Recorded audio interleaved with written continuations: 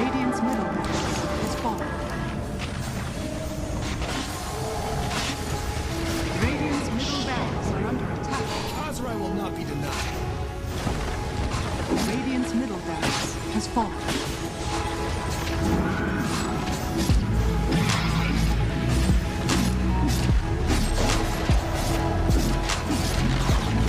Radiant's middle tower is under attack.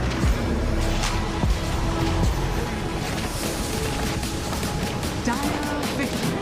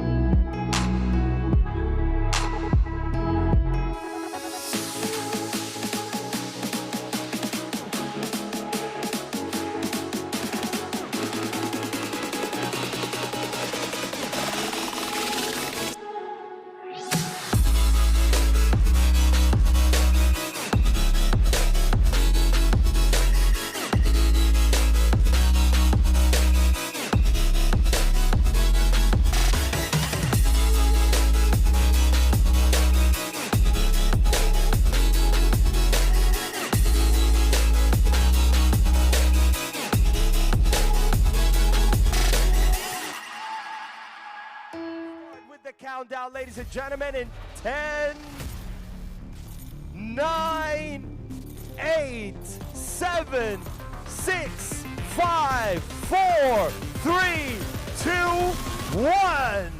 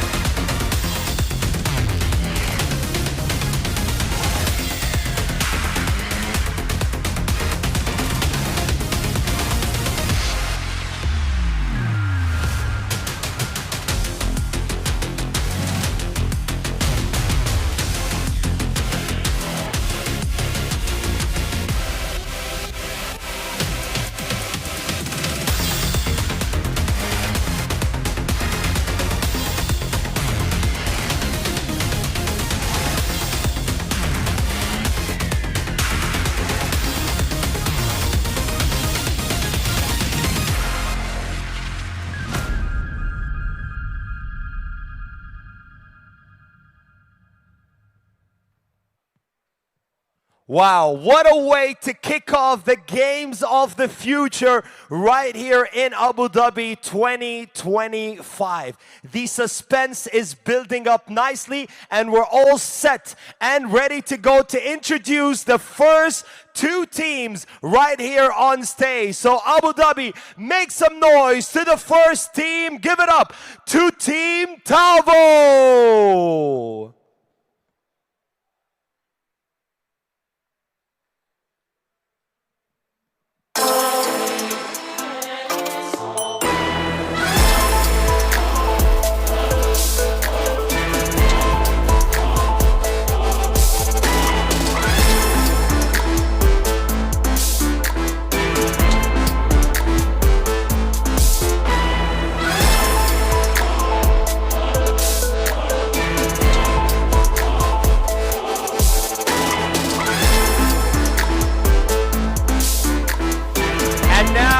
Let's hear it for their opponents, Abu Dhabi. Give it up to Team P.Tigers.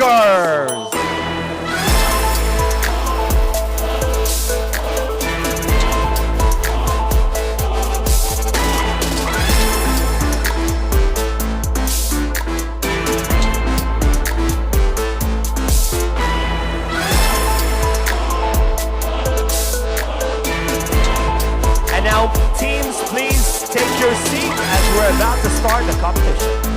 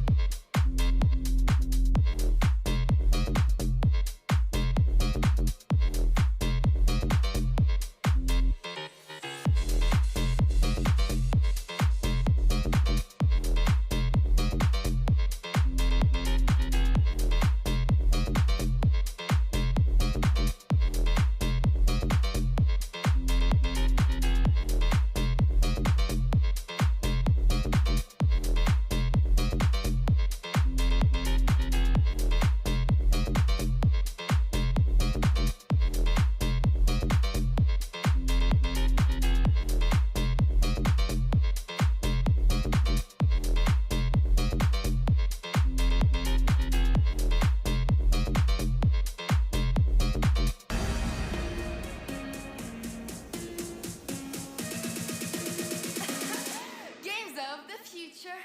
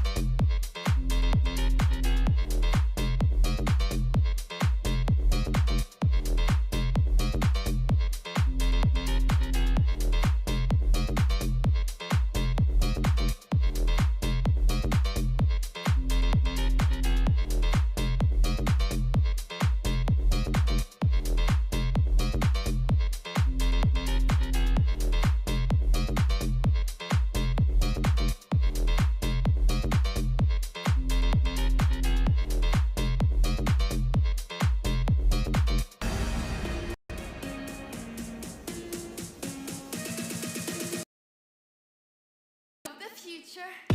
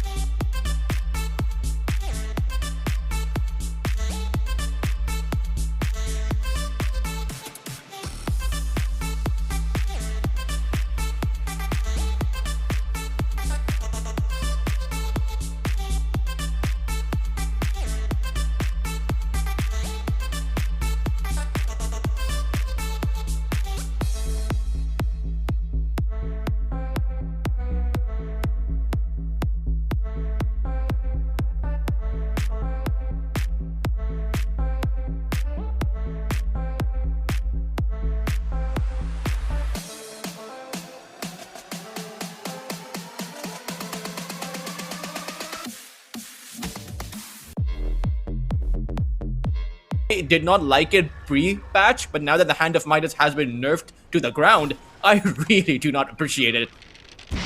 I actually think the Hand of Midas is completely useless on every hero now. You need Maybe about, the Arc I Warden? believe someone did the maths on it, and I think you need about 20 minutes or so before the Hand of Midas gives you that return on investment, and that's just the goal. Yep. Previously, the Hand of Midas was that great item for that experience multiplier so that you could level up a lot faster, but now it doesn't even have that value going for it.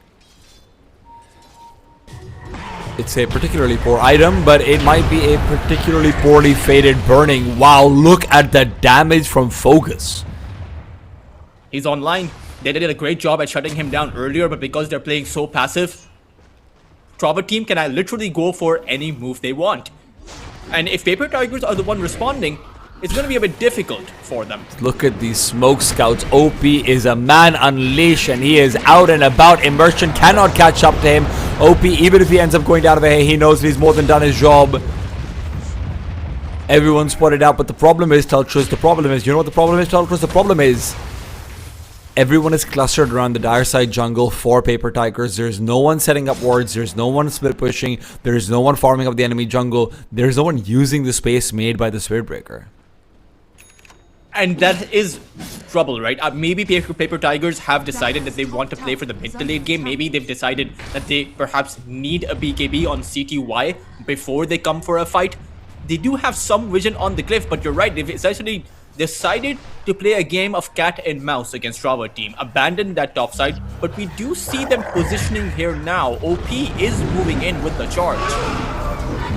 Focus, they've gone in on him, but by the time Nature's Prophet comes in, the Roar is going to finish off. There's an offering on 3, Pulverize on Freeze, and with 70 just slowed down to Oblivion and beyond, his teleportation is a futile exercise. 2 quick That's... kills, and again, that was Paper Tigers' initiation. And they couldn't make it work because they're not coming in with enough damage. Immersion, just all he has to do is come in with a snowball save. That play was never going to work on the tankiest target available on Tpabo team. Look at the snowball save that is going to come in from Immersion just now after the Pulverize has done its work, and Freeze could not fight back. This might be one of the worst initiations I've ever seen, actually. Considering that the Roar goes out, which is not a full 3-second stun or anything at this point either.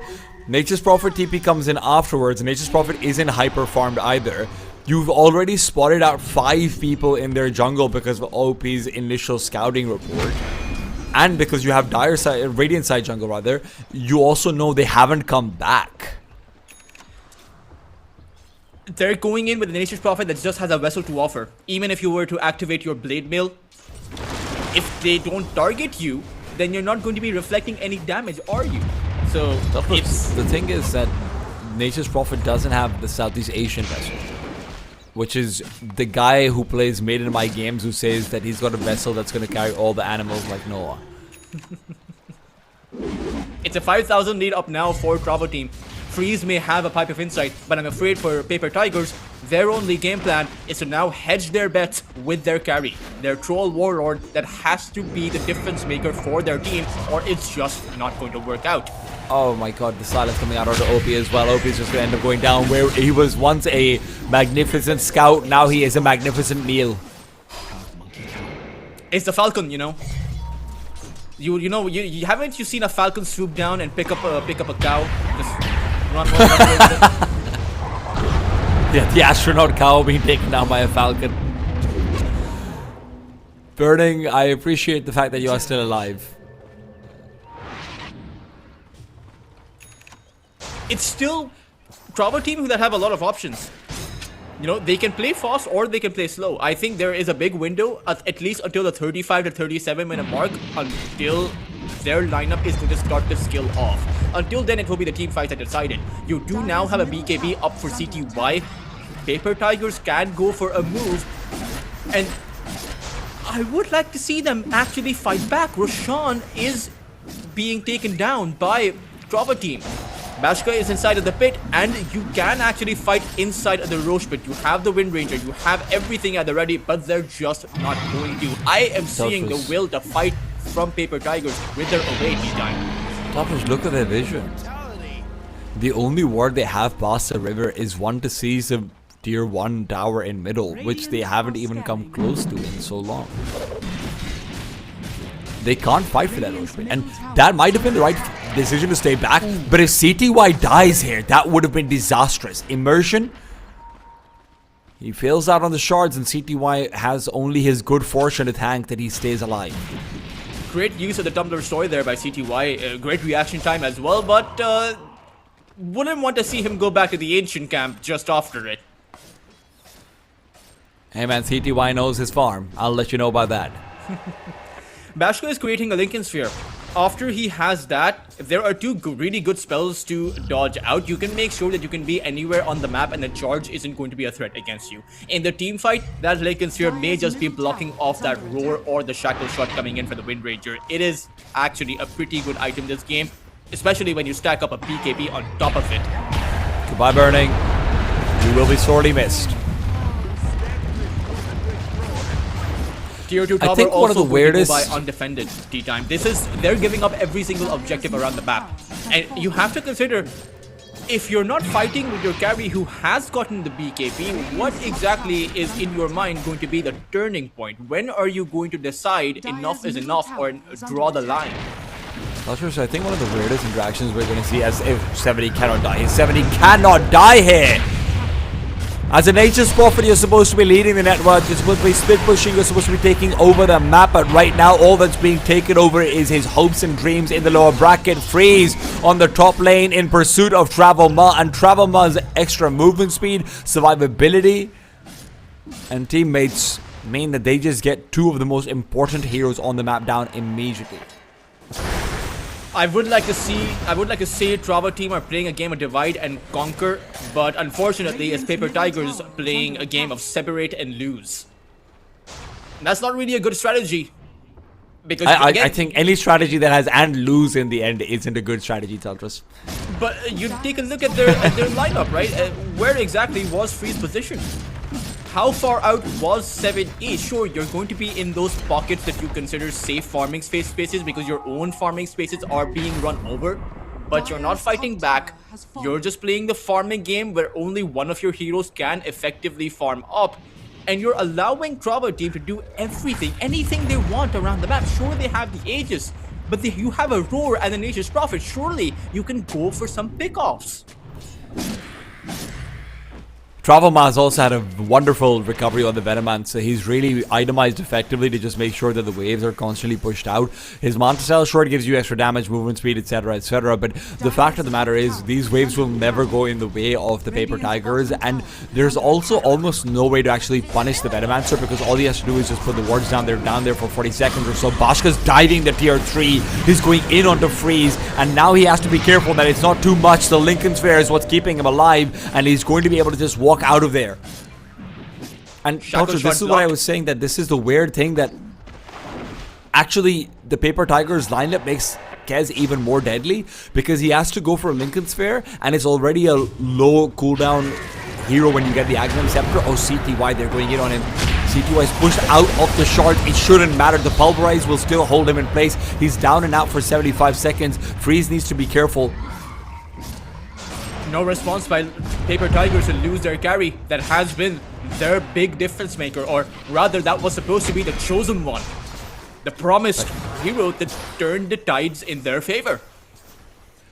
But like I was saying, Touches, Kez now becomes doubly as powerful because he doesn't need to go for a BKB because everything already versus it. He just goes in and out consistently, and you just see that over here again. Onto the tier 3 towers he goes. He knows that his Lincoln Sphere is giving him absolute protection versus basically every stun he could hope for. And this is the big improvement that we are seeing from Bravo team. DK Focus getting shut down repeatedly over on his offlane, but you see Bashka stepping up quite a lot. 16 Desolator charges, 8, 2, and 6 on that Kez. Hasn't exactly missed the mark. As soon as he got Deso and the Aghanim Scepter, he went for those fights. And all of it has been set up by Immersion and his Dusk, right? Immersion has helped out so massively in just keeping him alive in a couple of these key team fights. If not for that, we could be looking at a very different game right now. Aegis will expire, 5 seconds left on it, and they've got the barracks out of it. This is more than anything you could ask for. Immersion has been critical in their ability to fight back, because the saves that he came up with on that top side were essentially Trava team were able to take out 3 or 4 heroes from Paper Tigers. Even on that bot lane where he was able to save Bashka. Absolutely key for their team's survival in this first game. We may actually see Paper Tigers being fed up of just being bullied around and actually take a fight pretty soon. I mean, they are huddled up together. And I hope that they are posturing towards the fight, but surely they can't actually fight against Bashka, who has the amplified damage. It will be interesting to see how Trava team plays now without the Aegis. Do they still look to chase on that high ground? Do they look for a pick-off? Does seem like Bashka is hankering for a fight right now.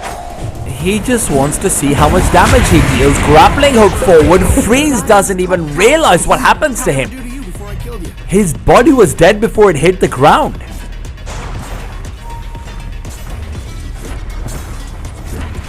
Oh.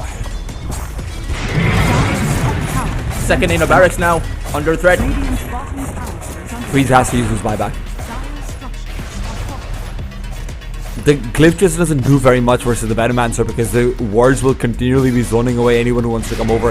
If Travelma is able to get his wards established between the barracks especially, anyone who wants to use his Blink Dagger etc. becomes a whole lot more difficult. 70 now just walks up, but he's already lost a pair of barracks, and CTY is still doing that CTY thing. Lincoln's has been popped, but essentially Paper Tigers just decide to abandon their barracks. And now it just comes down to that last lane of defense. This is what Legends Rebooted tried to go for, with Howl farming up until the very last moment to see what Paper Tigers will go for. This is what Ame tried to go for in the grand finals of TI. But we all know how the story unfolded for Legends Rebooted for Ame, and I'm afraid with the kind of game that Paper Tigers are having, the story is only going to be a repeat.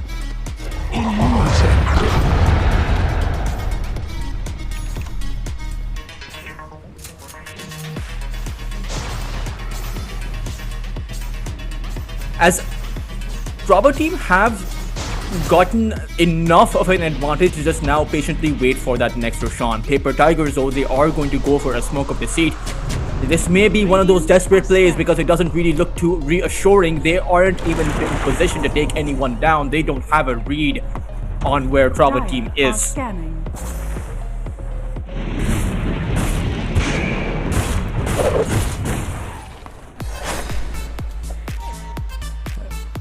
Things are going from worse to even more worse. Oh, Trava team, they have seen where Paper Tigers are because of that push. OP is just going to get bursted down at the very start. Bashka is just unstoppable. There's nothing you can do about this at all. Freeze will not be able to get his war off. Look at the damage from the slash. 70 is about to experience the first hand over here as well. He's got no chance. He called GG before he even dies. Paper Tigers will bow out. They give themselves a really good advantage. Initially, they focus down on focus, but they just can't finish what they started. A couple of failed team fights, a couple of poorly executed ganks, and a few really bad initiations means you can forget about that lead. Paper Tigers had such a great start to the game, though. They identified the real threat, which was DK Focus, managed to shut him down. But it really seemed like ever since the first 1 or 2 team fights didn't go their way, it seemed like they just lost the will to fight back. It just seemed like they gave up from that point. And honestly, I'd sort of given up on what the Venomancer would be able to do. And it doesn't feel like he was a big contributor, right? Because Bashka, Focus and Immersion look like they're just standing out massively. But what the Venom manages keeping the lanes pushed in consistently, he does more than his job to make sure that the Kez can just assist in terms of getting a couple of kills here and there, picking up his farm constantly, and never having to worry about the split push threat or the global threat of a Beastmaster, of a Spirit Breaker, of a Nature's Prophet. Heroes that are inherently based on running around and picking off heroes like Kez, killing those tiny blue horses. Of course, we've got our analysts on board as well, so we're going to be sending it over to the Harry boys to tell us more about that.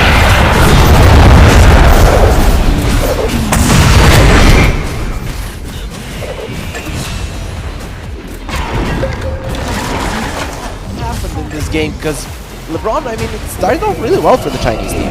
Yeah, I really like this combination of Nature's Prophet using the Sprout and Midranger using Shackle Shot. They get so many kills early on. It was like in minute 13, it was like 12 to 3, I think. yeah. Oh no, I meant 13 was like all 25 kills Yeah. overall, as we see in the highlights. Everything was really good for the Tigers, but minute 15 there was like this fight where Bashka survived on like literally 1 HP. It was Golem save from BZZ and then Snowball from the immersion, and they saved him. Right here. This is amazing. This was the fight where they turned around the game, I feel like. This is why we all love Dota. He literally survived on 50 HP and he used his dance. He got healed with the pool and like 3-4-0 and he should be just dead there. And after this I feel like there was like no fight where like Paper Tigers had any like... This is a similar thing where Warlock, their support pretty much dominated every fight. I feel like after that save on Bashka, we kind of felt that he's just gonna dominate the game. Like he's gonna be unstoppable, which actually like from that point there was no coming back for Paper Tigers. I feel like Paper Tigers should think about banning this Kez. Because Kez hero is, especially for us, all the players, we don't really know how to deal with it. And Bashka is fun. Just ban it. I don't know, man. Just ban Tusk and Warlock, right? Is that kind of the thing that you need to get rid of? I mean, they're picking it every single game. Definitely top tier supports in the patch. I would say A tier supports in the patch, and like it's hard to play. And maybe again, we spoke how Troll can maybe play the late game, but it seems like Paper Tigers again play the time ticking game. Like they were just on the timer, and like as soon as they didn't snowball the game with the Spirit Breaker, Nature's Prophet, like it felt impossible. 7A had really amazing start on the mid laner as well in the CS. He was like doubling CS from Trauman. He was getting like so many kills, and like you are playing Van on the mid, you wanna crush your mid lane, but enemy mid laner is just killing your side lanes. But yeah, in the end they lost. Yeah, much more structured drafts from the side of Trauman team, and I think they just understand how to build this draft better. So definitely the change from the Paper Tigers has to come from the drawing board, you know. Just like Whenever there's a LAN in our country, right, in the country of Serbia, there is people usually go for bigger team fights, and that is what wins you the games. Is this in a show match tournament or something more of these lines that you should go for, or do you like the draft of Paper Tigers that they went for? Okay, let's get this troll really strong, really fast. And usually we will do that, like get some team fight, maybe maybe some heroes. the Darkseer and Disruptor and just team fight it out. Yeah, that would be the Serbian or Balkan way. But overall, it depends on the team. I think overall you should go with what suits you, what your team is best at. But when we speak about the LAN and pressure, like people tend to turtle, it tends to go 5v5 late game. So it helps having these primal bees that can control everything. This Kaz that is just unstoppable force, it seems. Indeed, you need to have as well like super strong lanes, like team fight, and maybe hero that can scale, like to be stable. But in this game they have troll, but at one point of the game they have no chance. Like we didn't see many long games, right? Are we gonna start seeing them?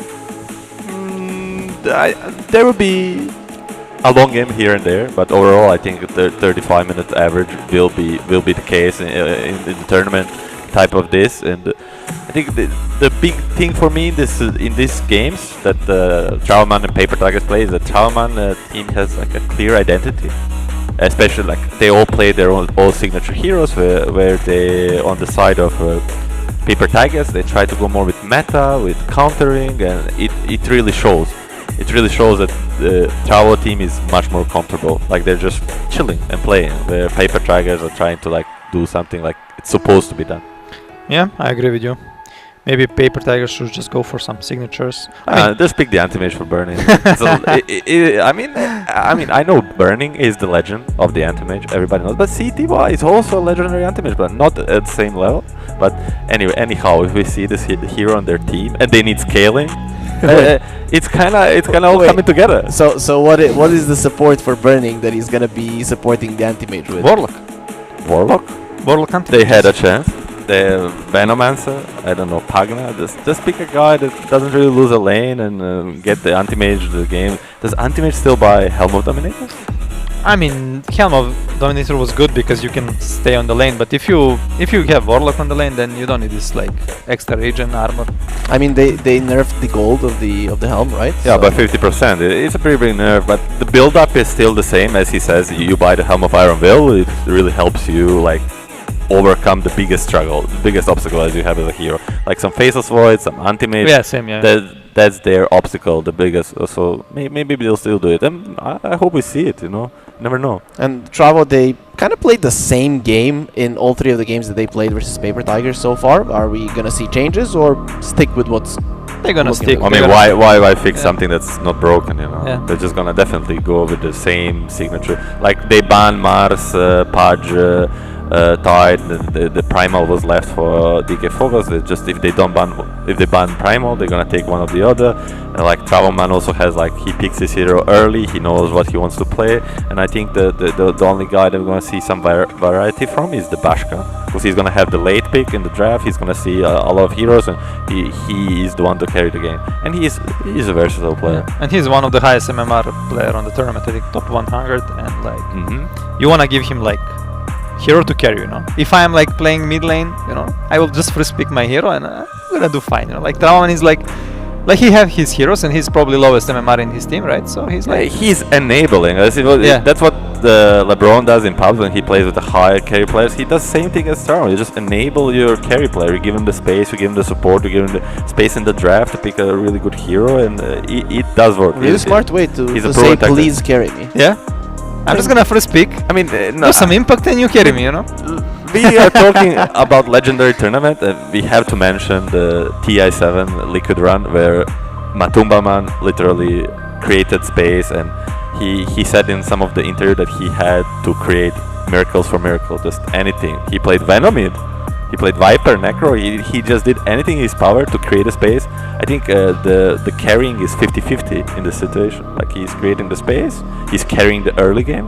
So Miracle, or in this case Bashka, shout out to Miracle. I would really want to see him in next iteration of this tournament. Exactly, right? That would be my dream. If Miracle was here, I'll be I'll definitely going for an autograph or a picture. We're getting to a point where there's just so many of the old school people still watching Dota here and there, but if Miracle would come, everybody would. I think everybody come. Exactly, everybody would come to watch something like that. Of course, we are getting closer and closer to our break into the second game. In general, more team fight from the side of. Let's not be serious, right? So no anti-mage talk and stuff like that. So let's talk about it. Is there going to be more team fight on the Paper Tiger side? You should for sure, definitely. In this game, you had like Wind Ranger and Bara, so. And on the opposite time, the team, it was like Warlock, one of the best team fighters, especially early on. If you fight 5 versus 5, right? There is no this. There is like no BKB, Lotus. You don't dispel. There is Q, and yeah, let's see. I mean, we're getting closer to that game too. So we're gonna allow our viewers to go and take some drinks, kind of stop talking here from our side, and then come back in around 5 minutes with game number 2. Abu Dhabi and UAE at the moment seems to be the epicenter of autonomous robotics and many other activities.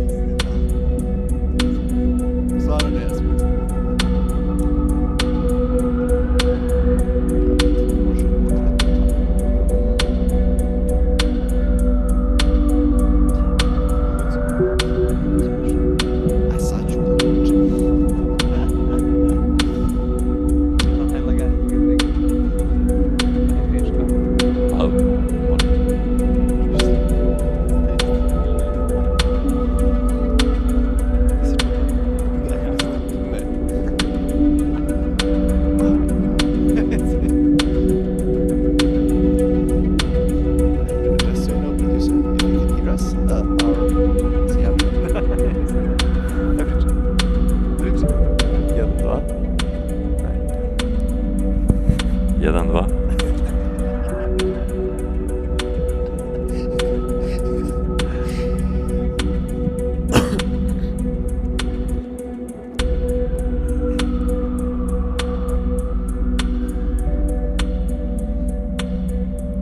And welcome back to the Games of the Future 2025 here in Abu Dhabi. We are on the MOBA stage watching Dota 2. I'm Ari, joining me of course still, and like throughout the rest of the event, it's going to be Milan and LeBron, our famous former Dota 2 professionals. Milan maybe still recent, and as we do have some former Dota 2 professionals on the stage as well. It is Team Tpabo versus P.Tigers. If you haven't been watching this and just joining in now, Team Tpabo are one game ahead, and this is the third game in a row that they have won versus P.Tigers in this tournament. But that's why I have my analysts to ask them, does this change right now? I mean, it will be more pressure for the P.Tigers because this is the elimination on the line.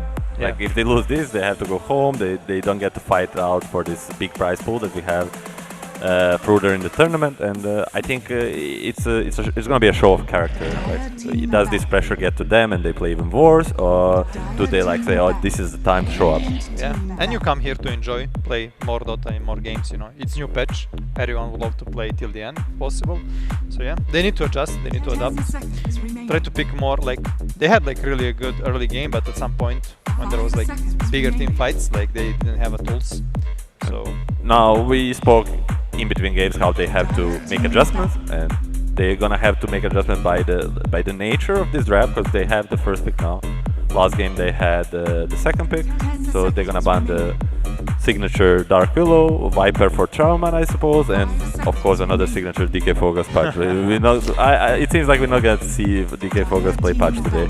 And with the first pick, like maybe they go for the Warlock, maybe they go for something else. now first pick is changed in order like bans. You cannot like just ban the hero and you pick your hero next. Like you cannot protect like this. So basically enemy can think what you wanna pick with your bans, but because it's signature bans, nothing like it's hidden, right? So yeah, they don't show much with the signature ban. And Warlock is gonna be banned. I think Trauman team just doing very well in the draft stage. Trauman he's a very smart guy. Yeah. He's a streamer, he's a content maker, but overall about Dota, I also talked to him sometimes personally in the past. He knows his stuff. Like he thinks about the game from a bigger perspective. And Burning takes the puck. Yeah, what about the? You always talk about Tpabo being a smart guy, and what about the Chinese players? We don't know much about them because you know we are not really that connected to the scene because of the language barrier. But do you have like some Chinese players that you know are considered like geniuses? Dota terms? X-Nova for me, I think. Ixnova is like... but he can speak English, so yeah, we know what he's thinking.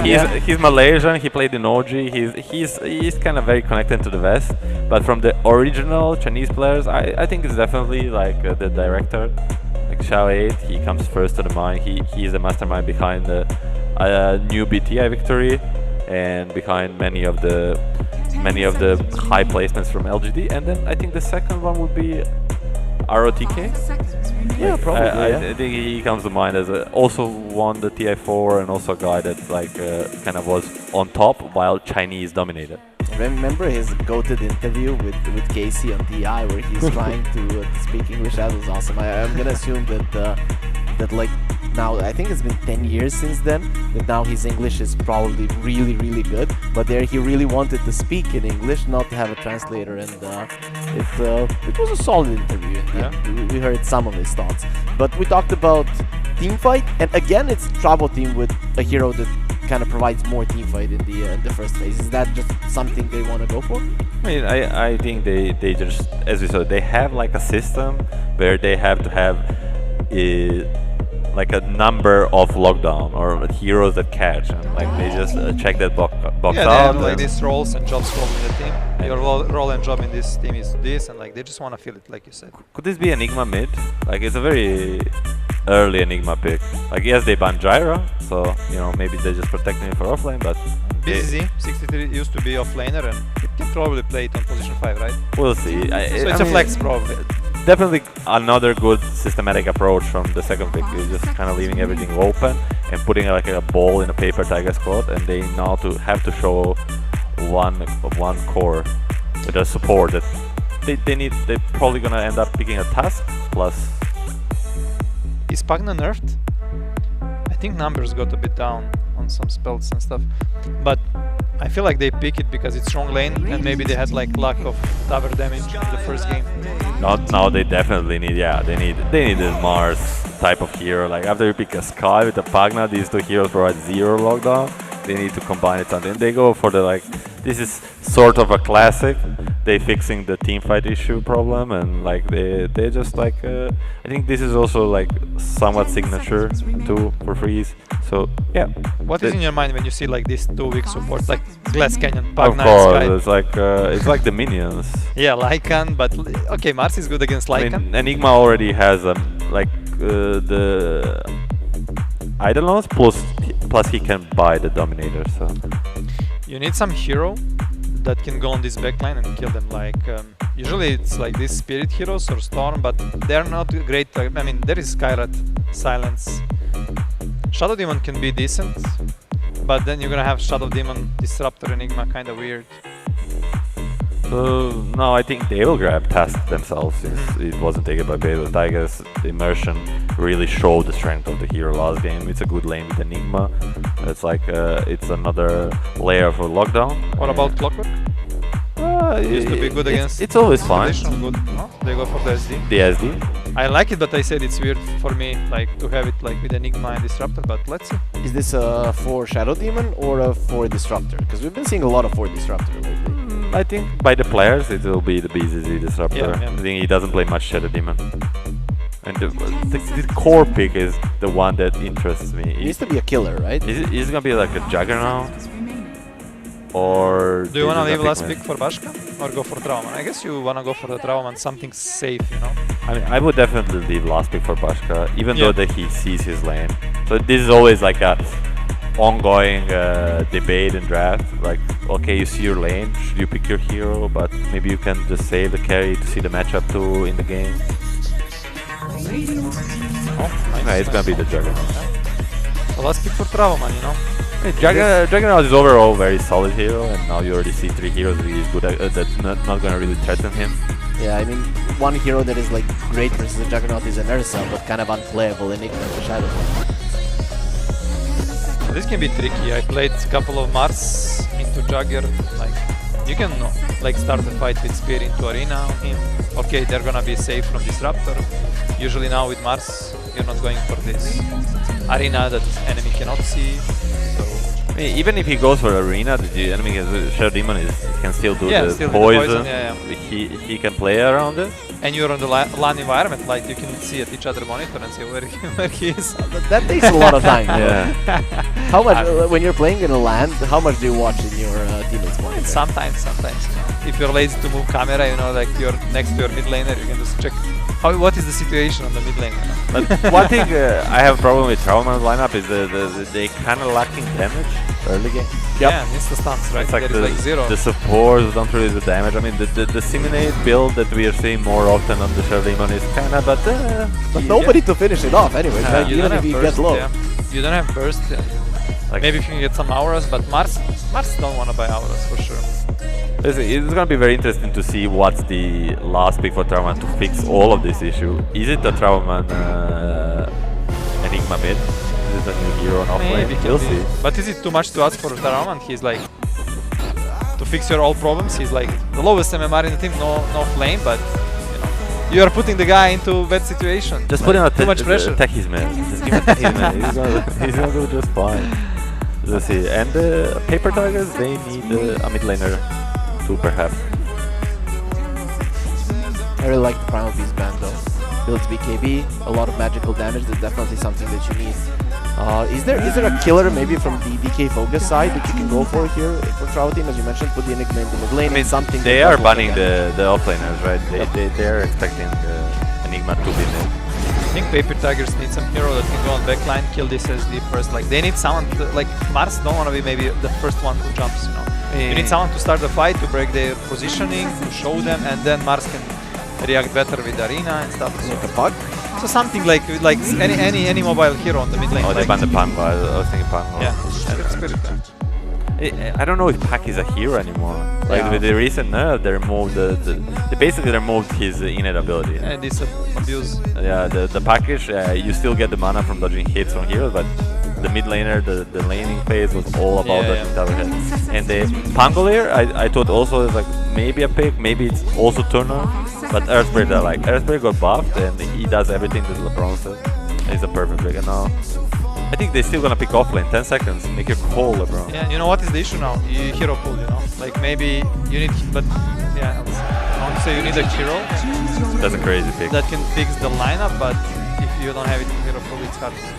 I'm not really the biggest fan of this Chao team lineup. I really see damage issues unless the Juggernaut and the LC have really good lanes. I feel like they could struggle, and they did have a problem in laning in the previous game.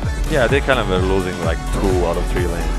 Yeah, they need to play stable and to be smart, like in the first 15-20 minutes, you not like lose hard, so they can play the game. If they survive, it's like the first 20 minutes, I think they can win this game, but still, in the first game, P.Tigers, they played really good 15 minutes till this fight on the bottom.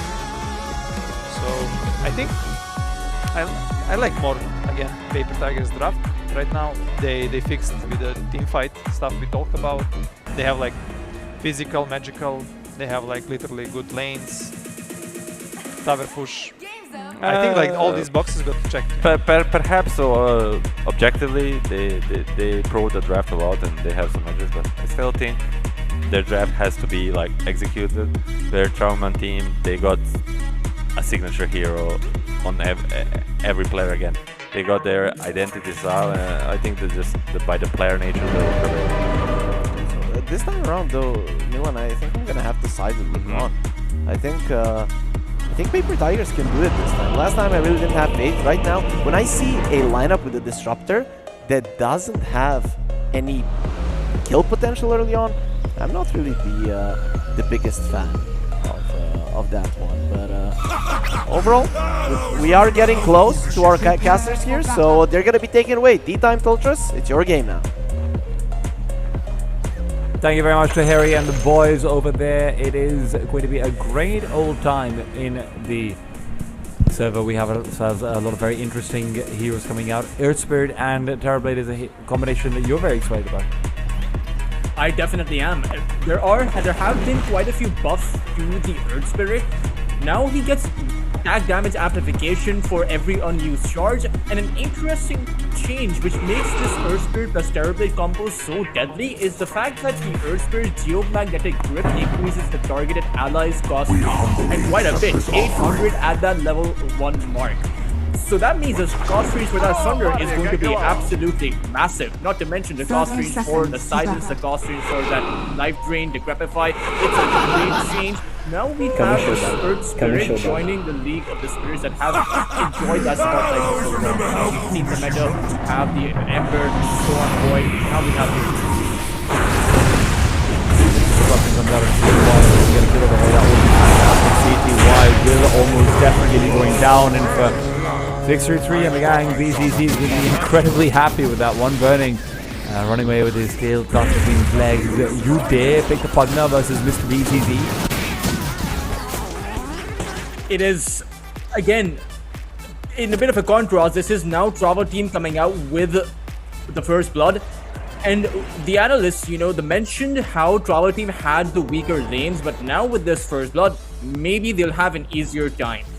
Interesting to see the Legion Commander being picked up in a competitive game, and actually an Nigma on the mid lane. This can go either way, I think. The Earth Spirit can just dominate that Enigma because he doesn't really care about the Eidolons all that much. Isn't going to be taking the attack damage from those. Can just dive the Enigma if there's a rotation coming in by OP. Juggernaut and Disruptor. Glimpse into the Blade Fury could be a decent combination to actually play with. Meanwhile, over on the bot lane, it does seem like Trava team are going to be stronger.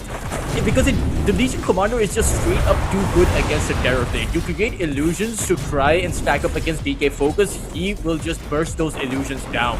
Meanwhile, Burning can't actually do much. You're not going to be decrepifying anyone, but it's a great defensive mechanism against that view until DK Focus gets to that Aghanim Scepter. I think if he comes out with the view, one Decrepify, and that is going to be a missed play by Trauma team.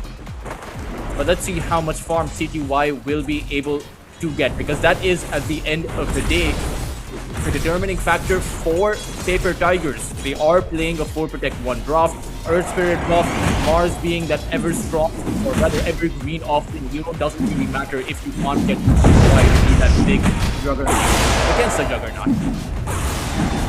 Tpabo actually only has 2 CS. This is not the start that you would want for Tpabo team. This Earth Spirit is just dominating the Enigma at this point. And even on that top side, Bashka just has 6 CS to his name. So it does seem like Paper Tigers are off to a good start in this early stage. Yeah, trying to really make up for that initial loss coming out at the very least. CTY may be the only person who's suffering a little bit more, Touches. That's perhaps the concern. Touches, we have ourselves an Earth Spirit out in mid versus an Enigma out in mid. Look, man, what does the world come to? Tpabo, you have to be careful over here. There's a lot of damage for 7E. You cannot underestimate what the Earth Spirit can do. Definitely not. It's going to be really difficult for you. And one thing you have to consider is if you're playing for the black hole, then there is a silence on the other side. There is the Mars second coming for the counter initiation, the Earth Spirit who can come in with a boulder run. So you need a BKB to be able to get off those black holes. And while Bashka might need himself a longer lease on life, at the very least he will have stayed alive long enough. The BZZ will assist him with the experience on freeze. Now, not just assist him, actually gets away immersion. Perhaps the MVP of the last game, and as far as Tpabo support duo is concerned, will be going down. Focus gets himself one at the very least, still fighting back, looking for the overwhelming odds as well. And the Lotus goes his way, so CTY is suddenly underneath threat. By the moment of courage going his way, overwhelming odds will be coming back off of cooldown very soon as well. CTY does not want to. There's no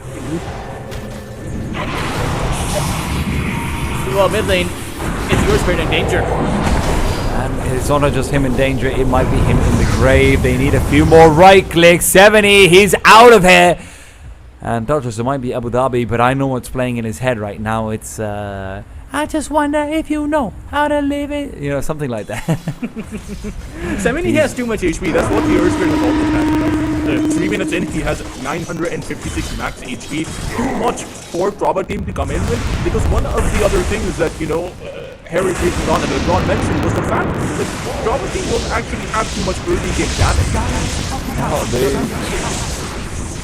They're making do, Touchers. They're getting courier kills, they're getting maybe even a mid laner kill. Tpabo right now is being chased down and kept nice and honest.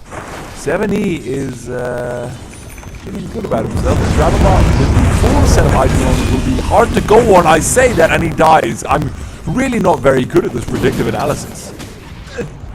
Well, I mean, 70 predicted that down to the T. He had a great first game as well, and he looks to create a repeat of that, but one of the things to consider is that 70 did essentially flip out. Paper Tigers started playing a lot slower, but here's hoping they can change that as well. Focus is going to be gone on right now. Immersion is first one to fall. Focus is inevitably going to die as well. And double kill for 70. And you know what? He did have a good start in the previous one. Ended up throwing some of it away. I think this start feels very hard to throw away. DK Focus. And again, that he is supposed to be the big target, but you have to remember the big power spike, or rather the big opportunity to snowball for the Legion Commander is going to be there when he has the duel up. What I'm afraid of is the fact that Tpabo team, they don't have too many lost hits. Everyone on their lineup is suffering in terms of those. They're losing core heroes too. So this is a great opportunity for Paper Tigers to continue amping up the tempo while they can. Burning is playing a hero that can actually effectively capture a lot of objectives early on. Those tier 1 towers should start going down, and 7E should start to look for more rotations. It might be hard on Bashka because he has that Blade Fury, but it's going to be a whole lot easier on that Legion Commander, on that Enigma, and the squishy supports the Tpabo team are playing with.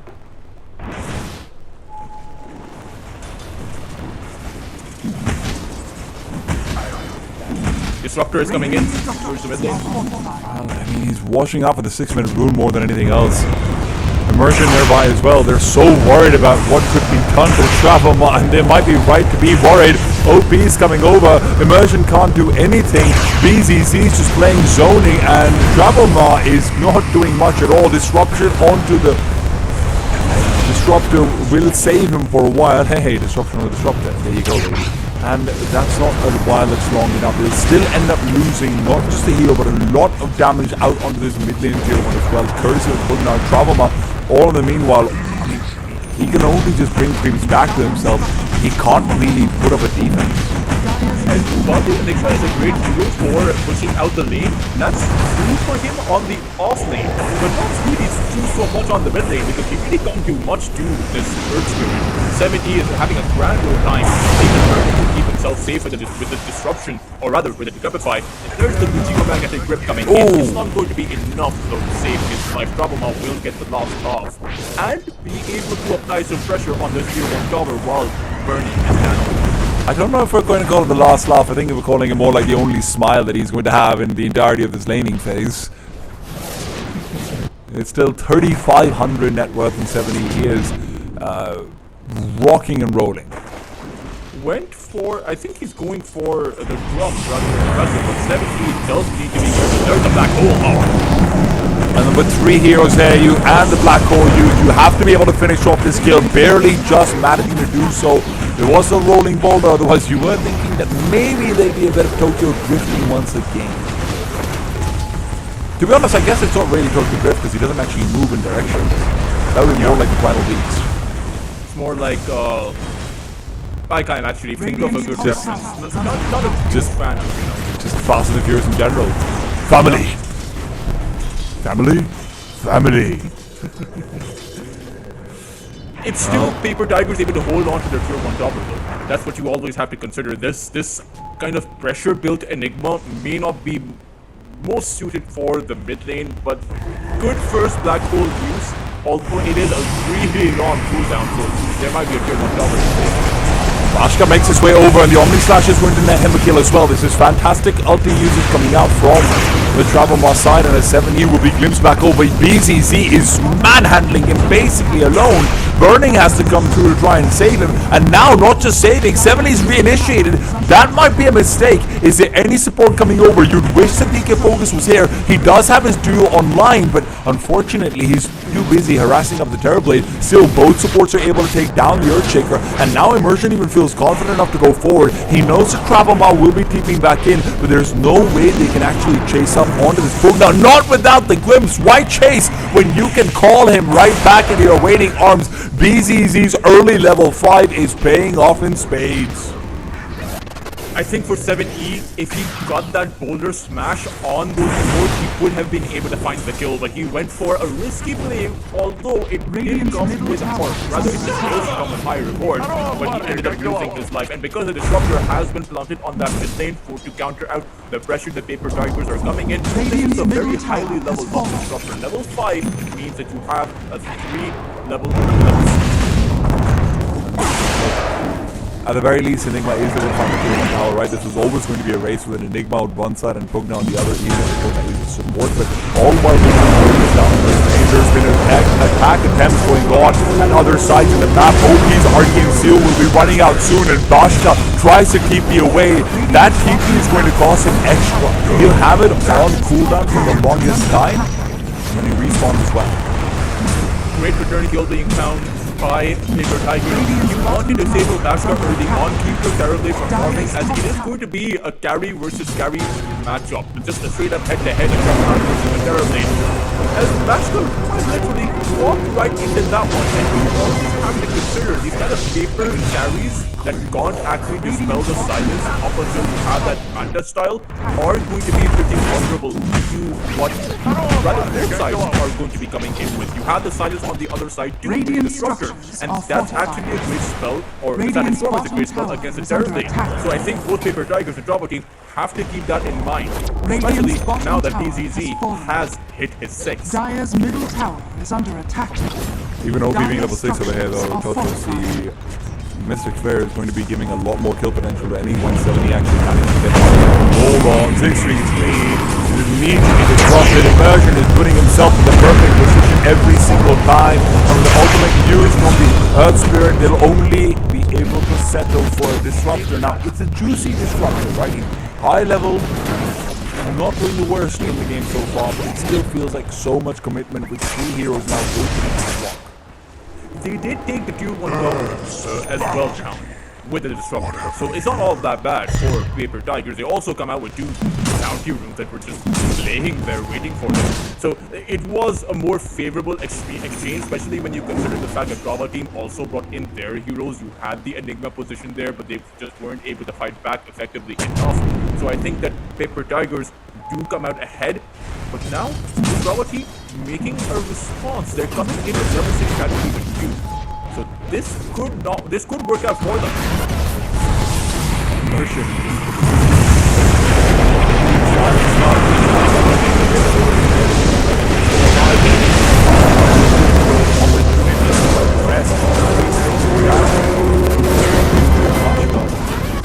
Involvement. Now, look, the man we haven't talked about is the man who died in the beginning of the game. CTY is comfy. Sure, he's lost his tower, but he is farming away. That is always going to be a factor, and unfortunately in this game, normally when you have a Terror Blade, right, when you get to that Eye of Scotty diving, that is going to be the point where you hit critical loss, and most carries cannot fight back against the Terror Blade when you have the Scotty. However, in this game, there's a Juggernaut, and Juggernaut is one of those very few carries that can actually fight back against CTY. Have the Switch Flash and the Omni Flash, the Healing Word, a great toolkit to actually take the Terror Blade down if you can lock him down. And I think that's going to come down to TK Focus as well as Tpabo on whether or not they can actually catch Paper Tigers' heroes. Radiant are scanning. One of the win conditions right now out for Travis.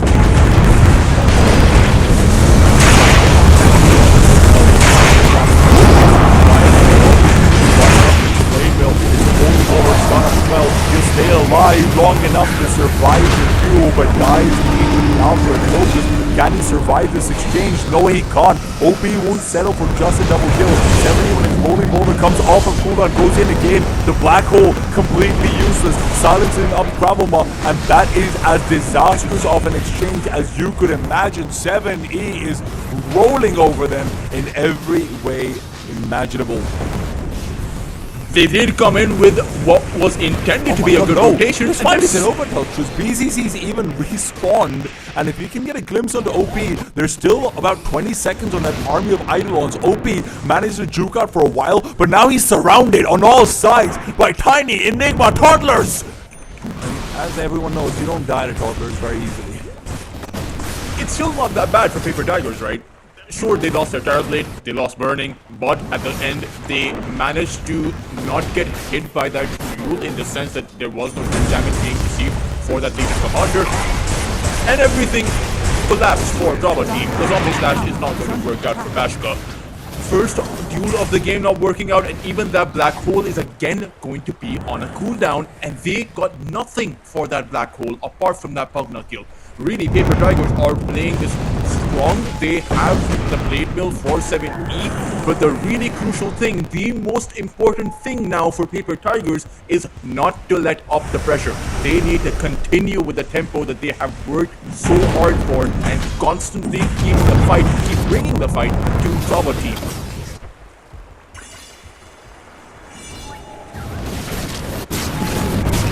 That's good. Oh, okay. Thomas doesn't come out in time for my hero. Bashka's spin will keep him. No lockdown, right? That boulder smash from the Earthquake, even if he were to ram Bashka with it, that's a miniature stun. It's not going to hold Bashka in place for long enough for him to just walk out of the AoE of the Mystic Flare. They need a lot more than that. And that's a very important point that the desk panel brought up. There's only the Mars's lockdown for that Mystic Flare, so it's not all that reliable of an ability this game as it normally would. That's one of the other things out there. We don't get a chance to talk, Ultras. We only get a chance to fight. OP sending out wild mystic flares. That's a warning sign if I've ever seen one. More like the bad signal asking for help, but unfortunately, this ain't Gotham, baby. This is Dota 2. CTY gets a what? He got a solo kill on DK Focus. I think the duel was used. As DK Focus thought he had enough damage to take the Terrorblade down, but I think he just ended up getting hit by a counter with that Sunder. And that solo kill should never happen. Even if you now take CTY down, it's still great for Paper Tigers. Oh, that's great. It is fantastic. I was very concerned about the fact that we don't have anything that can stop the internet that I if you have 0 duel damage on DK Focus, 18 minutes into the game when he's going to get his Blink Dagger, that kind of makes up for it. Well, they're not in the red right now, I would say, because DK Focus is about to get a Blink Dagger. And you have to remember that the dual damage you receive past the level 12 when you have your ultimate skills up to its 2nd or 3rd point, that is truly when you can stack up the most concentration of your damage with the duel. The level 1 duel is quite weak in terms of how much damage you actually get. So this is the point where they have to fight. Now that you have the Blade Mill, have the level 2 duel, and you have the Enigma's Black Hole up again, I expect them to make a play on CTY. Or to be fair, really, at this point, on anyone they can find. But they have to make a good play.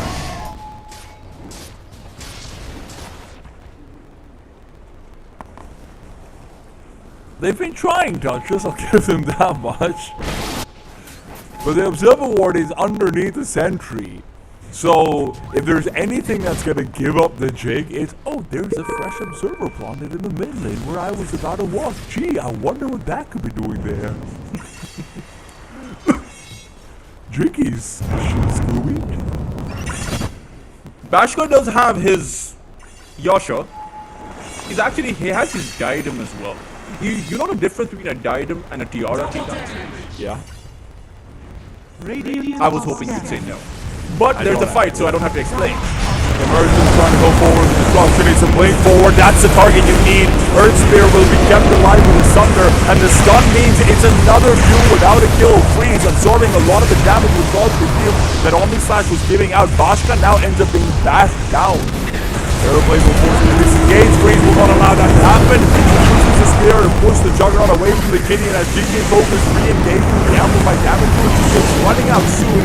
70 going in, Black Hole on 2, but where is your damage? DK Focus doesn't provide it. Emergent is the one actually picking up kills, and now as DK Focus comes through again, he's getting kills. Everything is still, regardless of the offlane situation, and ends up being a surprisingly good fight out there from Gravity.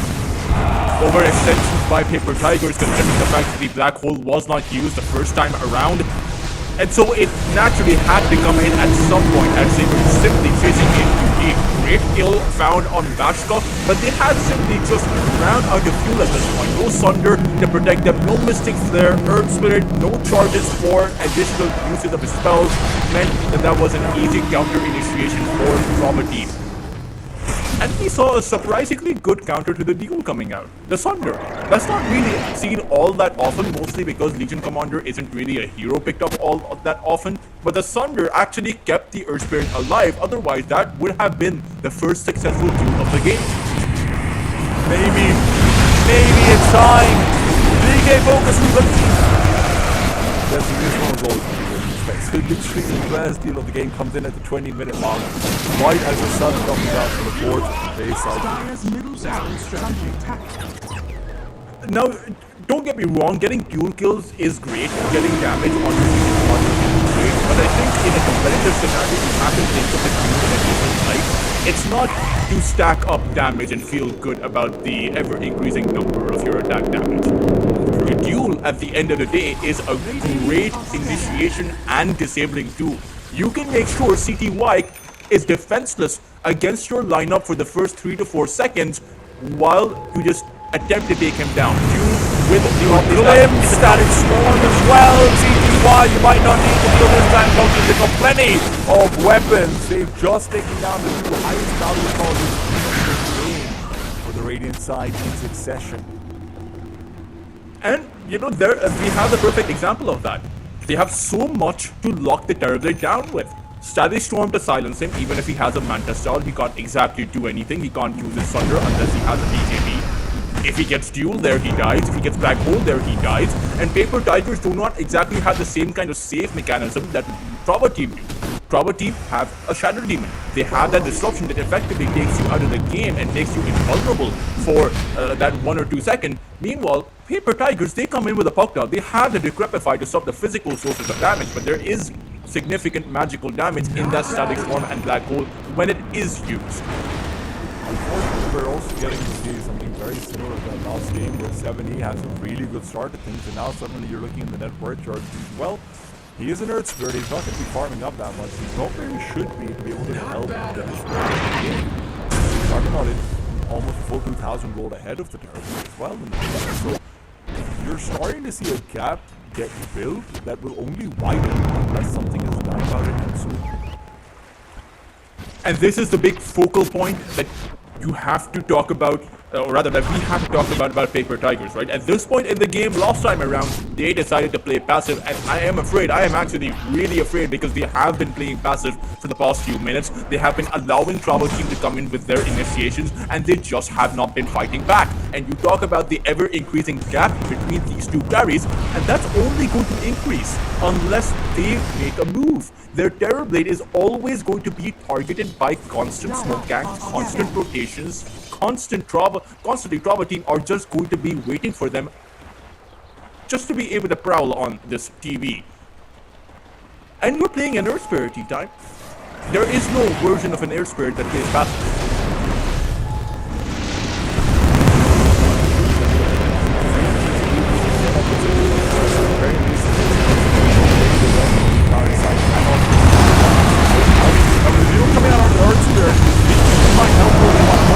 The problem is the Black Hole, BKB there now for Nigma as well. Terrorblade will not be able to save the Earth Spirit. He ends up going down. It's a trade-off though, as Trava is pushed out of the fight. Not killed, but it's pushed out. The question is where's the previous going to come in? Is it going to come in? The glimpse on the burning makes it maybe possible, but at the end of the day, the buyback from Mars will dissuade them from fighting further. He's coming back. He's not changed things, but they could potentially still look to fight on the dark side. They will, because they know there's no arena. There's no Earth Spirit, there's no Mystic Flare, they have nothing.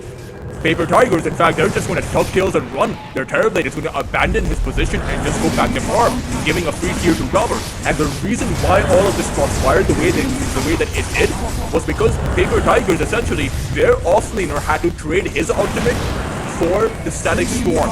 So it was a trade of a support using his ultimate for the arena. And you have to consider the fact that the Mars is one of their only real sources of lockdown, their only real sources of encapsulating and capturing Trava Team. It was a really easy black hole for them when the Mars just could not fight back.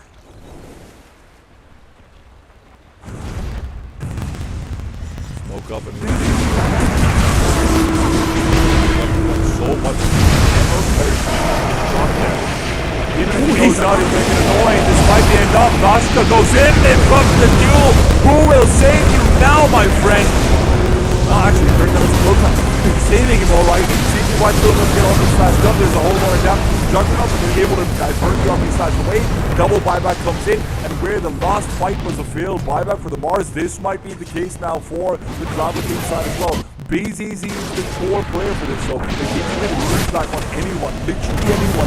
This fight is Dota. It's still oversubscribed. That's everything now realizes that Zero Magnetic Rectifying Silence keep him in harm's way, but immersion disrupts it immediately. The kind of saves them that from him are enough to activate the BKB. Now, it's just about to control the piece of that dieback, but the boss again actively turning from the buyback. It is very surprising that Trava Team chose to take a fight without having their black hole. I think they got a bit too overconfident. If they let the earlier wins get to their head, because they thought they could actually take down the Terrorblade with that Static Storm and the duel. Sure, it's a good idea, but when the other side knows you don't have a black hole, that means it's a very simple save on that TB. We saw a full duration Reptify coming out from P.Tigers that effectively disabled Bravo team from being able to take CTY down, and as soon as he was able to withstand that entire Static Storm duration, that meant the fight was already lost for Bravo team. Omni Slash or no Omni Slash, Bashka wasn't ever going to be able to be the difference maker there.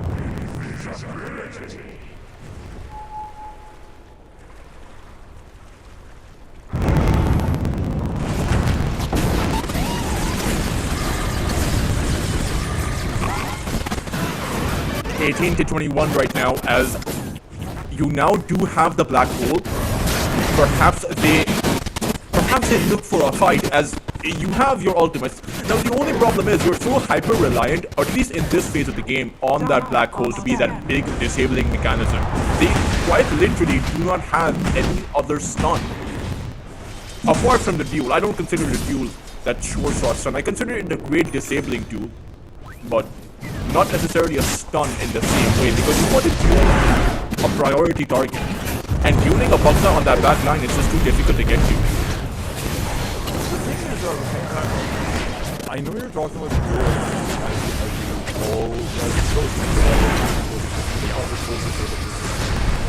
I don't even need to think that as being the case in this.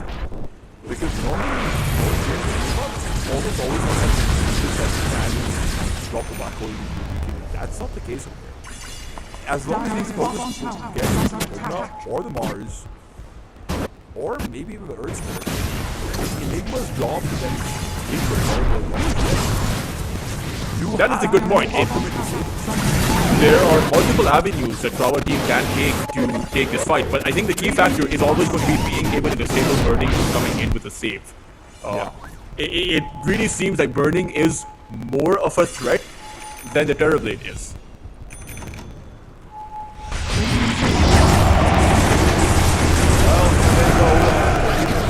Have to have a million versions of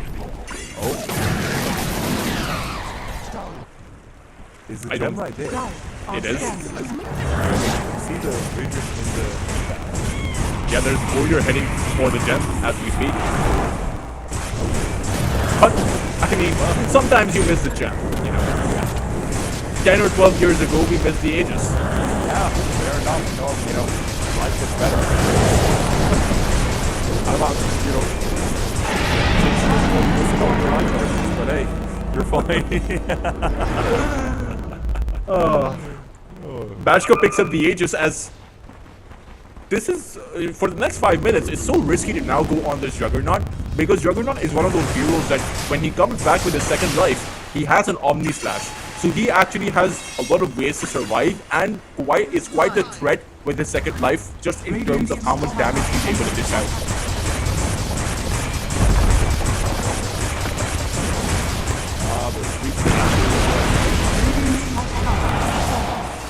He is hitting critical mass. There is a very real possibility that with this Aegis, he's forced to win everything on the box. So far, nobody decided that he can do that. I think he does. He's off farming for the next item. Might have to end up giving a buyback as well. He ends up going for it today, but Bashka is just going to be able to continue hitting these buildings on the ground. Look at how far the rest of the team is. How do you initiate? You have to be freeze, but it doesn't matter. Mars going onto the Juggernaut feels like it just doesn't do anything unless you have a silence already there.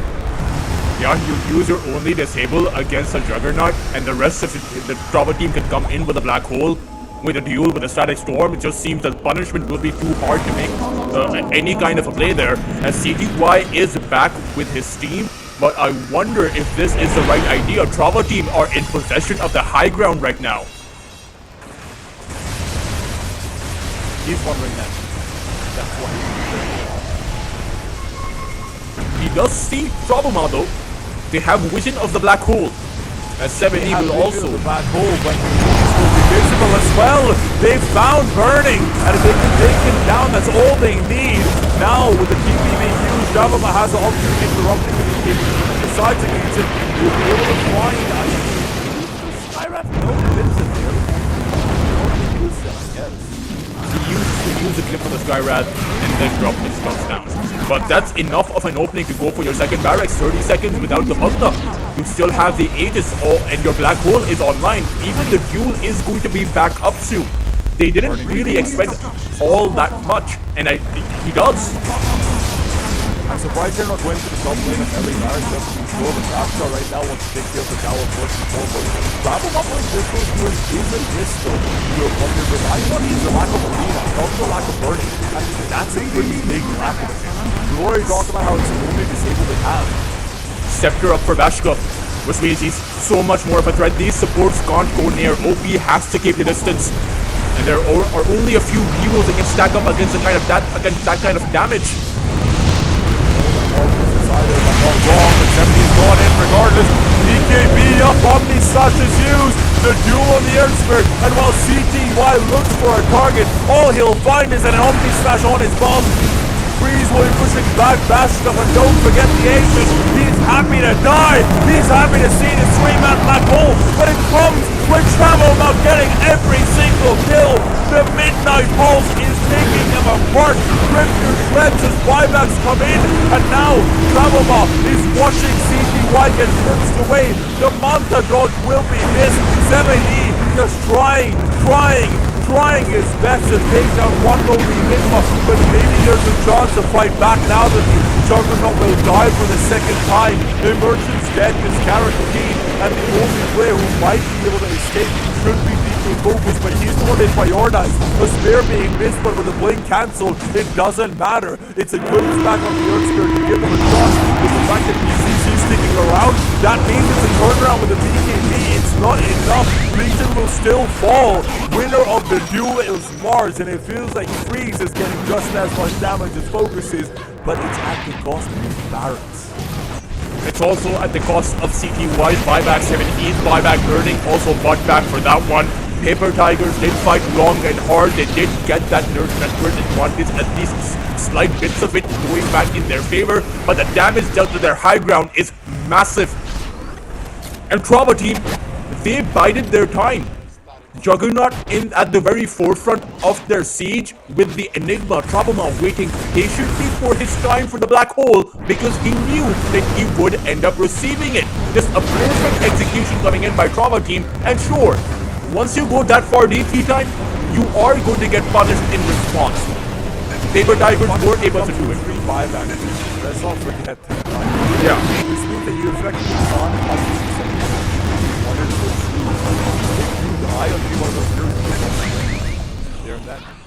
You're going to have to fight.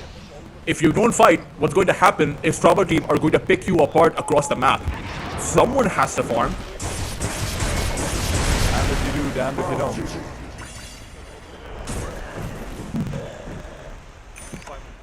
When I say someone has to farm, I don't mean we should be farming here. You know? Hey, your instructions were very unclear, I'll have you know. That is true. You know, you farm safer. And right now you haven't devoided your triangle, so you might want to make that a priority too. She was almost up for 7E, and CTY does hit hard. He has that there's no butterfly though that Bashka possesses, so the 1-to-1 carry matchup doesn't favor CTY, especially because CTY is playing an illusion-based hero. Interesting that Bashka didn't go for the disperser. So one of the things that the dispersion now does is that it dispels your target alongside yourself. So it's actually better for heroes like the Juggernaut against heroes like the Pugna, because you can break the Grimify. You don't have to necessarily go for the Nullifier. It's a high damage dealing nullifier sort of. Yeah. More expensive, but it's a natural transition, right? It's an Agi based item, so the Juggernaut doesn't mind. Give you the extra movement speed. Yeah. So if you perk someone, you're also getting the extra movement speed. Yeah. That's why it's so good on heroes like Juggernaut. He also gets movement speed based on his passive, right? We always have to consider that. So Juggernaut charging in at you is a lot more dangerous now. They have an amplified damage route. It might not be on the right hero. Like,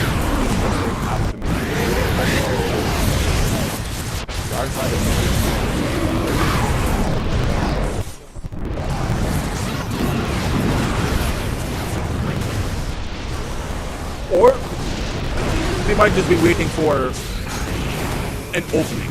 One is good. I'm afraid with the fact that BCZ now having the scepter, it's so risky right now. You get caught with that static storm, you can't fight back, you can't activate your BKBs, you can't even activate your Shivas, can't use your spells, can't use your Sunder. BCZ has had an unreal game so far, by the way. He's been so impactful in the early stage of the game, and you can see that he's level 17, having a level 18 Aghanim static storm. This game is already looking a little bit over. That would count. We did speak about how Trava team, would need to step up on the rest of their players, because for a lot of the early days of the tournament, it was DK Focus doing the heavy lifting.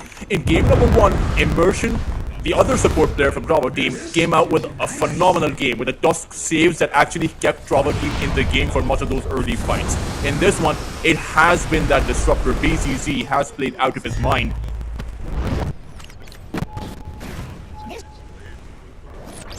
And it's always, this is something that you have to consider about lower bracket elimination runs. It's one of your players, since the pressure is on everyone, one of your players is going to outperform the pressure on them. And to be fair for Paper Tigers, that has been 7E. Phenomenal game in that game number 1. That game number 2, this game number 2 was also great by him. He has found many opening kills on the Enigma. He has pushed back at Trava team. Unfortunately, it's the rest of Paper Tigers that do need to come together, and you have a double arena up for freeze. Yeah, I actually think this game might have been better than game number 1.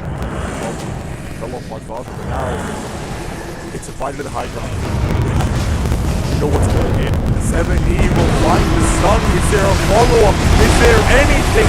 Oh no, there's only an Omni-Slash and a duel. And now with the static storm on the burning, there's disable number 2. But Freeze comes in with a double arena. Bashka forces spin inwards to the arena itself. And Focus is using his BKB defensively. But a Spirit Slash to the low ground. And Bashka chases down CTY. He finds himself on an island while Freeze finds a second kill. CTY doesn't think he can fight this one. And Bashka is now in pursuit of the Dota. CTY is giving up the call.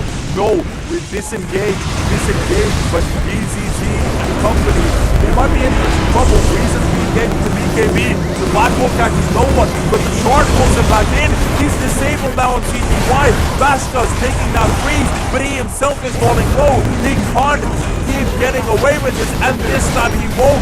The absolute performance that Freeze has to put up in that fight, but my god, he does it. It's not over, he died. Focus will be making it over. Yeah, I thought he would go for the duel on Freeze, but what a team fight coming in by Paper Tigers despite that shaky start. 7E got annihilated at the very start of that team fight, but it was the Mars that turned things around for them. A great arena catching both supports from Trava team. Freeze did the heavy lifting there, captured them, and actually his second arena also captured a Juggernaut. And this time around, CTY played that to perfection too, because he was always wary of that black hole. He saw it come out, but it did not do a single thing. It did not capture anyone inside of it, and Paper Tigers brought the gravity to Trava team instead. It's also just bad news for 70. 70 died having taken the Omni-Slash away from each other. Right? All the Omni-Slash were doing on the Earth Spirit and an illusion of the Terrorblade. Then the static storm in the Aghanim. Remember what I was doing? Just that Pokemon wasn't even killed. I do think that Trava team, again, it wasn't getting ahead of themselves. I think they got a bit too greedy, because they saw a lone Earth Spirit, and they saw the lone Earth Spirit, they knew he didn't have a buyback, and they realized that that was their opening. They thought they could have just killed the Earth Spirit 7E and just won the game after that. They thought they would have broken Paper Tigers' spirits by taking 7E down, but man oh man, they were in for a shock. I think they were shocked just by the fact that, oh my god, are they initiating up to us to a choke point? What's going on? They're losing the game. That might not be the case anymore, folks. Now listen, a lane and half of barracks down is a problem. I'm not gonna lie to you. It's not bad. Not 40 minutes in this game. Your Terrorblade is farmed. your Mars has a refresher, and because you just won an entire team fight and the Mars stayed alive for all of it, I'm assuming he'll have a Hex soon. The Scythe of Vice isn't too far away for him, and with that Scythe of Vice, he could potentially disable the Juggernaut before he gets his Omni Slash off. This is great for Paper Tigers right now, and they're not going to be in that worrisome position because their buybacks are about to come off of cooldown soon.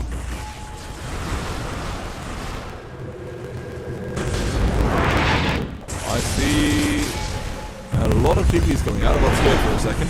Am I missing something? Is there a base race going on? No, they've gotten the memo. They're gonna fight on that bot lane.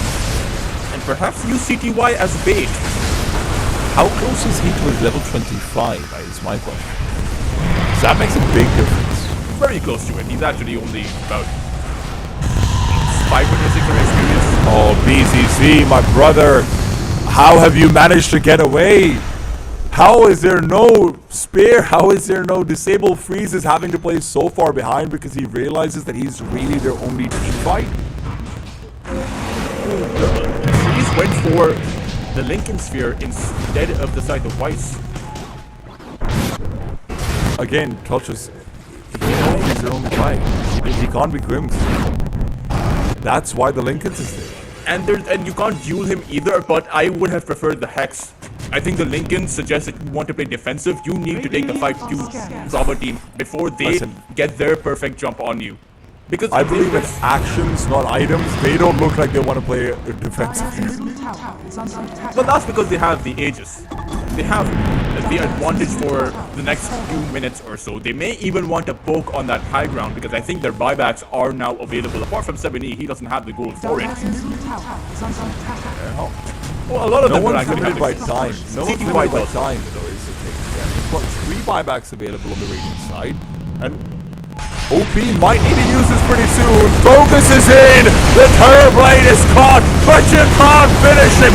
Even with the Black Hole on view, it's Freeze who goes down! CTY says goodbye! It's only an Aegis, but the Refresher Black Hole is now over, and the Big Bad is in the business! 3 for 1, and Freeze says salute! As he will be removing himself for the cause. Robber Team may have to come in for the buyback for that one, but they don't have too many. Only the Summoner has it, and Paper Tigers see their openings. They know that they can come back, even the series out, if they just go for the throne 50 seconds without a Black Hole, without an Omni Slash. Even BCC does not have the static storm, and CTY knows what he can get. For Robber Team, they went in, use a duel on an Aegis. You can't be doing that. Dashka that branch, but he can't finish off the Butler, he can't finish off OP over Airhider. Dashka knows he's dead already. CTY just does too much damage, and now the Rogue is about to find that out firsthand as well. Buyback from Dashka will not be helping in the slightest. 7E knocking down on those drones. All alone, CTY gets in that Sunder, and that's all he needed to guarantee a Game 3. What a comeback coming out for the Paper Tigers. The Chinese aren't out of it just quite yet.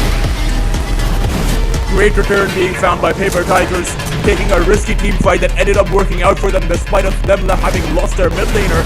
They were able to pick up the Aegis, even out the game, and Trauma Team took a very dubious team fight, initiating on the Terrorblade with the Aegis first, using everything they had, trying to take CTY down, but it just did not end up working out.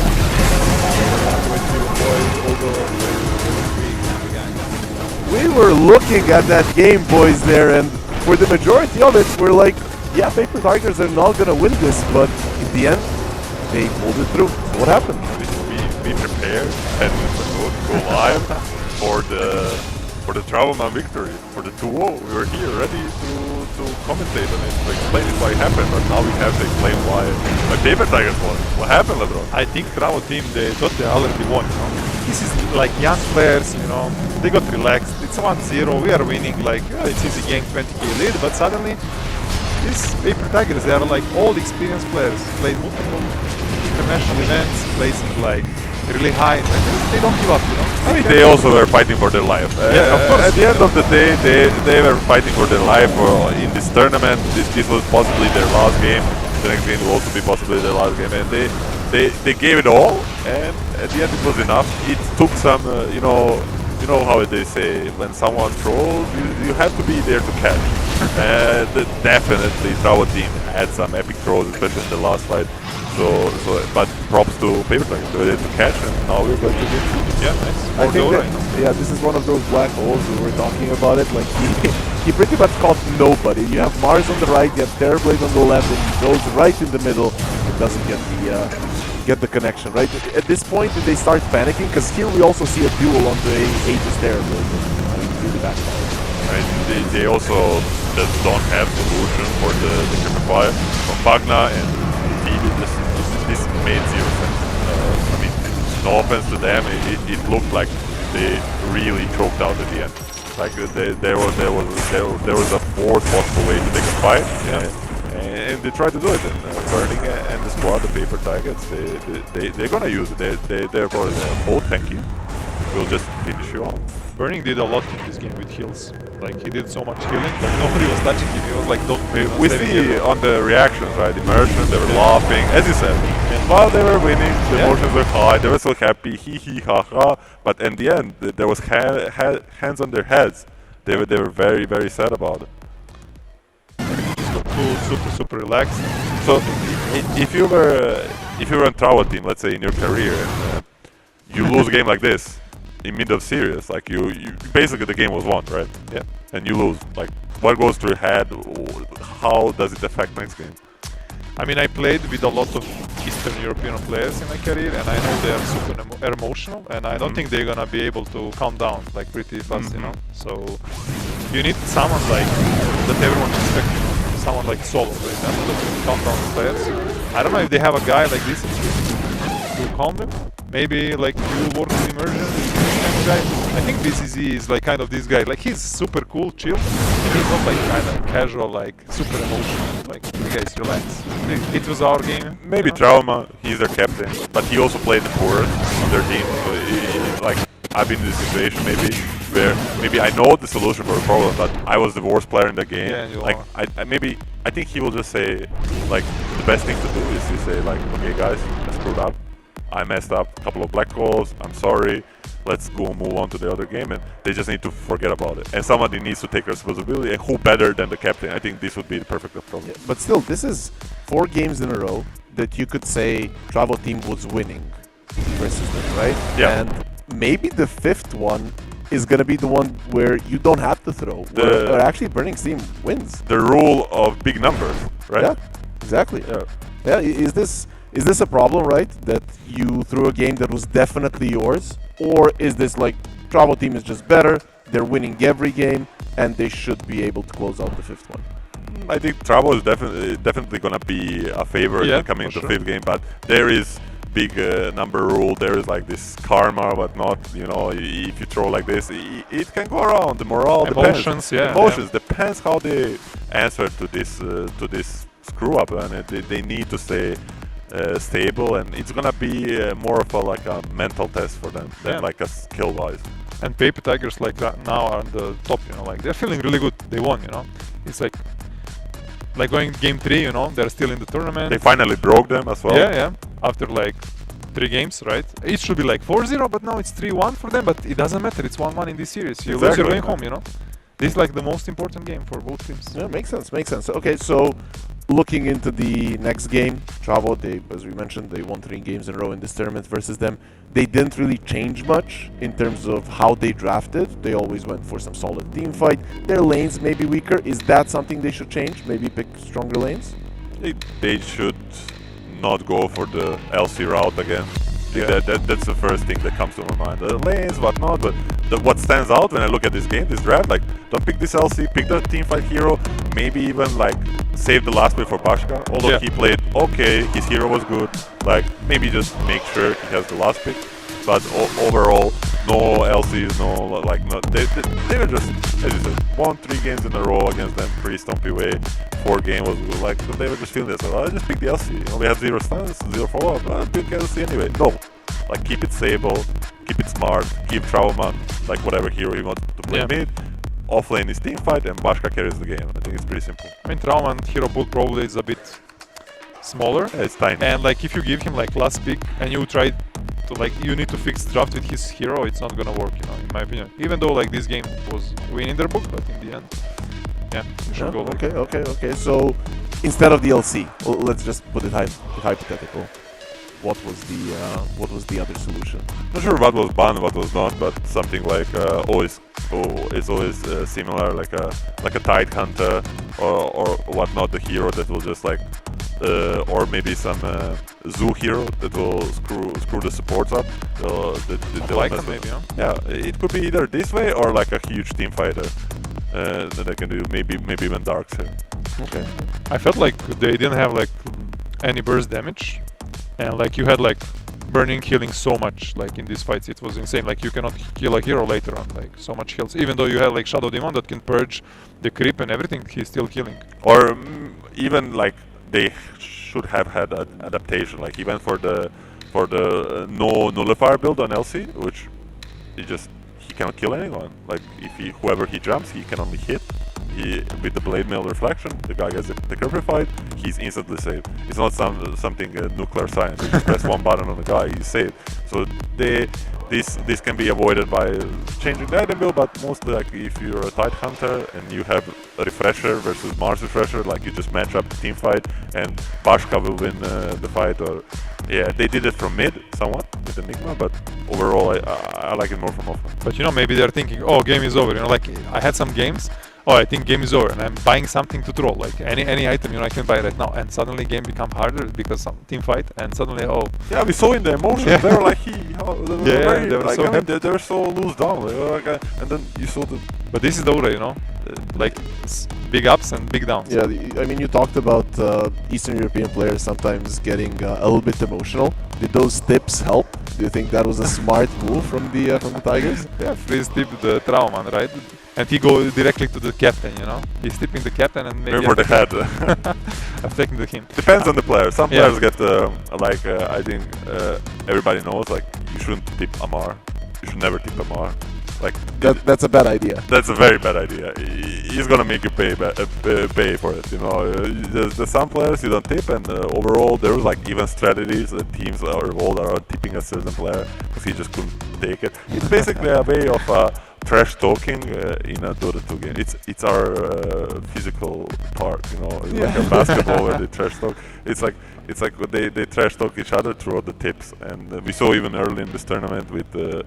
Admiral Bulldog and MC, it could get spicy. So you know, I like the banter as long as it's like not too unfriendly. You know? I mean, Dota is a friendly game. Even though it's 5 players killing the other 5 players, but we still end up being friends. With that being said, we still got a game 3 to go to, so we're gonna take a short break and we'll be right back. Abu Dhabi and UAE at the moment seems to be the epicenter of autonomous robotics and many other activities.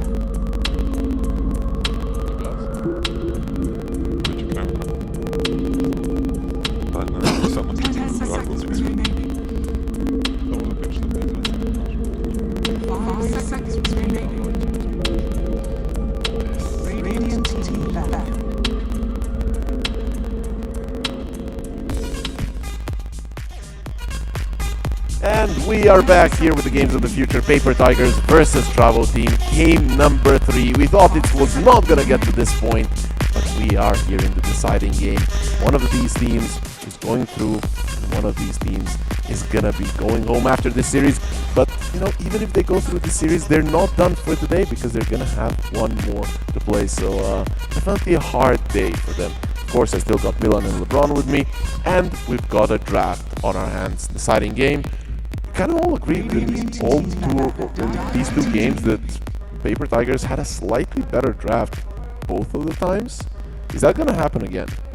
First I want to say, Harry, like you said, we didn't thought we're gonna be here, but me and you actually thought we're gonna be here. We said Paper Tigers gonna win second game, you know. So yeah, game 3. You guys are so smart. I'm gonna get you a medal next time. I'm gonna ask production to give me a medal to take out for the predicting one game correctly. But we see a bit of a switch up here. Tpabo team has the first pick again, like in the first game. And instead of picking up a Venom that we would kind of open it, they take the Slardar. Like they value this core pick early. I think it was banned in both games. Yep. Yeah, Now it went through. It was banned in both games, and now it went through and they didn't take it. I think also Paper Tigers probably expect them to take it. Maybe they take it themselves, yeah. Exactly. Like this hero seems, at least in this series, as a most contested hero. Yeah, Burning played it. You said like also Trauman plays it, right? So yeah, I contested with both teams. Is this 100% a Burning Venom? No, I don't think so. It's flex, yeah. I really like Slardar. I think it's one of the strongest heroes. I pick it like 20 times in a pubs on a position 5 and I won like 15-16 games. Basically, you're just marking them with ulti, you're annoying, tanky, like non-stop, super fast. It's hard for them to kill you. I don't think they're gonna play it on support, but they can for sure. I mean, offlane, and I don't know if Trauman can play it on mid. Maybe they pick it early because Trauman can play it as well. Is there a chance, Milan? You're a big Trauman fan. I'm not entirely sure. I think depending on the matchup, he can take it out. They're probably gonna next phase just pick 2 supports, and they're gonna judge on what's left. Like they're gonna end up picking core on a 23, like mid or offlane. Oh, this is a good ban. Kez with Slardar is really strong, plus Bashka is spamming the Kez, so... is there a chance we see like a Bristleback or something along these lines that is historically very strong with Slardar? I think Weaver on 18 can be really strong. Weaver, Bristleback, yeah. Bristol... I don't think Bashka is the guy who wanna play Bristol carry, you know? I think he's like some guy... He wanna carry the team like... Something like this. I mean, he's gonna see 4 heroes of Paper Tigers, so he's gonna decide, and that's why I like Tpabo team taking the first pick, because they're gonna have this sweet spot for Bashka, so he can take the best hero in the game. Does that mean that we get to see last pick for Tpabo probably, if now it's the 2 supports that you go for? Yeah, we're gonna see 23. I mean, 23, it's not like really last pick. It's not really last pick, it's kind of it's also sort of a sweet spot, because you see a lot of other heroes probably not your matchup on your lane, but you know, you can pick a really good hero for the game. But banning order is changed now, so you cannot really protect it, like ban the hero and then pick on 23 heroes.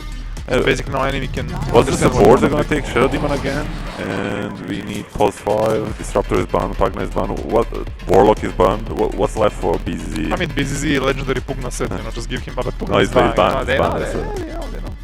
Do they go for Tusk maybe? Ogre, just go Ogre, you know. It's casual hero, you know. I would like it. Ogre, good with Slardar, good with the potential Weaver that you mentioned. Yeah, like if you want some range hero, like second spell Ignite is so annoying for the weak support. I mean, this could also possibly be a mid lane for you. So this is the case when you have a first pick also. Sometimes you want to pick all your cores in first 4 heroes.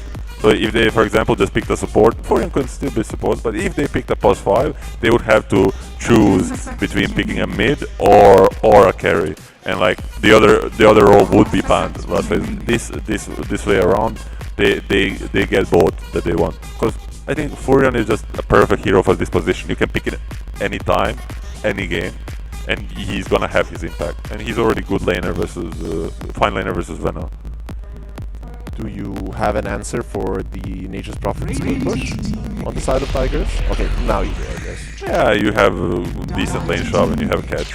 These are two pretty good heroes. Like we see TB answer to Slarda. Like this is why I think this is some exploit that Slarda has. He really does do anything against TB. Yeah, and Storm is also really good against Ladder on the mid lane. On the mid lane, he's high armor in the lane. He's perfect hero against the Shadow Demon. Nature's Prophet also has a 0 stun. I mean, Paper Tigers, I think, responding perfectly. Yeah, if this Ladder is mid, Storm is like one of the best counters to Slarda. So what's Bashka playing? What's left? Maybe this Weaver can still work. Against TB, it's okay. It's pretty tough Weaver game, I would say. He needs... was that him? Like, holding hands on his head, he's struggling to find a hero. What's the TB answer? So you see TB just... PL. It's always PL, but I don't Oh man, this is a good PL game. Yeah, besides the Shivas and stuff, but the Shivas got nerfed, the Radiance got nerfed, all the illusion damage got nerfed, so I think it's 0 stun gameplay, but you know. You know, last week when I played pubs, like in my like 15 pubs in a row, there was like PL. They're gonna do Morphling, which is okay. Okay. It's like a legendary matchup, TP versus Morph. I think it's Bashka one of the best heroes, Morphling. Like, he loves to play this hero. Every Eastern European carry, like when he's growing up at 5 years old, the parents come to him and say, "This is Morphling. You learn how to play it." Is that how it goes? Only Otaker. Otaker cannot play Morphling. Maybe he started playing, I think. Not all of them, not 100%. Like he's a pretty specific player on Arca, right? He has some interesting heroes that he plays. Carry Underlord would be one of them. Speaking of which, we are approaching to the last phase of the draft. Paper Tigers, they probably need an offlaner. Travel team. What do you reckon? Does Nature's Prophet going to the mid lane or doing the support? I think Nature's Prophet just need like Vessel into Orchid. And they need like a hard lockdown on 5 or 4, and they're gonna ban Lion, maybe Shaman too. What's gonna be left? Sky is taken. Like we spoke about it backstage like yesterday. Like there's just such limited amount of stuns and supports. Ogre is an instant stun, I guess. Ogre. What about a CM?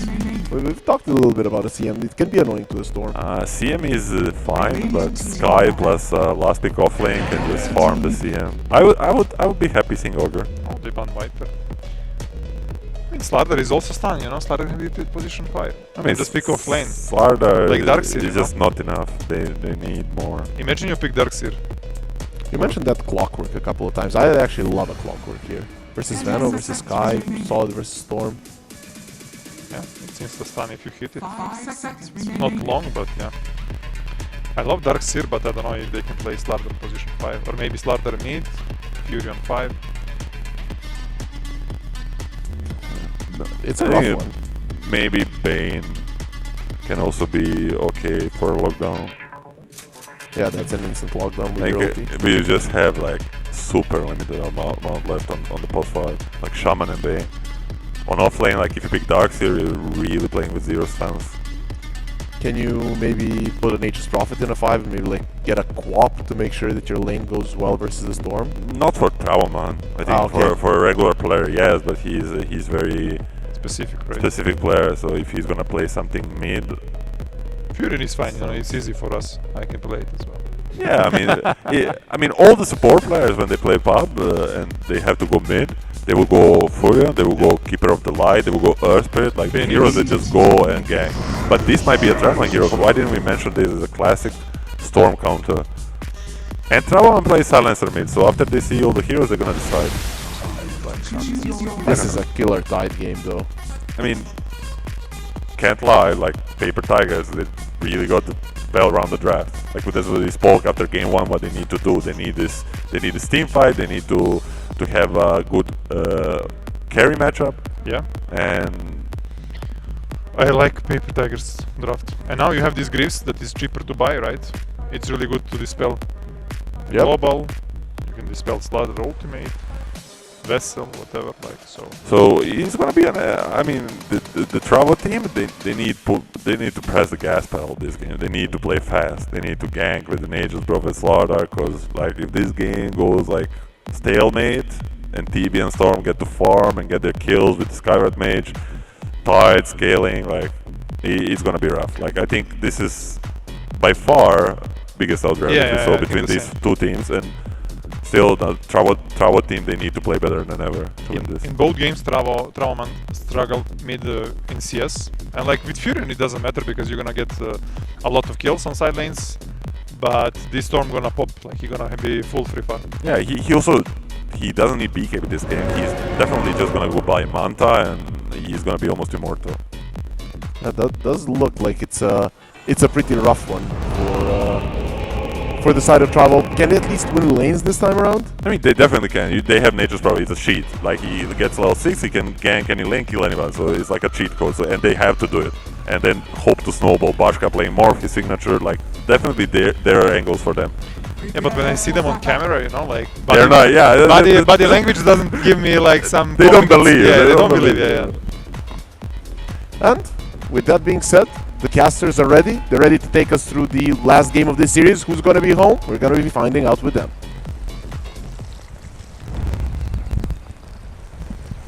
Thank you very much, Harry and the boys. Fantastic analysis as always. Touchers, we have ourselves a Nature's Prophet being picked without a lot of kill potential in a couple of these lanes. I'm a bit concerned about Travis, but maybe the concern has to be about this level 1. Their ships in the night as they're going back and forth. There might be a clash, however, it seems like coincidentally both teams have just ran past each other. However, Trava team currently possess the high ground, which will be where Paper Tigers disengage to.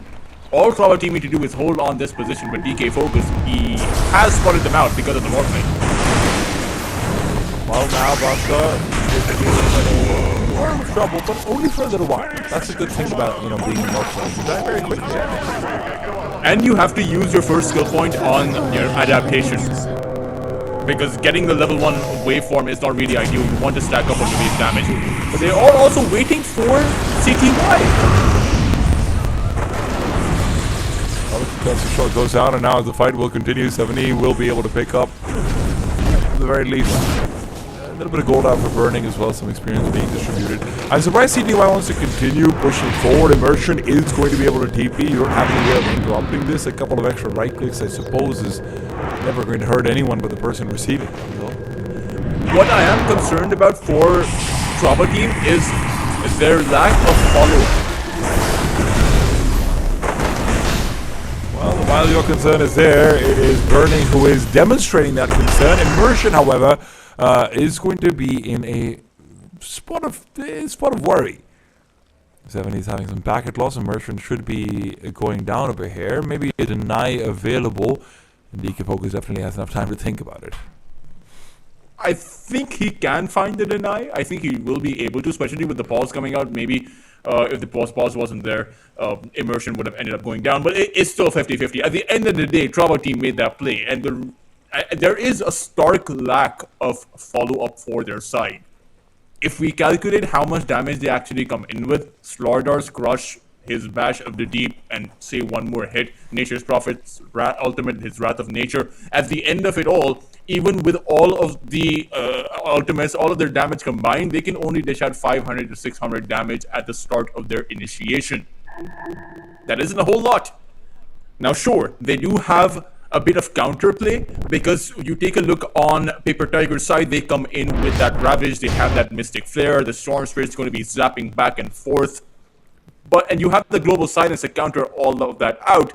But what good is a Global Silence if you can't talk loud on from your own side, right? It does seem like this Global Silence here is a bit of a mechanism just to allow them to disengage, but they don't have the tools necessary to be able to re-engage back onto Paper Tigers. Yeah, that's a problem. I think the lack of any sort of big damage, not just burst damage, but even just damage in general across the course of a couple of seconds, as we are going to see the deny coming out on Immersion. DK Focus will be able to back off. You are going to have a lot of problems, not just with the Global Silence touches. I'm just going to go back to the same thing as I said in the last game. This game does feel kind of completely dependent on DK Focus to me, because DK Focus is the only person who can enable this Nature's Prophet from getting anything done. Yeah, it really feels like they're not playing with the same kind of follow-up, and there's going to be a lot more pressure on DK Focus. I think they have less options than they did in the previous game. I think in the previous game, at least they had that late game potential with that Enigma, with their Juggernaut. In this game, once you hit that Eye of Starting Timing, even Tpabo, who's playing a hero that doesn't naturally scale off, isn't going to be able to do too much to CTY. Even Bashka is playing a hero that I would favor the Juggernaut's odds against a TB compared to a Morphling. Well, they've got a good start on the CTY over here, but unfortunately the slow on the DK focus means that he won't be able to follow up with more damage. Burning has played a lot of Venomancer so far in the tournament, and Topters, it feels like every time we see Burning play a Venomancer, either they lose catastrophically, which has happened once or twice, or Burning ends up being more farmed than the enemy offlaner. Yeah, it does feel like his fallback. Morphling. Oh, never mind. He's just healing up. All right. Bashka was getting a little bit harassed out onto him. Wanted to use the magic wand as well. Thank you for the observers for listening to me, even when maybe they shouldn't. I love you guys. Burning, it does seem like his fallback strategy is to start farming up. He is sure that he can live the farm, but I'm wondering what he'll actually make with it. Is he going to enable CTY, or is he going to be going for some aggressive utility? We'll have to see, because going for defensive utility may actually be a great setup for this game. They're playing with a Storm Spirit who naturally wants to be really aggressive. But the big question for me isn't necessarily the follow-up damage that Trava team will have, is how they'll plan on keeping Bashka alive. There's so much that can actually disable him down.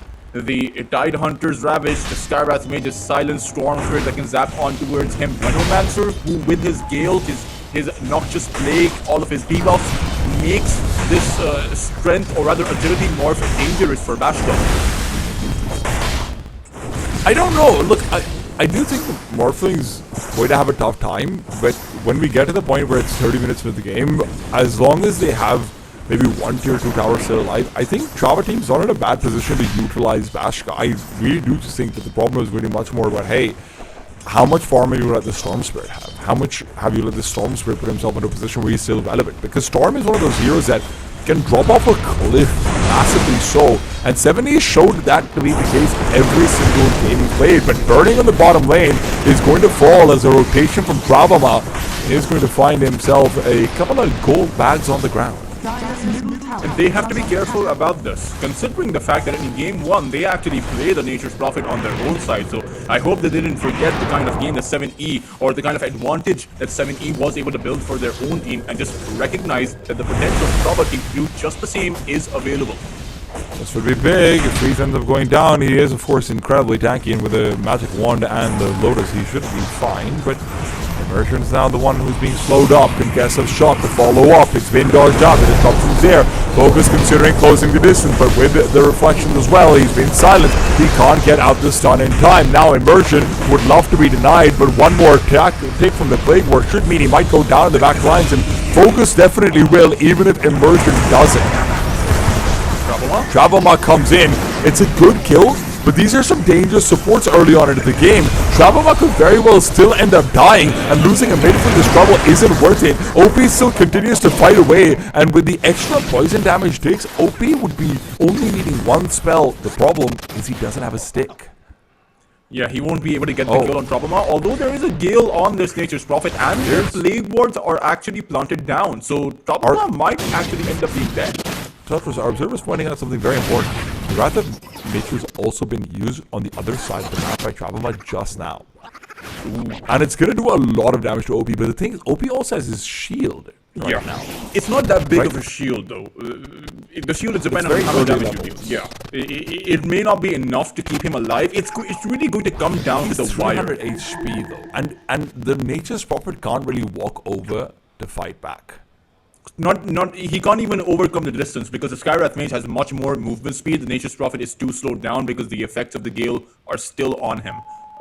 I think it will very much come down to the wire, and I'm not too optimistic about Tpabo's chances to survive there either. I think DK Focus also massively overextended. He could have stayed alive, particularly if they wanted to come in with the Nature's Prophet.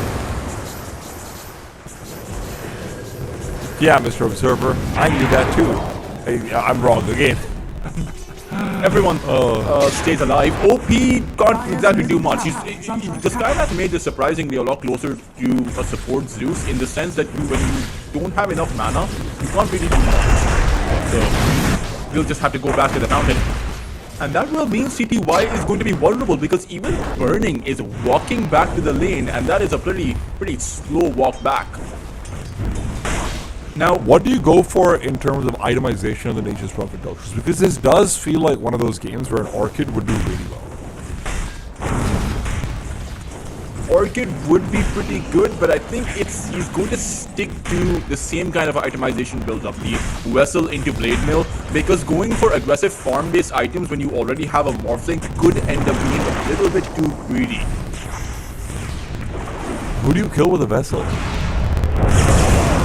Well, who do you kill with a Skyrath and a Storm Spirit, I suppose, is the real question. 7E will not be able to kill anyone.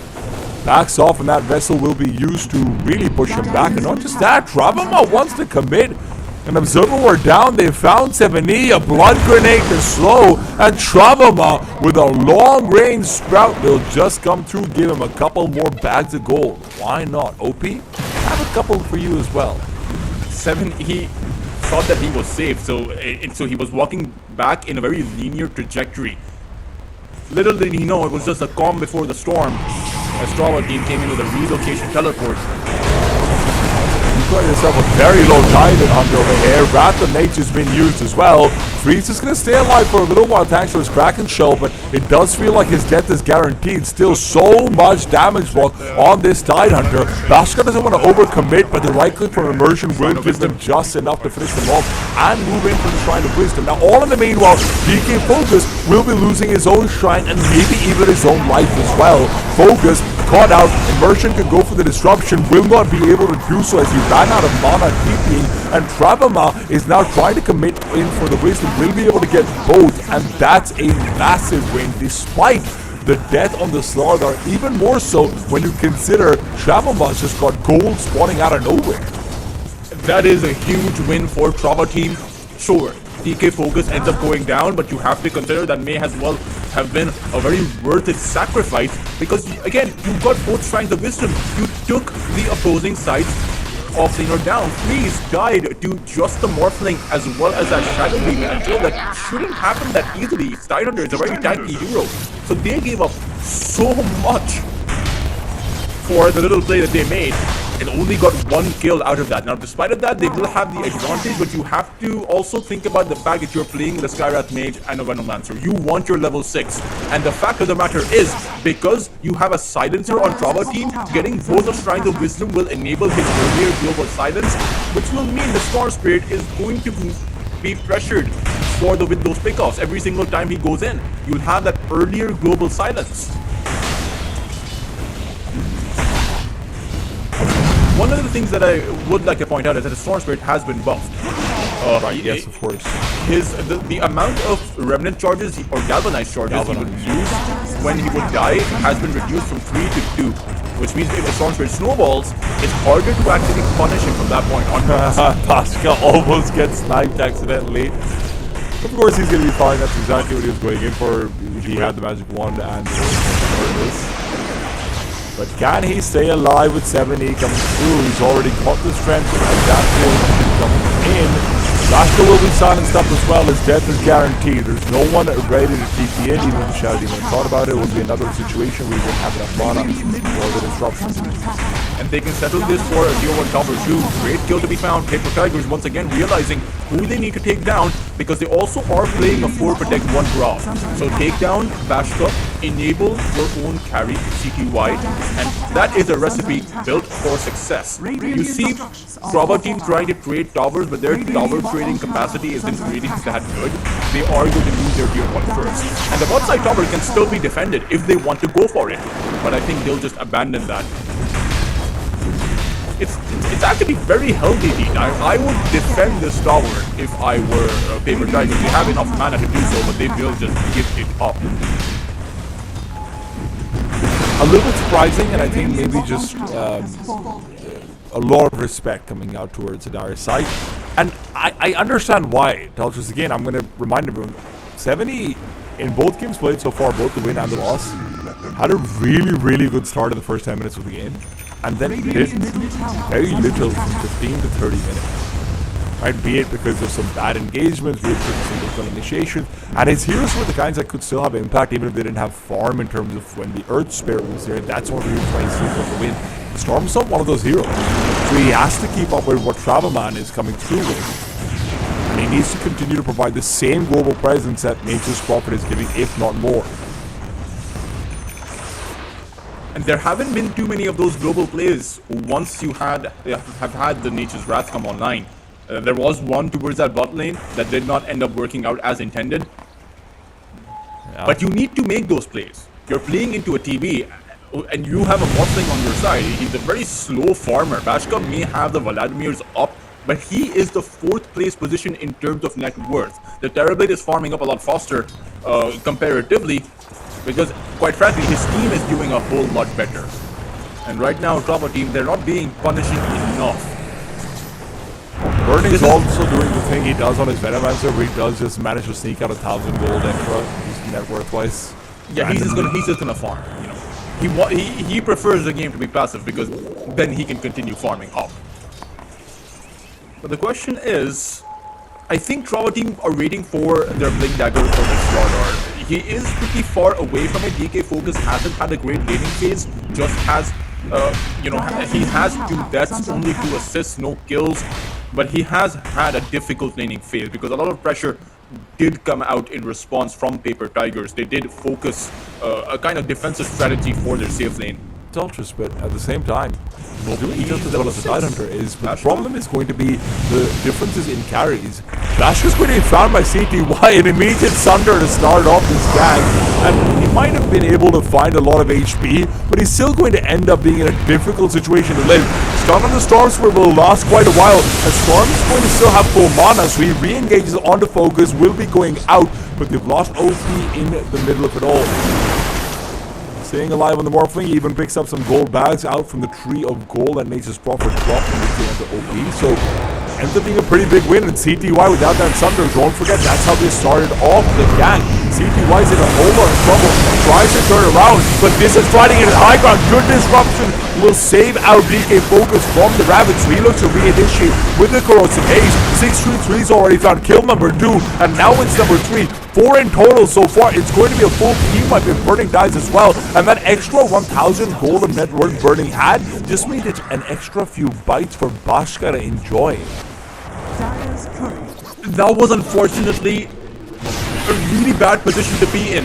The Terrorblade started off by running into the Morphling where you did not want the TP to be there because you wanted the surprise initiation on that Morphling. You wanted that silence before he was able to convert his strength in his agility to strength. That Mystic Flare would have been a guaranteed kill before that Global Silence came out. And that Global Silence does a lot. It disables whatever you want to do. And without a Sunder available and the other side knowing that you don't have a Sunder, they will chase you down. And Paper Tigers were just too deep into behind enemy that they couldn't disengage.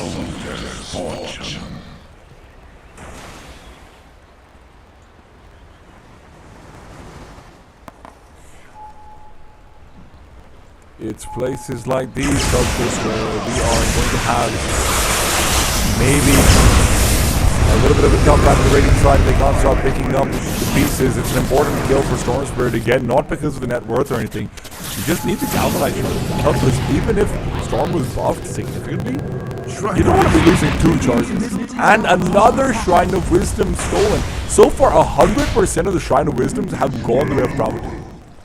The supports are level 9. I think the Silencer is actually level 9 compared to the level 7 of the other. In fact, the support Silencer on Tpabo team has as many levels as the cores from Paper Tigers do. That is the discrepancy, and that was before DK Focus picked up his Shrine of Wisdom. Currently, this is not looking good for Paper Tigers. Their initiations haven't worked out. They've effectively been team wiped, and they've lost what, 4 Shrines of Wisdom. 1120 experience from the first set of Shrines of Wisdom, and I believe this one gave about 2,000, so it's not good.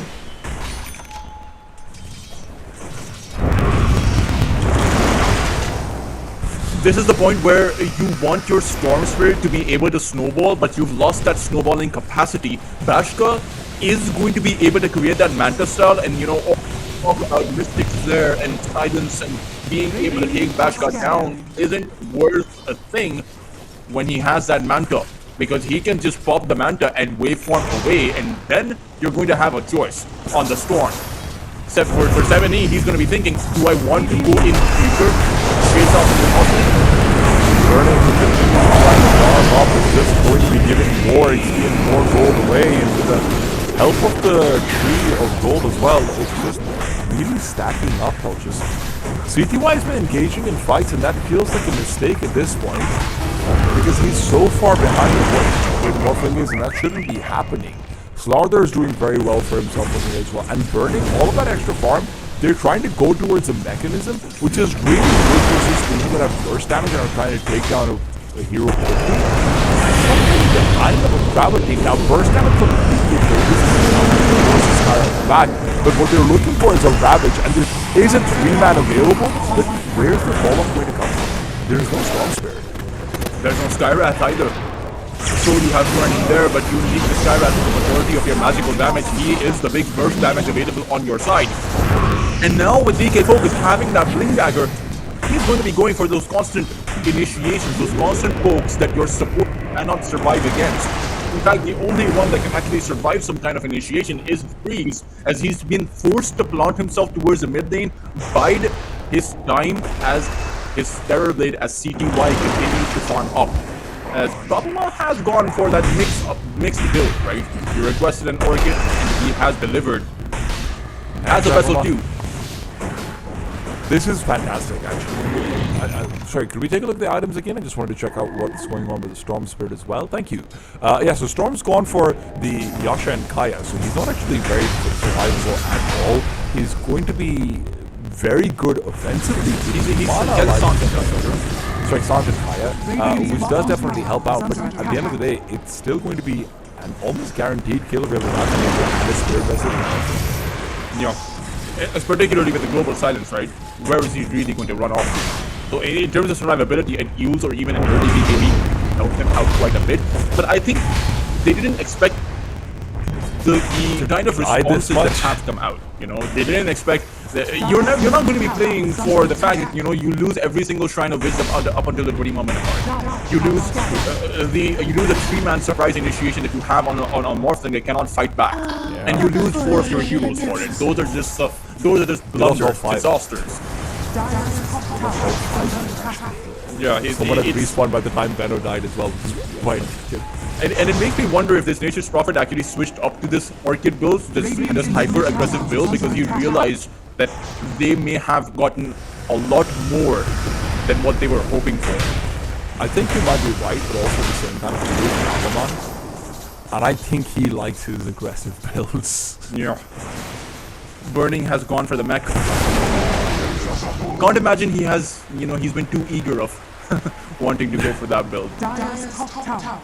I mean, he's been given a lot of farm priorities, I think. So the mech really needs to prevent DK Focus from getting a kill. That's the only objective it has.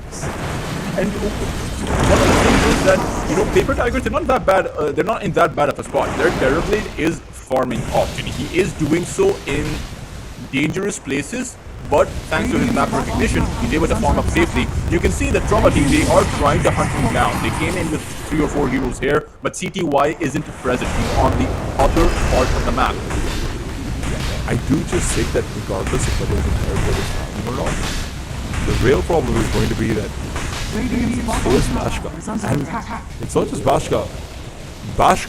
Like a Morphling and an Nature's Prophet 30 minutes in after having a good game is undoubtedly better than a Terror Blade and a Storm Spirit having a good game. I think the X factor is always going to be that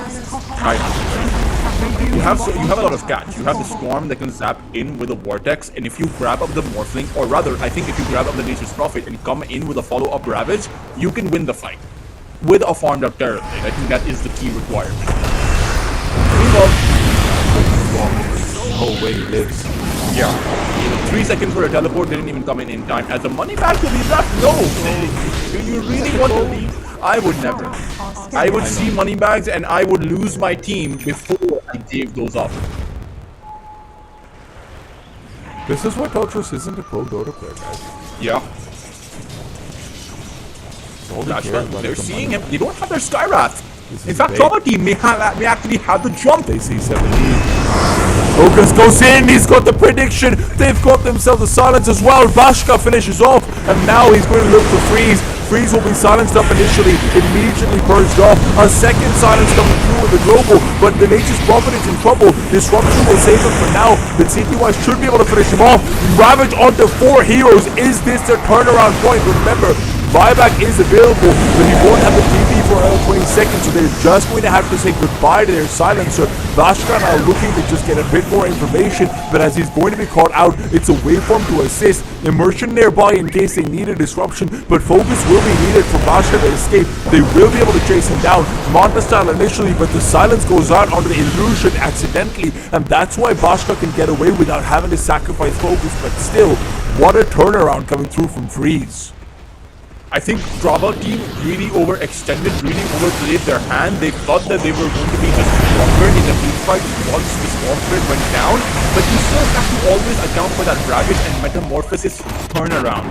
Not to mention, Vashka chose to convert into the Storm Spirit of all heroes. I would imagine that converting into the Terrorblade or even the Tidehunter is so much better, because you can essentially convert into the Metamorphosis yourself, or you can even have the Anchor Smash for yourself to negate a lot of the physical damage coming out from P.Tigers. Your vessel. The bigger benefit isn't getting the kill, it's actually being able to secure those knots. Now, P.Tigers can actually success. I mean, he might have actually died anyway, but he's bought the plate to the Shiva's guard instead of going for the BKB or anything like that. But the extra armor helps out a lot. I have mixed feelings about not building up any kind of survivability against the global silence.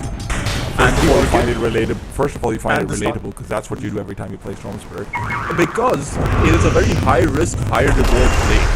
Because you don't go for survivability, you can jump on the other side, and if you are able to overwhelm them in the first few seconds, you straight up win the fight.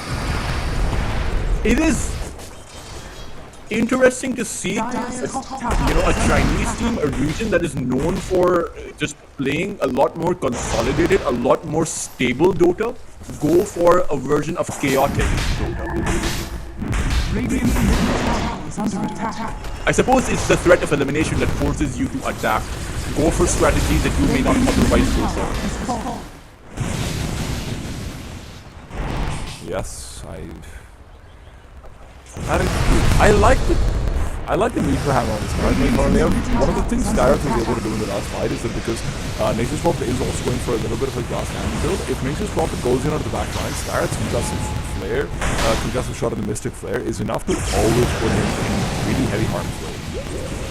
So having a meteor hammer on top of it all in case there's a disruption or anything like this does actually force Nature's Prophet to play a lot more control. Not to mention the Meteor Hammer stun is actually now a proper stun. It's gone up from 0.5 seconds to 0.75 seconds with the recent patch, and 0.75 seconds is a decent amount of time, especially when you're looking to dish out your silences and your ravages and your spells for burning. Delay for a while, It's good, I suppose. I would imagine that going for Roots or maybe even going for a Glimmer Cape or a Solar Crest, those items are really good, but Tyraz mages do not like to build defensive. Going for aggressive items naturally scales up because a lot of your spells are dependent on mana, and a lot of your arcane bolt is dependent on your intelligence, which items like the Kaya, Meteor Hammer help you out with. Switch has gone very defensive. He's going to be picking up a Glimmer Cape while he already has a Glimmer Cape. He's going to be picking up 4 stuff to go with the Glimmer Cape over here as well. And that's going to be useful predominantly to keep himself out of harm's way. That's why Global Silence has been mostly an anti-Storm Spirit maneuver and maybe an anti-Terrorblade, but I'm curious to see whether or not they can actually burning backs off. Is he though? They seem like they want to chase him down. Immersion blinks forward, finds CTY, and just has a Mystic Flare fully blown out on him. Two-man crush from DK Focus, but now comes in the big bad Tidehunter. There's a silence on him, and because they don't focus him down, it's a full duration Arcane Curse. The last word. Crimson Guard is there for freeze, which makes, you know, chasing in deep unreliable, and Bravo team certainly recognizing what went wrong for them in the last team fight where they overextended and Freeze was able to come in with the Ravage. I think Freeze is that showstopper. He is the one person that is going to make Bravo team think twice before they dive in deep. However, they still came out with a support duo. One support being lost is okay. Both your support duos being sniped out is definitely, you know, something that they will register. I mean, you say that, but also at the same time, you don't know if that's true. Because that's also another minute that you're wasting on the Aegis. Now the Aegis only has a minute left on it. What have they accomplished with this Aegis? It's just a little bit more farm. Both teams are going even in that department. It doesn't feel like they've been able to really do good use. By the way, Lotus Orb coming through. It wasn't the Shivas, it is the Lotus Orb, so it's wrong about that one. How's bringing that defensive element that we were talking about, but it's got a good catch onto the Storm. They had a follow-up silence, that would have been fantastic if Global already used, and now 7E goes back out onto Focus. Needs to be careful, Corrosive Haze on him will continue to give them vision. It's a poke back. At this stage of the tournament, you know, when someone pokes you, you poke them back. But this Lotus is a pretty good item. I'm surprised it's on the Storm Spirit rather than on a Tidehunter. I think a BKB for 7E and a Lotus Orb for the Tidehunter would have been much better. But at the same time, the Tide Freeze has gone for a crucial item, the Crimson Guard. Paper Tigers recognize the fact that Trava team don't come in with too much physical damage follow-up currently. So this Crimson Guard will mean that their support duo have a shot at surviving. They're going for a double Lotus, which will mean that they have a very good high ground siege with the Terrorblade while the Metamorphosis goes on. Being able to pop that out on him one by one, that's really hard to actually come through. I think the Lotus that Freeze is making is for himself, because when that Global Silence comes out, he can use the Lotus on himself and always has the threat of that Ravage. There's always that on the sidelines, right? That's a primary consideration. But then even just the idea of pushing with the TB does become a lot easier. Yeah. It's Paper Tigers that will have to huddle up together and play as a team, because the threat from these pickoffs is just simply too high from Bravo team.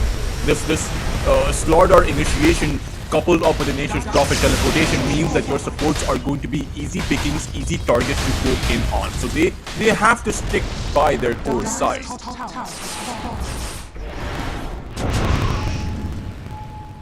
BZZ, he's being pinged here.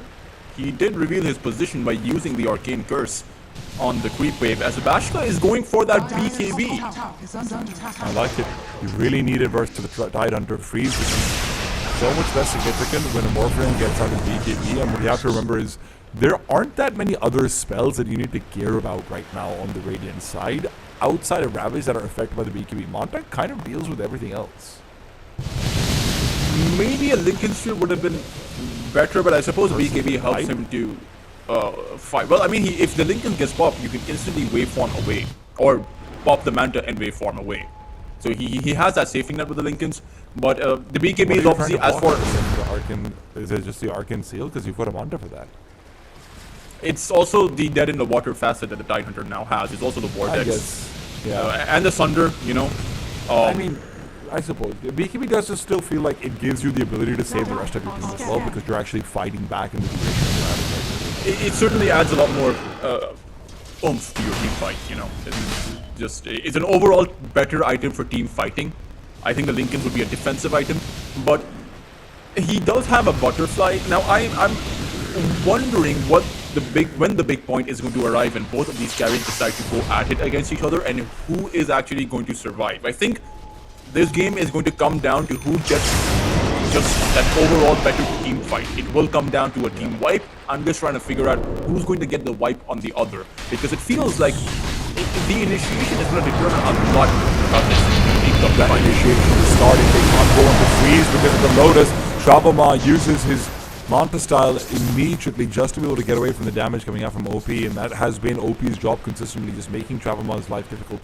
Can we get eyes on the Terrorblade for a second? Thank you very much. He is going for the Scotty, so CTY will have the advantage of being able to prioritize an MKB Butterfly if he wants to.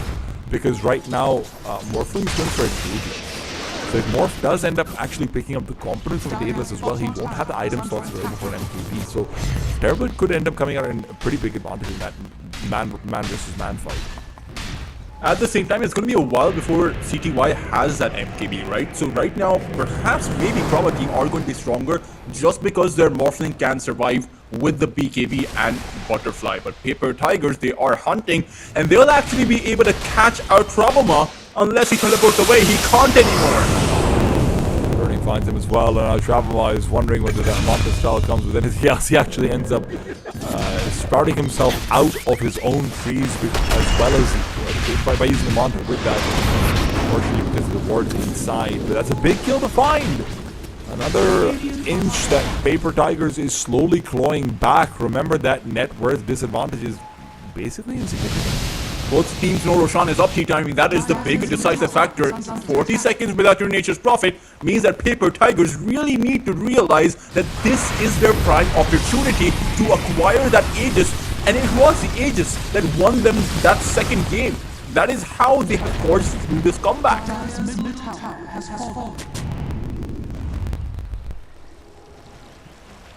Still 20 seconds, plenty of time to be able to take this Aegis down. You have the Metamorphosis up. Our outpost is going to be captured by Freeze, and they're going to start poking Roshan. Now the question is, there's only 10 seconds left for the Nature's Prophet, so Trauma Team may actually go for the wraparound and start a fight, burning the first point of contact.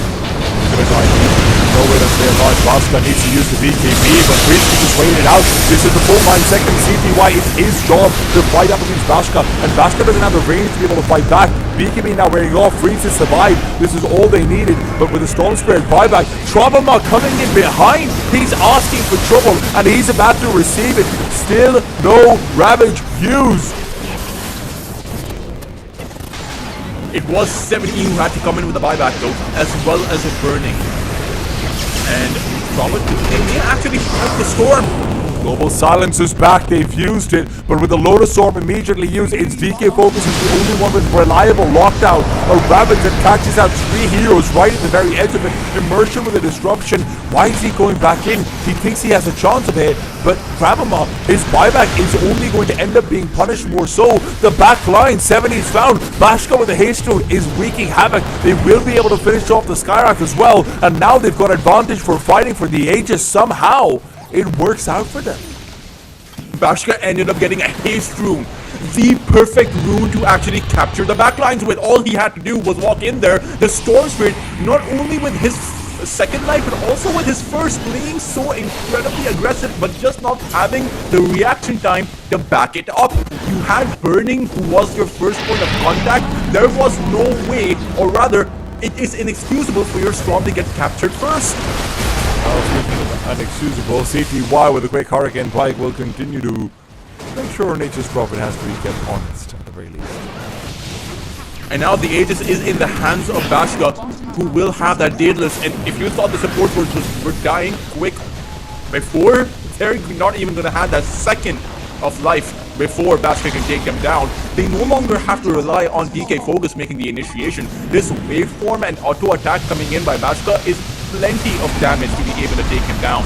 He also went for the plus 250 waveform range, so he has essentially a Blink Dagger AoE.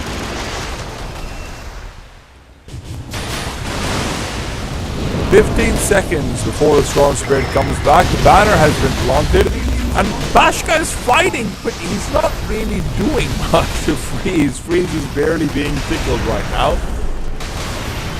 I think Trauma Team realized that they need to hold their horses. Now they do have the Aegis, so they can buy their time. They have about 4 minutes. It's still plenty healthy of a duration. And they have a Daedalus that Bashka is actually keeping in his inventory. I think he needs to swap it out with the BKB. Because he has the Aegis, so he can use the BKB after his first life. But CTY, it's going to be up to CTY to create that buffer, right? He needs to be dishing out the damage, but unfortunately, Paper Tigers haven't been good at actually catching anyone. It's always been their Storm Spirit getting caught out in those crucial moments. The Storm getting caught is the very reason why Trava team have ended up with the Aegis, and because the Storm has no buyback, because Burning has no buyback, Trava team are going to be feeling extremely confident and going to be feeling extremely safe. Maybe Immersion feels a bit too safe, because, well, this isn't the place where I expect the Shadow Demon to farm. They don't expect it either, Dodgers. That's why it's so good. As a support, you need to find resources. Oh my god, he's so annoying. He is going to then make out the Terrorblade illusions, push out the wave as well, and just continue to be a menace. Yeah. Freeze does have the Blink Dagger up, is going for that refresher. He needs a really good Ravage to be able to make it work. But now that CTY has a Butterfly too, there is a lot of survivability. Both of these two carries have nearly equalized on their, I would say, carry potential, with the Morphling being slightly stronger because he has a Daedalus and the Aegis, mind you. So Paper Tigers, they're going to have to think really hard about whether or not they really want to make a smoke play. No buyback on 7E or Burning, but DK Focus, his smoke is going to break. Sky, OP has a Cyber Whites. If you can use it on Bashka, remember, he went with the BKB instead of the Lincoln Sphere, so you can use the Hex on him, and Bashka is going to be extremely vulnerable, and just use the Mystic Flare, burst Bashka down at the very start of the fight. OP's been a menace anyway. And now, I mean, you're talking about the Morphling. I'm thinking about the Nature's Prophet as well, who has also gone for a BKB, and OP's consistently put Prophet in a position where, you know, Kravaman, who's piloting it, always has to just move back, remaneuver around, because he get half of his HP taken out just by the Mystic Flare. He doesn't have a BKB either. Or rather, sorry, he doesn't have a buyback either. Yes. Kravaman. So that could be a good target to go in on. A minute left on the Aegis. Yeah, again, the first Aegis, it went by. I didn't think too much of it. This Aegis going by, I am expecting, if, you know, they need to go in for the advantage. This time around, Bashka will actually convert to the right target, a metamorphosized Morphling. 40 seconds left, and he knows he's got one priority target alone, but maybe he's biting off more than he can chew. Silencer is not there, even if he does have a global silence. Fantastic Ravage timing! They get the Morphling before the BKB can be used! That's 4,000 gold in the bin, and right there with it is one watery boy. Unfortunately, most of their lanes are pushed out, and CTY did use the Metamorphosis, so when Paper Tigers inevitably go for their own push, they won't have the Metamorphosis, and you can effectively defend your barracks. But this was Freeze as the MVP for this fight. Near perfect, or rather perfect initiation with the Ravage. And the Morphling, who didn't stash his BKB, by the way.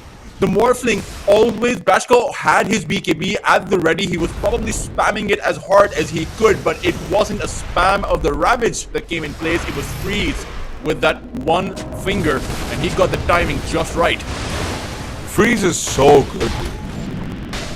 Like, the Slardar performance in the earlier stages of the tournament, right now this Tidehunter performance that we're getting to see, previous game of Mars, I mean, Freeze has had so many MVP performances. It was a one-finger punch, you know? Yeah, basically the largest Bruce Lee lookalike you've ever seen. Yeah.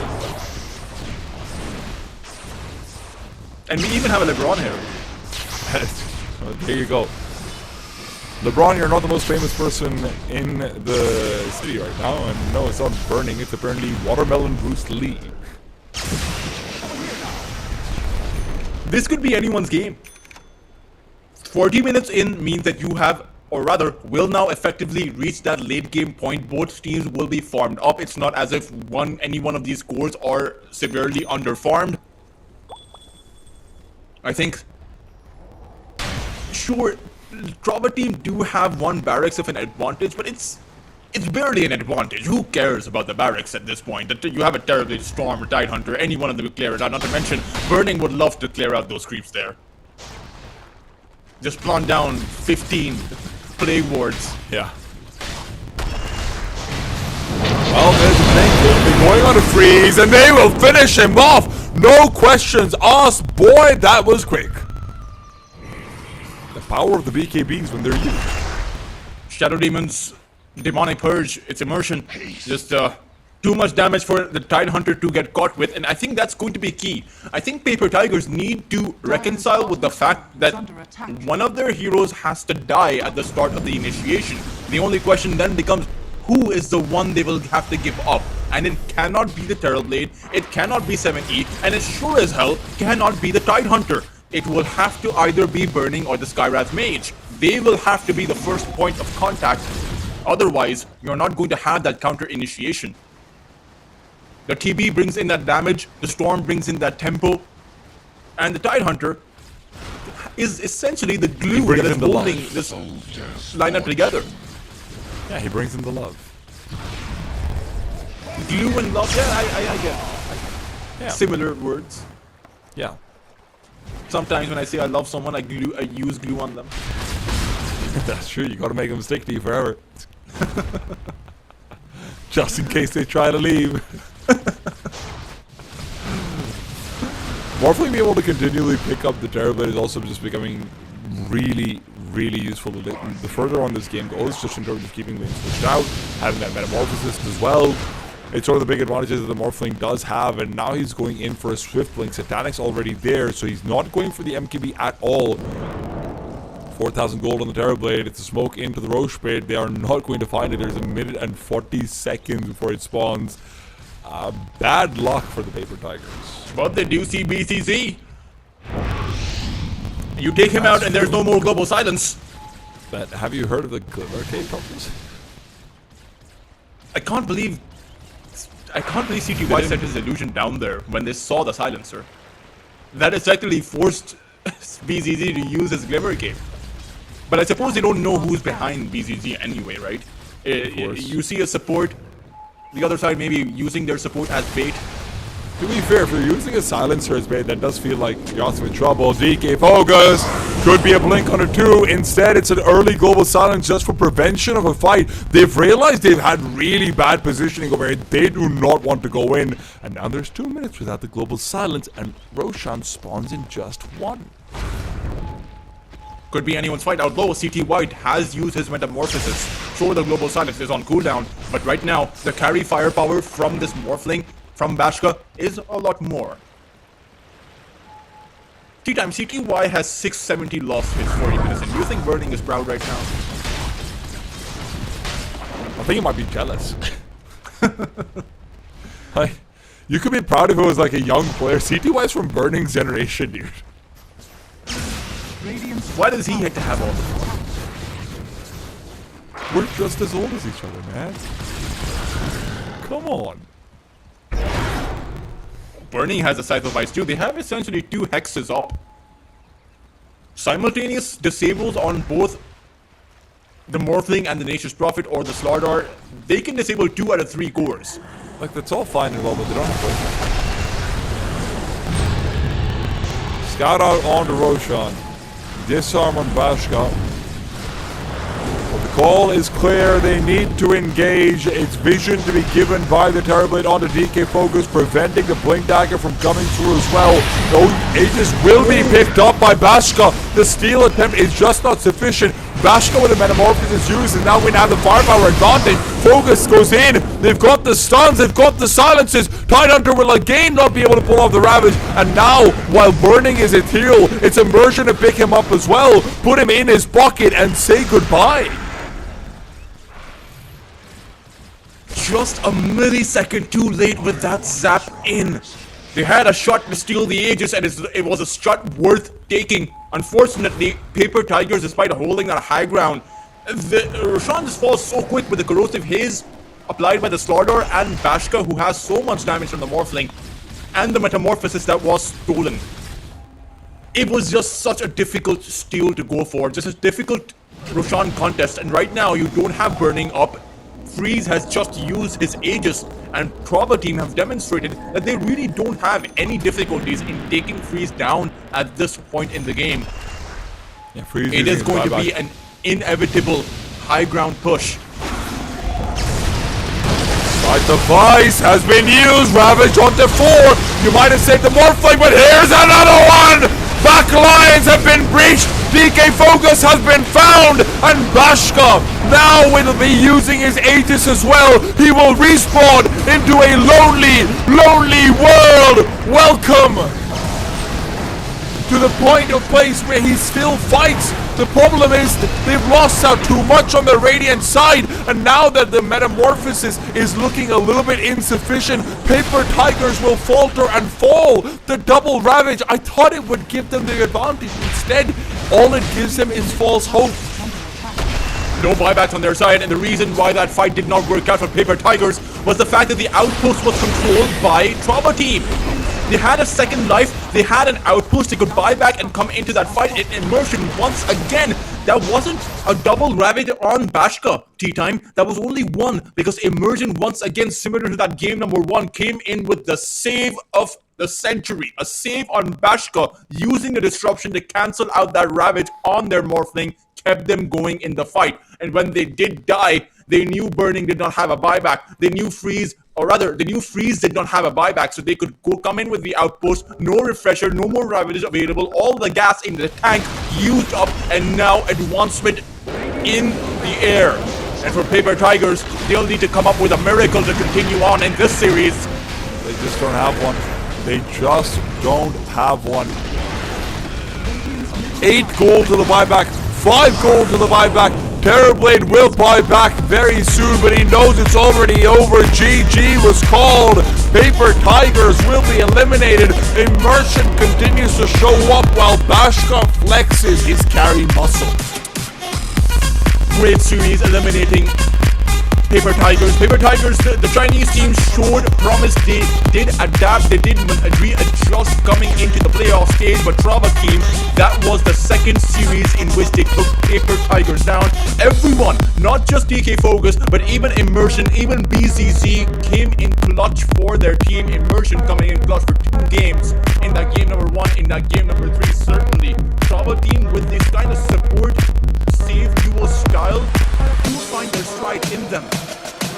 Now we have to find out what they have in store for them up ahead. They did have their struggles. They did, have their issues dealing with Freeze, but the second that was unlocked, the second the only key to the castle was taken away from the Paper Tigers, it felt like they could do no wrong on the dire side. Tpabo team, Bashka just coming out ahead repeatedly, despite not going for MKB, this, that, the other. It is a fantastic performance, and I need to hear more from Harry and the boys.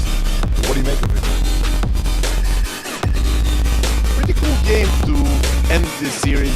In the end, it is going to be Tpabo team that are going to be going through. The previous game, it might have rattled them, but didn't rattle them enough. Boys, we talked about it, Paper Tigers, they had the draft, and there were moments in this game where they looked okay, but Tpabo team was better, right? Yeah, the Tpabo team kind of clutched it out, I think. The Paper Tigers on paper were the favorites from this draft.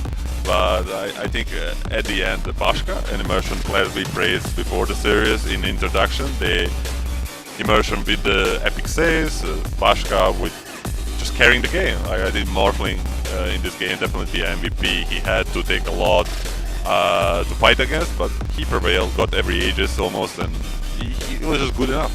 For me, the real MVP is Trauman, because he had like the highest damage in the game, and like his score was like 10-3, 14 assists, and like we are talking like he is like the lowest MMR in the team, and this game he performed really well. Like surprisingly, like I think he was MVP if we look like these circumstances. Yeah, it was definitely not an easy, like a Storm Spirit. Like, we expected this performance from the 7E. Like I think what Trauman did and the KDA and Impact, we definitely expected at least same or more from 7E, and he didn't have, like, he tried for some Aegis steals, some clutch fights, some buybacks, but it all came back to bite him. And yeah, I feel like go ahead. Feel like he was losing so much mana, like he had like some pretty bad jumps, and like he couldn't fight in the end very well. Yeah, but let's talk a little bit about the losers, right? Yeah, okay. Winners, they went through Tpabo. We're going to be seeing them at the end of the day. They're going to be playing another series, and that's another thing. It's going to be a really long day for them. But Paper Tigers, they had some solid performances. They had solid drafts. but what were they missing? Why aren't they going through? What do you think? I think team fights, they did very bad. In the second game, yeah, and the nerves. It felt at the end of this game, like I mean, closer up the 30 to 40 minute mark, the second rush fight, the nerves started kicking in. Some unexpected buybacks. I would say pretty bad buybacks, and like, they're going in the pit. Rush is going low. You know, these are tense moments. Whoever played Dota even for a few games, like you know, when it starts, like it's very chaotic. You need to stay calm. You need to make a right decision. And it seems like they were just like they got lost. They choked a bit, and yeah, they go out. Travo team had like big lead in the kills, but network was always like kind of the same, you know, like whole game, and it was balanced. Like it was like even game till this Rosh, I feel like. Yeah. With Storm buyback, right? Is this the Nature's Prophet effect? Is it just a hero that you cannot play too well against if you're not a well-oiled machine? Yes, I mean, I had experience talking to like some premier teams like Liquid. Like they would have a strategy where they would pick just they know if they, I mean, they're like kind of go-to foreign team, but if they get Nature's Prophet, they know that if enemy team is not Falcons or Spirit, like they cannot play map against them. The macro just gets fixed 24/7, and they just know, okay, these guys are not good enough macro to play against our Nature's Prophet. And when we have a lower tier game like this, quote unquote, like the Nature's Prophet just fixed so many issues. Yeah, but LeBron, you know, we grew up, as you mentioned, you grew up watching some of these players that have lost now, and P.Tigers going home. But are you happy that you got to see them? Yeah, of course. I'm happy. I play with some of them in some events, so yeah, it's always pleasure to see them, you know. Yeah, shout out to all of them, but the big guy basically. Burning is one of the OG players, one of the guys that will be remembered for a long time, and it was a pleasure like being on the same event with him and seeing him compete again. Yeah, that's awesome. But of course we're gonna focus on the winners a little bit here as well. They're gonna play after they need to wait now for 2 best-of-3s. So put yourself in a captain position, in a manager position or whatever. Are you forcing your players to go and sleep right now? Is that the play?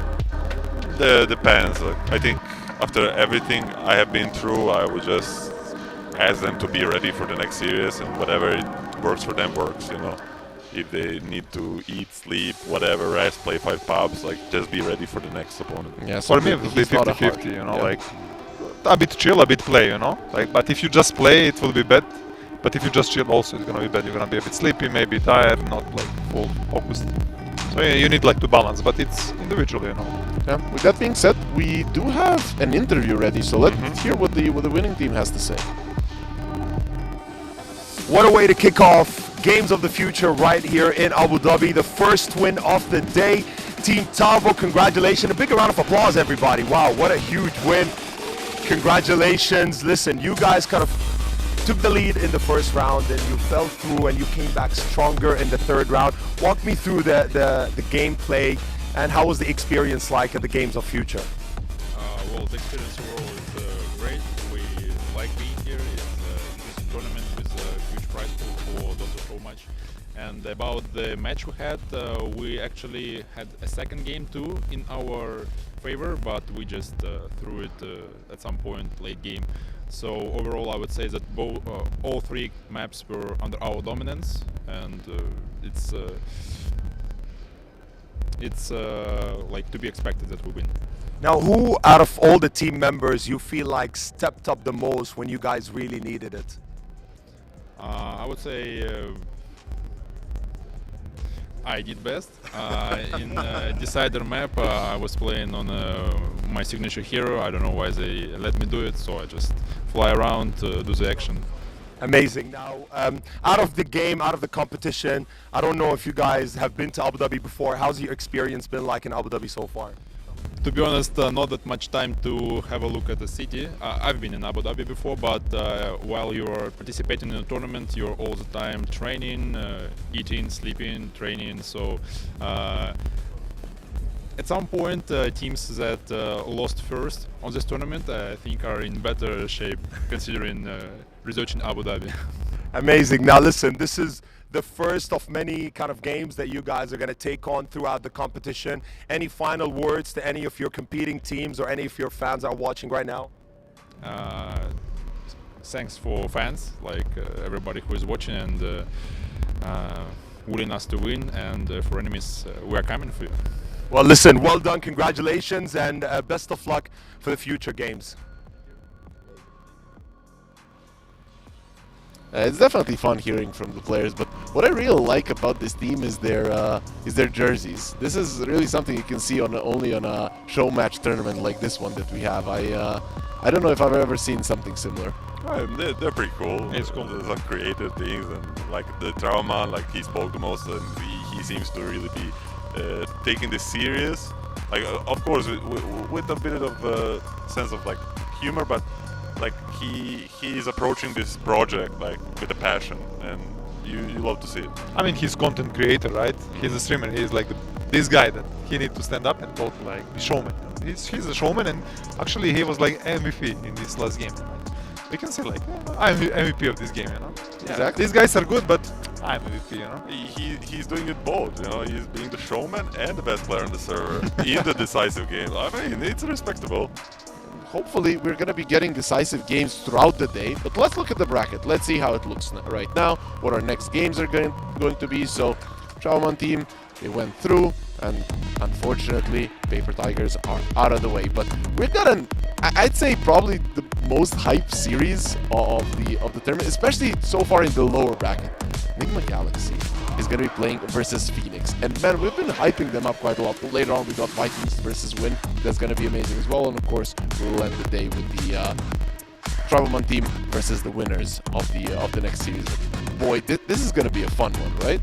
Yeah, I think this is one that, I mean, it's the series we're looking up to most, because the Vikings and Win is a hype series, but it's not elimination. So this, we have some legendary players, TI winners versus a legendary Korean roster that definitely left a mark on a Dota history. Yeah, everyone loved this team in the past for sure. Like the way they played, super aggressive, like with their own unique.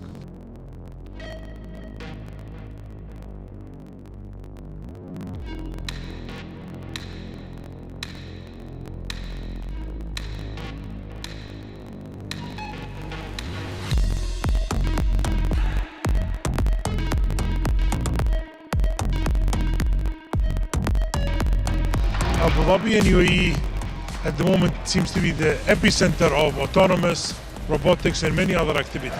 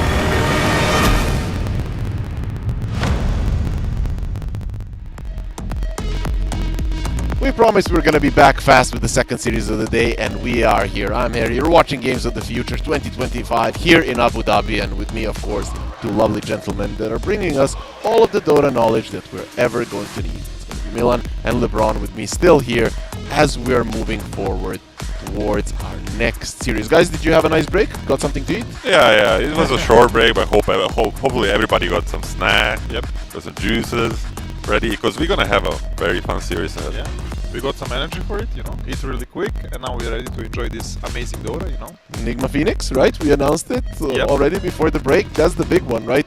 Big name right now, Nigma Galaxy. Phoenix, they used to be called MVP Phoenix. Obviously, this isn't sponsored by that one, but of course, they wanted to give us the nostalgia. What are you more nostalgic about? Nigma back in the day, or MVP Phoenix back in the day? That's very easy. Yeah, MVP. This Nigma roster is kind of they have some legendary players, so especially in Mind Control and Viha. They achieved so much. They showed some unique and amazing things in history of Dota, but MVP Phoenix as a total product was something that only happened once and probably will never happen again. Yeah, it was unique, with everything, personalities and playstyle and everything. Like, fans really love them. Okay, makes sense. At the moment, it seems that there might be some technical difficulties that we're experiencing. We're gonna throw it to a break. Be right back as soon as they're fixed.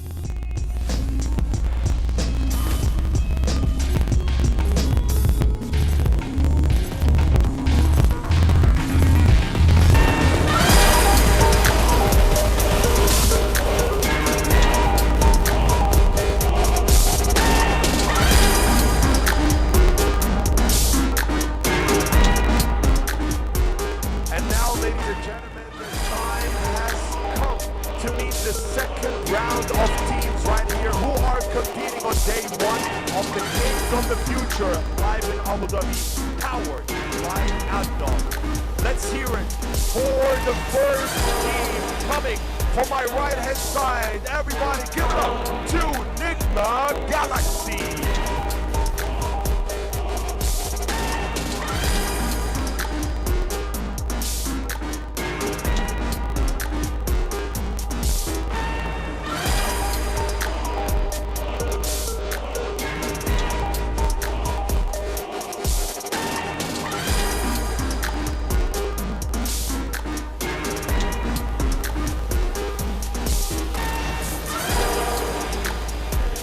Let's hear it for their opponents on my left side of the stage. Let's give it up to Team Phoenix.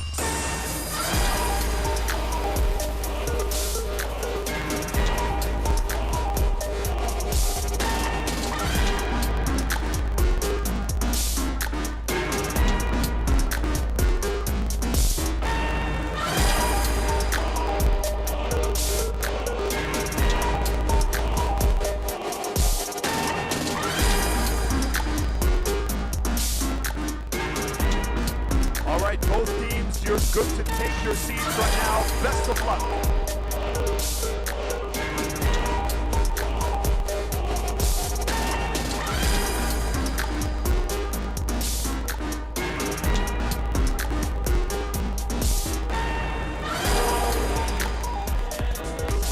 And we are back right now. We got the teams introduced and we're ready to get ourselves into the draft. Some kisses are being sent to the audience there as well.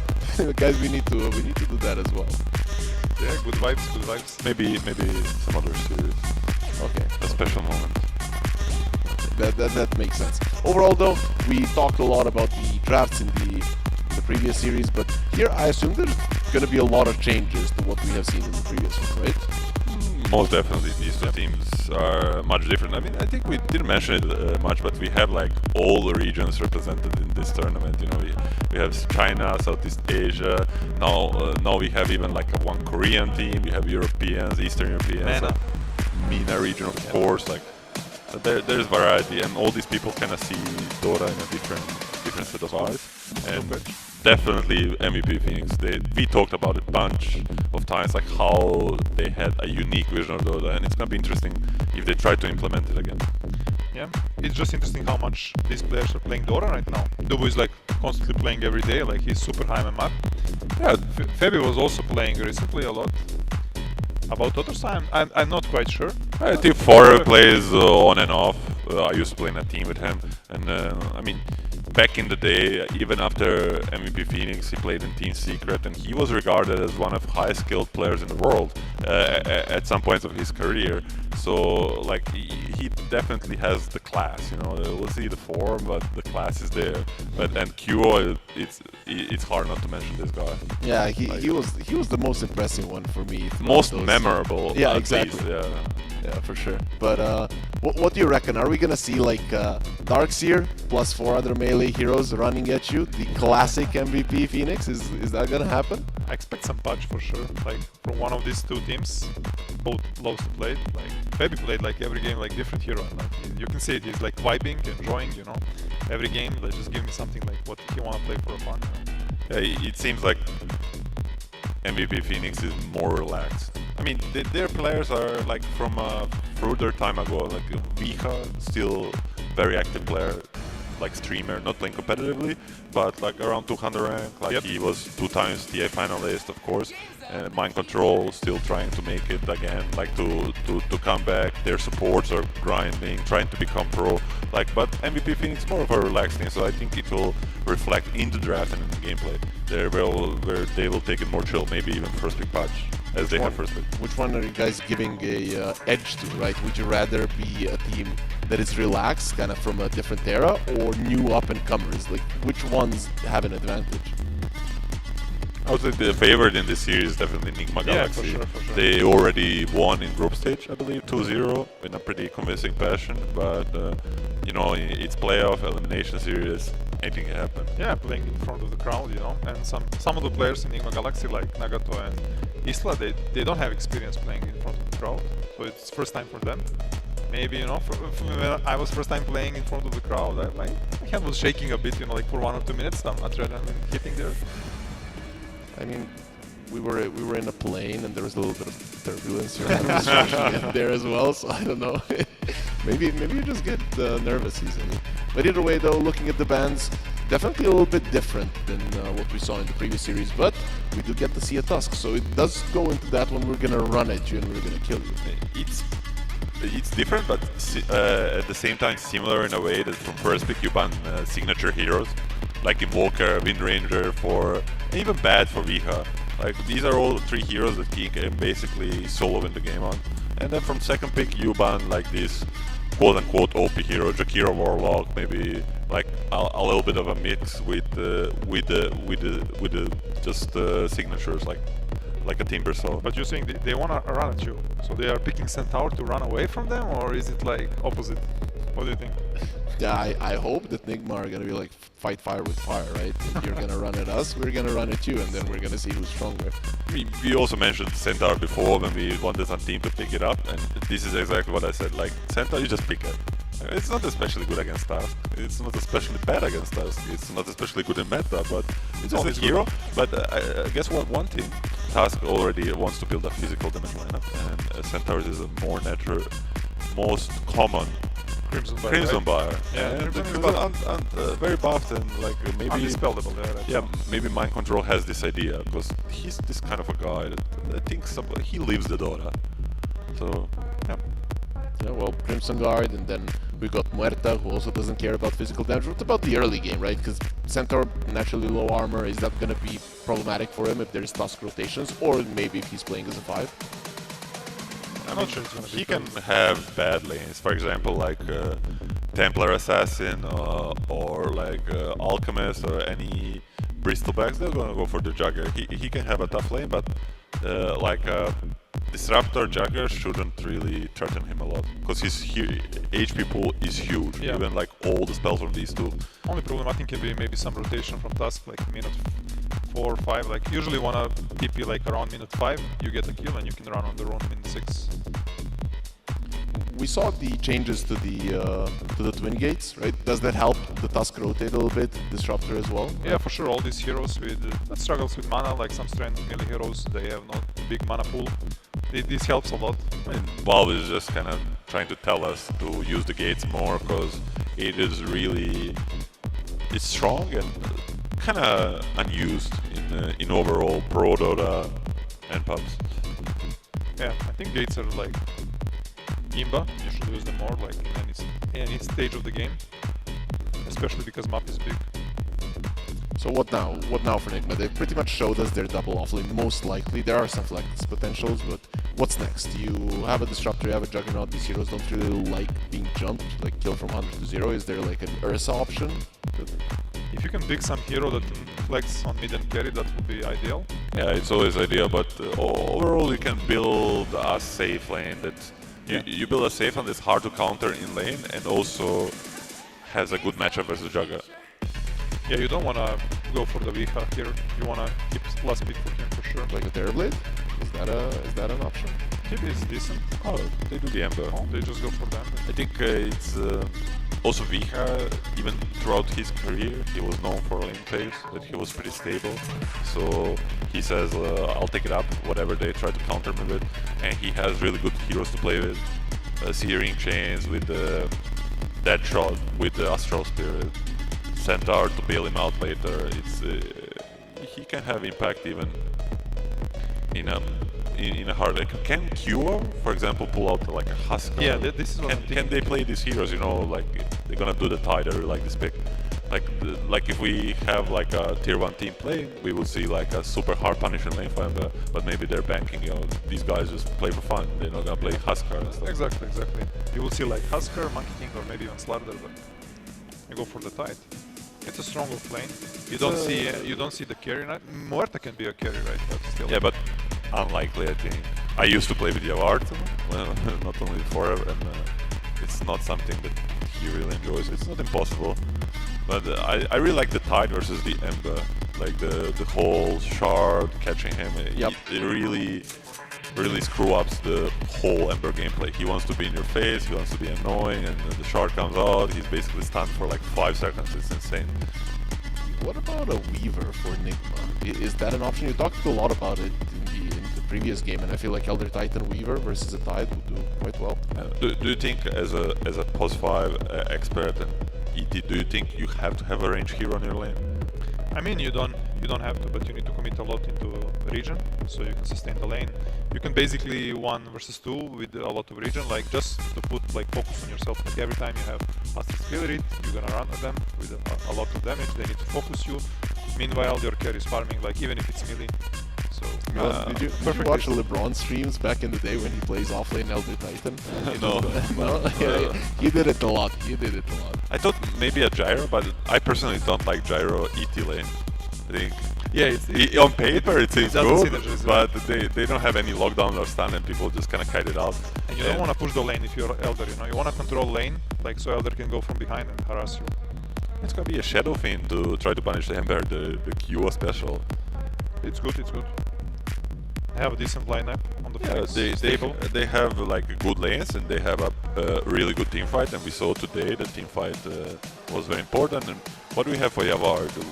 Do we want to have like Yavar signatures would be like Medusa or Morphling? Like these are 2 heroes that he.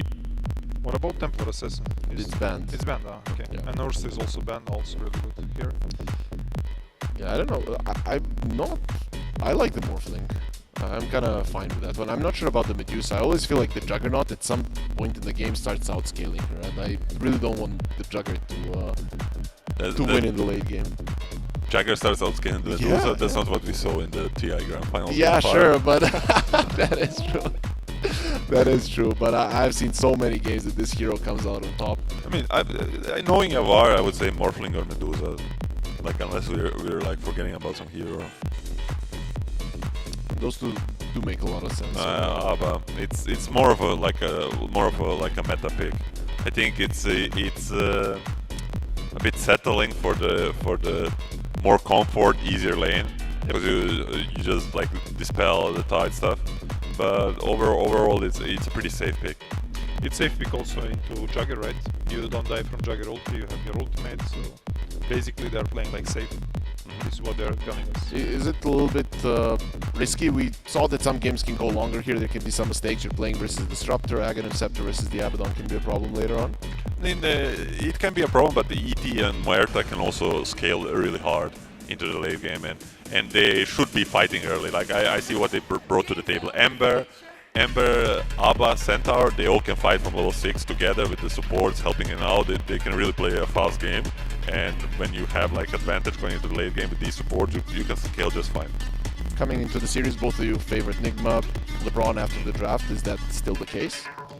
Yeah, I think they have really solid draft for the first 25-30 minutes. If this is going to super late, I will favor more Phoenix. Yeah, I mean, Refresher is king. Tide and SF definitely Disruptor if it goes super late, the Phoenix, but it's MVP Phoenix, or just Phoenix, but overall Nigma with the players they have, I think they should be winning this one. Yeah, it does look like they are the favorites, but are they going to be winning? We're going to be finding out with our casters.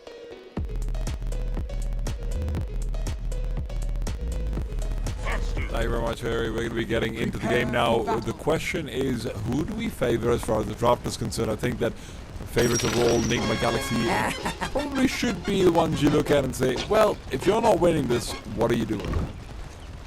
Oh yeah, particularly because if I were to point out one vulnerability in Phoenix, it is going to be QO, who has had a shaky run in this tournament so far. And now they've placed him on a hero that either does really well or completely whiffs the game. It is the Shadow Fiend that is going to be the target that Nigma Galaxy will try to take out repeatedly. I think QO will need to have a great game. Not to mention, the Shadow Fiends of old weren't as greedy as the current Shadow Fiend is. You need a Blink Dagger, Yasha, and Gaia, Aghanim Scepter, and the BKB before you're truly ready to fight. And those are 4 big items that you need to make. Nigma Galaxy, meanwhile, they're playing for the mid game because they have an Abaddon that Yobber has displayed time and time again in this tournament. That it certainly seems to be his favorite hero. And the Abaddon cannot match up against the Juggernaut if this game were to go late. So for Nigma Galaxy, they want the advantage early on, and they want to close this out before the 30 to 35 minute mark. A flash of inspiration. A flash of inspiration. It's a big window that they're trying to capitalize on, but the question still is, can Kyo and company come out on top? Kyo, like you said, has suffered a lot in his laning stages, has been outloaned very, very often, and with a player like Weeha on the other side, you do get very worried about what Weeha can present. One thing that's very good about Nigma Galaxy is, at the very least, their supports scale incredibly well into the late game as well. So carry versus carry, sure, you're probably looking at being faithful, but anything outside of that, it's fair game. Balance. They have placed a lot of emphasis on Weeha's hero pool. The Wind Ranger and Invoker were immediately banned in the very first ban phase for a good reason, because those were the 2 heroes that Weeha demolished, and I truly mean that word, demolished Phoenix with it in their series in the group stage. Phoenix simply did not stand a chance with the way that Weeha was playing in that game. I mean, Weeha's probably the best Wind Ranger player of all time. Definitely an argument to be made for that. Invoker as well, he's one of the better ones of the new generation. If not for Miracle, you'd probably consider Weeha to be the new generation sort of version of Grimorum. And if you guys don't know who Grimorum is, because we're bringing back a lot of older players, there was this really legendary Dota 1 and then also bordering into Dota 2 Invoker player who was just this sort of urban myth that, bro, but you don't get it, man. It's a Grimorum combo. So the entire idea of, you know, the deafening blast and this and that and everything is all together that people go practice in demo lobbies. Grimorum was the first person to sort of popularize that very heavily outside of the pro scene. And one of the interesting things he used to do was when he threw out the deafening blast, he would time it so the deafening blast would already be ahead of you by the time your Yules or like your tornado came down. So because of that, you'd be pushed back into him rather than forward. And it was always like, oh my god, the Grimorum combos coming in. Weeha used to do stuff like that for fun on the Invoker, even in pro games. There is also, you know, an interesting change to the Elder Titan. Now he can swap his position with his spirit while he's disabled.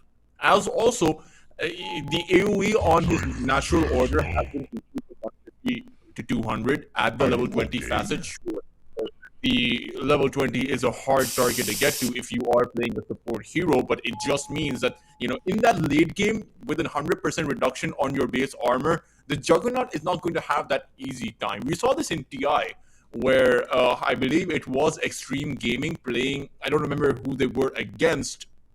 I think it was actually Bedboom team, but they got demolished there because of this Elder Titan. It's certainly difficult to calculate just how much damage is going to be you're going to be receiving, because your 30, 40, 50 base armor that you have on a high agi hero is going to be reduced. Yeah, this is where we're gonna have to wait to see exactly how it ends up faring out. Of course, you can sometimes have some packet loss issues and whatnot going on right now. Good to get them sorted in the beginning of the game rather than later on, Deltros. Now, Deltros, we were chatting about this, and we do have, you know, we did have you predicting the Abaddon pick coming into it, Deltros. Yaur plays this a lot. What does he like about it? I think it's just the fact that it's a safe carry pick. Just the fact that you can amp up the early, or rather not early, but the mid-game tempo. He just lets his charge at people respond with, you know, kind of grouping up with his team and going at it against the other side, when a team like Phoenix may not be prepared for it, because again, the Eastern teams in this tournament, they've had to adapt to the kind of play style that Western and center teams or a Middle Eastern organization like Nigma Galaxy, they have had to bring in, which is just play extremely fast from the get-go. That is something that perhaps they may not be ready for.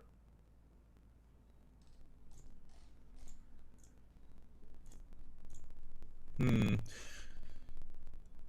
it is surprising to see because I have been casting for Ev recently before Games of the Future. This is one player that has been involved in the semi-professional circuit in Dota 2, the tier 2 scene, where he's been playing on the position 5 role rather than the position 3.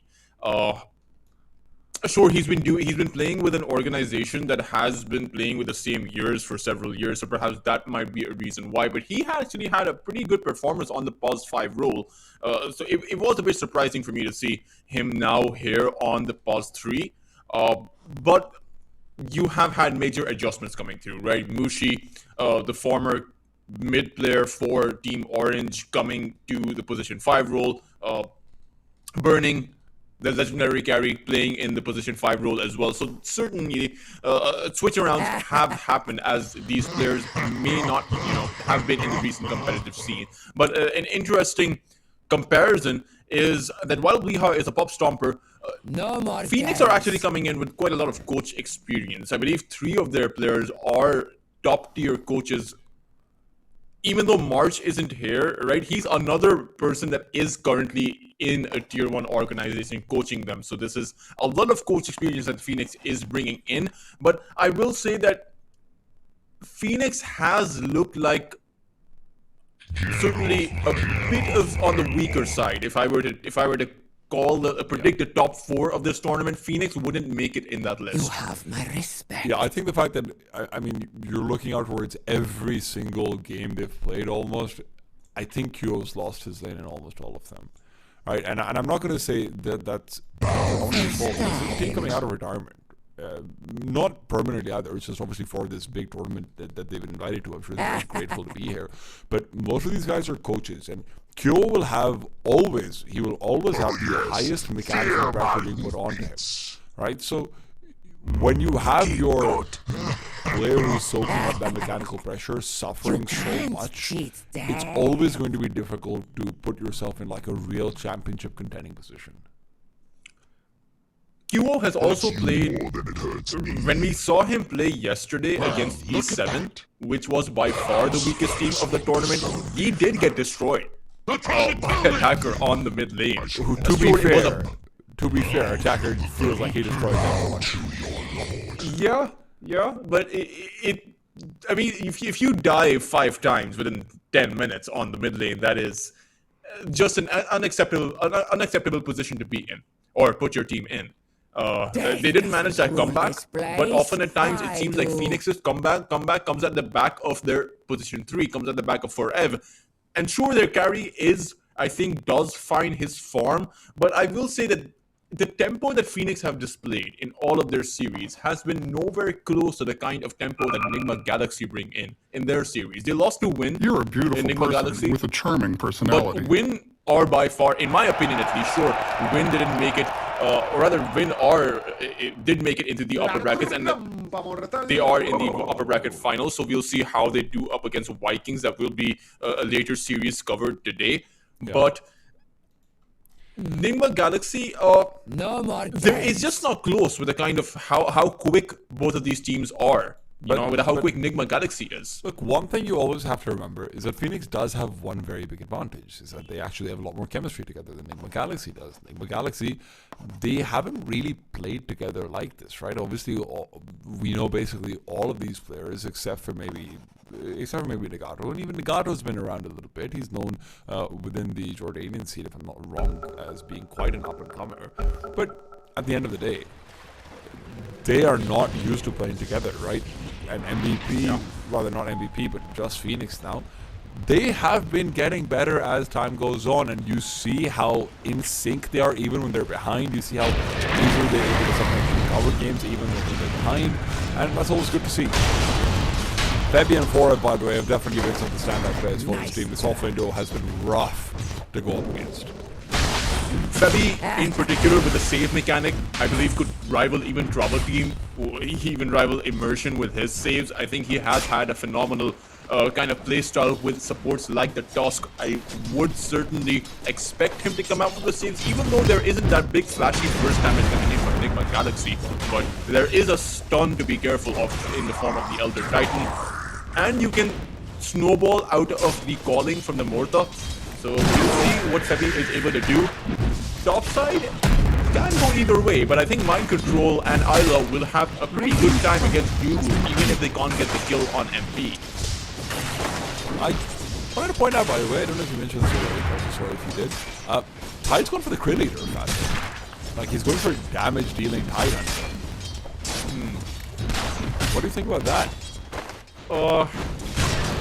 I think if he can negate, I think if Phoenix can create a bit of a buffer around by just disabling the amount of damage Nigma Galaxy can come out with, I think the damage that you can dish out with a Tide, Shadow Fiend, Juggernaut may just end up being overwhelming, because it does seem like Phoenix naturally have a lot more damage than Nigma Galaxy do. Few over the magic damage Shadow Fiend, you have the Omni Slash, you have the Disruptor, and the Dusk who deal a fairly high amount of damage. Speaking of that, Yobber is actually going to end up grabbing first blood. The shield on Nagato actually being able to take 4F down, as even Febi tries to run for his life and will be able to juke around the trees because Yobber and Nagato aren't healthy enough to chase inside of the tower, but that is a big advantage for Nigma Galaxy. Even MP, his Blade Fury has ran out, as Mind Control will find the stun. Blood Blade gets thrown out. There is no Blade Fury available, but the glimpse from Dubu will... Oh, what a fear from Isla. It's going to be enough for Mind Control to close the distance, but MP with the Healing Ward now coming out right in the nick of time. Isla is going to be the one who trades his life for it, despite the great kill shot. Bottom lane, Forev is going to get a kill right back, and that's troublesome. This is where we're supposed to be having Radiant's bottom the Tidehunter being pretty heavily punished. He is supposed to be punished, but they are doing a good job at punishing them. I think Nigma Galaxy just got a bit too ahead of themselves. Kind of like Mind Control has, but MP may just end up falling first. Oh, that's going to be, at the very least, MP picking the experience down the goal for if nothing else. Certainly a good return to find, particularly as he saw Isla coming in. I think he realized his life would have been forfeit either way. Disruptor should have been closer to his carry, not really too sure where the Disruptor was going. I think it was a Lotus Orb, or rather the Lotus Flower, but it should have stuck by closer. The hour pursuing on Febi over here. Febi will try to get away with the snowball, but with Blood Grenade now coming out from Nagato, Febi should be a dead man. The hour's getting off to a fantastic start, and it's only going to be made better and better. This is why I'm so skeptical about the crit, is that the entire point of the Abaddon is you're supposed to be in a position to finish the game at 35, but you're also kind of able for speed as well. Right, so now it's a weird combination, as Hugh misses a couple of raises. And that felt like Phoenix's best chance of winning it. So when you get your Tidehunter a significantly worse lane, well, maybe not enough. He comes out, there's the snowball, Weehaw won't have a TP either. That's a critical error, he was dead regardless. That is a big mistake. Weehaw will now have to make his walk of shame back to the mid lane, and QO will have a good early game start. One of the decisive factors in determining whether a Shadow Fiend can win the game or not is what he can get done in the first 10 minutes. But Phoenix not doing too shabby. Good. Go and the big glitch back, and now just he's alive. Deadshot is there, a whole lot of damage. You can see what Isla is able to get done on this Muerta, man. It's kind of ridiculous. Certainly a big factor in this game, and not to mention he's coming in with a silence and that fear factor that can catch a Juggernaut off guard, not only in this current laning phase but also later on as the game goes on. Also disables the Requiem, as Mind Control chose to stick around, and that was a mistake. MP can go in on him. Mind Control finally we should be able to take the horse down. No, a stun comes out, the double edge as well, and this time it's MP to fall first. Dubu's skill is also maybe even going to end up being compounded on by Isla. This is just enough for her. He's got the Observer Ward to help out. Dubu's not going to be able to juke this one at all. Isla's going to be off to such an incredible start. He won't have mana though for the dead shot, so maybe the jukes can still be useful. Dubu spotted out, trying to just nestle himself in, and Isla knows he's going to get this kill. Ista doing really well. Also, another thing that I would like to point out, T-Time, is you take a look at Ista's lost hits.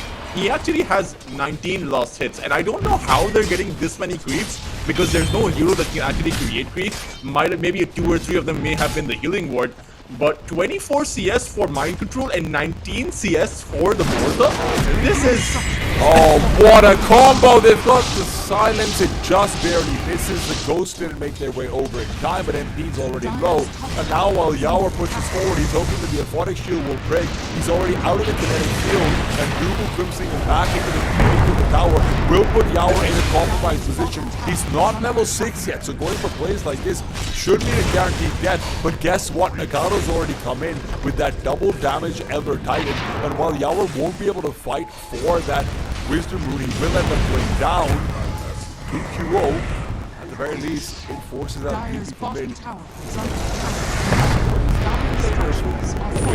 He had to come back in. Nice searing to keep him away from the Shrine of Wisdom. Even picks up a kill for himself. Remnants away, and do they have what it takes to chase? It will be still the snowball on cooldown, so Febby can't actually find it. So not only does he get the kill, the Wisdom, he'll even get away alive. Radiant's middle tower Great set of kills, or rather great set of plays coming in by Nigma Galaxy. Weehaw once again proving that he still has it, or maybe he's proving that he never lost it in the first place. Shrine of Wisdom stolen means that death by Yawer is worth it for Nigma Galaxy. But he is in trouble now. Weehaw will end up going down. Febby to secure the kill once again. Febby coming in with the solid plays from Phoenix. Certainly seems like he is the player to look out for in this current roster.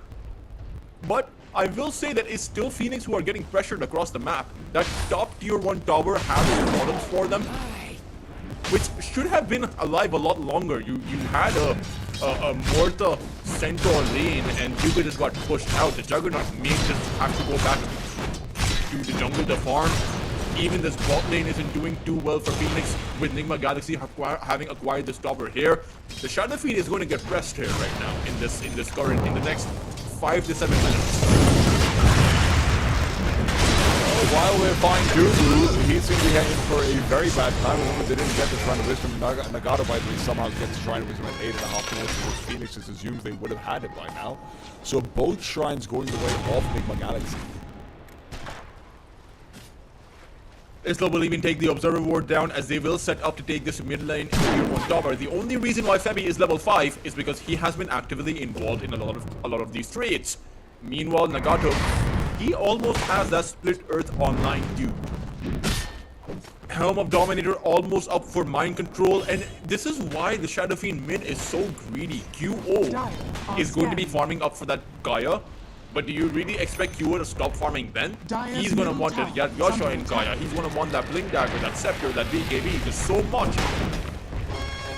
And they may not have the time to create those items. He has been doing that.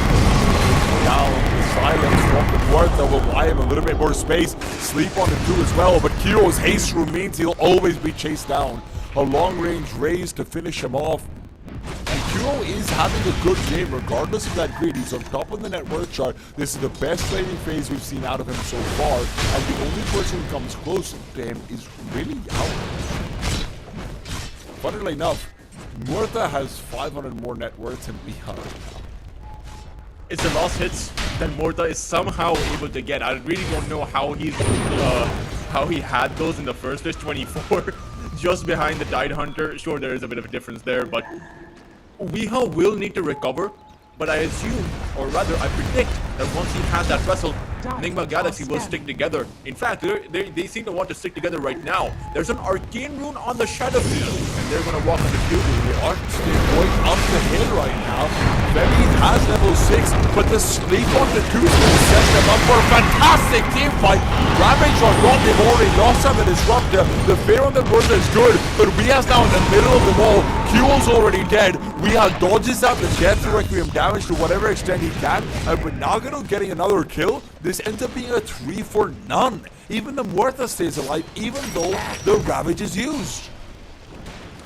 QO had used the Requiem in a very distant position, and he had to. He was chained up. And I would just like to point out that was such a good read by Nigma Galaxy. Their smoke broke, Biha's smoke broke while he was on the low ground, so he knew there was someone up there. He threw out the slide of fist and the searing chain despite not having any vision there. And the disruptor falling with QO chained up towards the backline for Ev's Ravage was not going to do a single thing. It felt like paper. And Nigma Galaxy were not cut as hard as Phoenix were.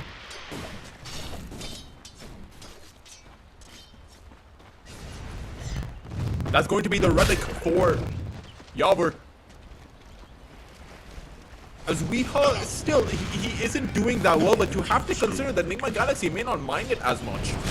It's the magical damage Ember Spirit at the end of the day, so he really just needs his skills up. He needs that Flame Guard, the side of Fist, Searing Chains. Regardless of when he gets the vessel, it's not as if they're pressed for damage at this current point in time. They have the Morta who's doing so well. I think Yavor's Relic is flying up towards the full radius.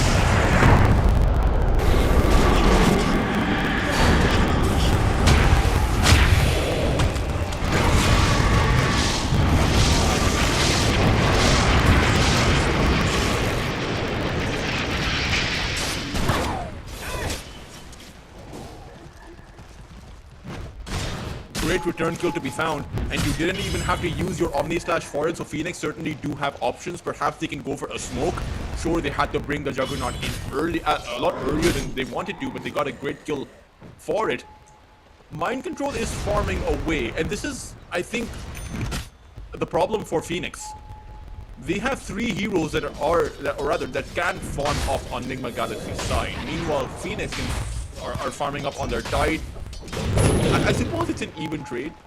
Maybe. I'm not really sure. I think this favors Nigma Galaxy. As far as just to enable them hitting their timing a lot better.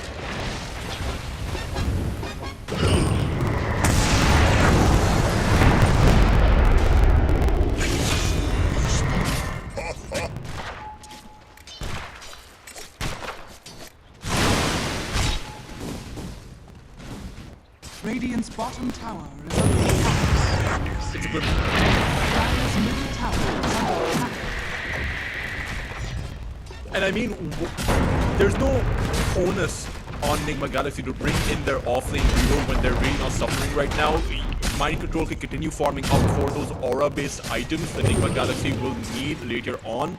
Once he gets to that Crimson as well as that pipe, a lot of the magical damage and physical damage that Phoenix have is going to be mitigated.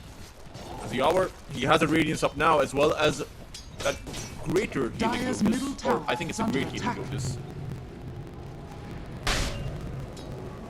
Even the 14-minute Shrine of Wisdom being collected by Phoenix, we all remember how this ended up for P.Tigers in that game number 1. It's not a good look. The Jobber is level 11.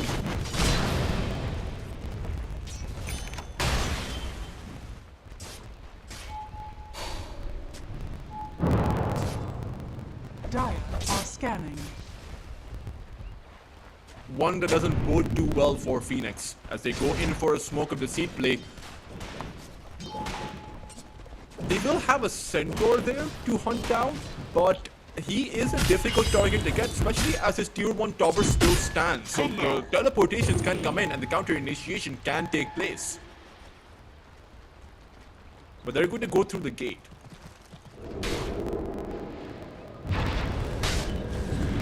Radiant's bottom tower is under attack.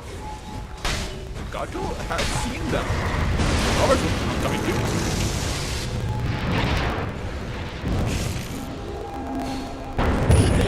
Sugary.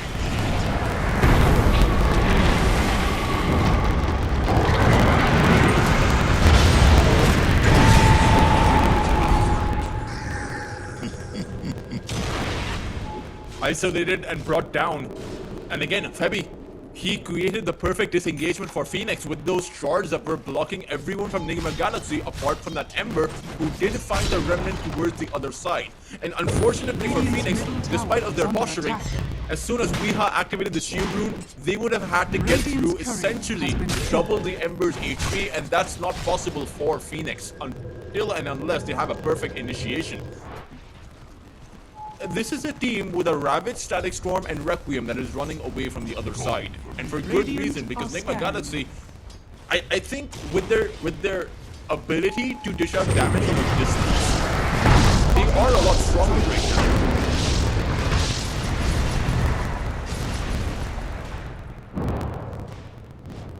Drums available for Isla or Isla.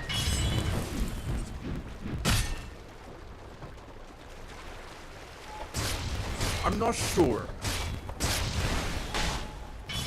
Dire's middle tower is under attack.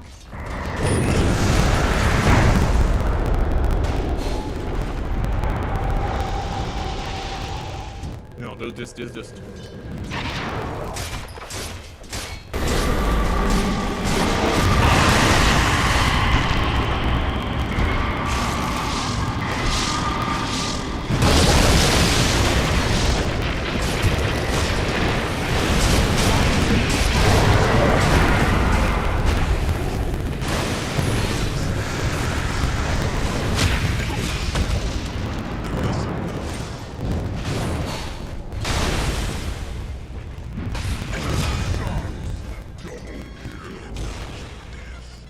Dire's top tower is under There's no teleport available for Dubu, so where does he really go? Perhaps through the gate towards the other side.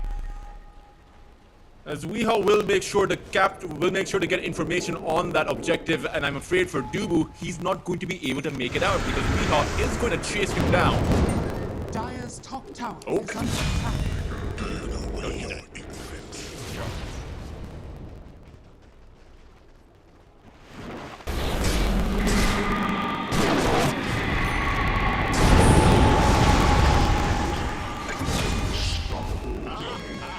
Duos might just be dead.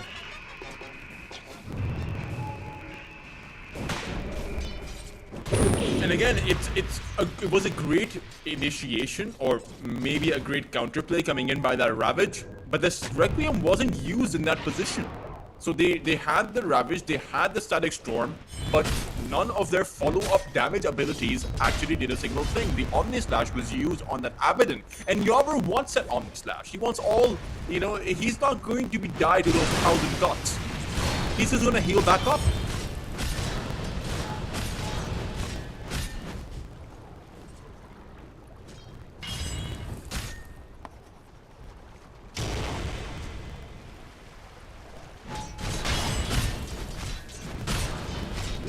It's like playing Fruit Ninja with a fruit, they don't get cut. It's just...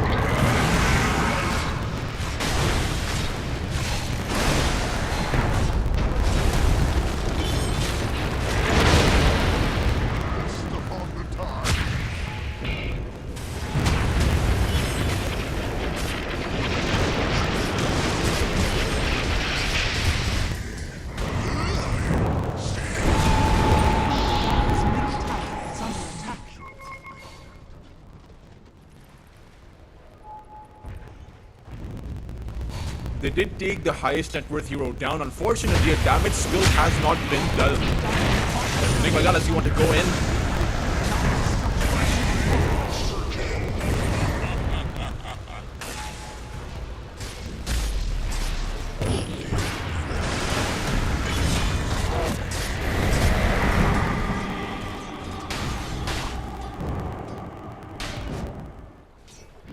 Omni Slasher as MP takes down Nagato, finds a dominating streak, and this is good, but not good enough. There's a Crimson Guard up for mind control right now. He isn't going for the Pipe of Insight. He's going for that Lotus Orb, as he may not feel the need to go for that magical damage aura, because they've been able to deal with QO pretty easily.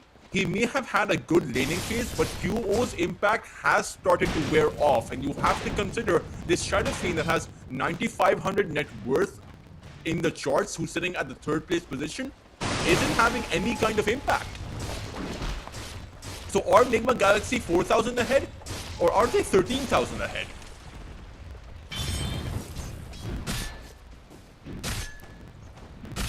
Yeah, it's Dire are scanning.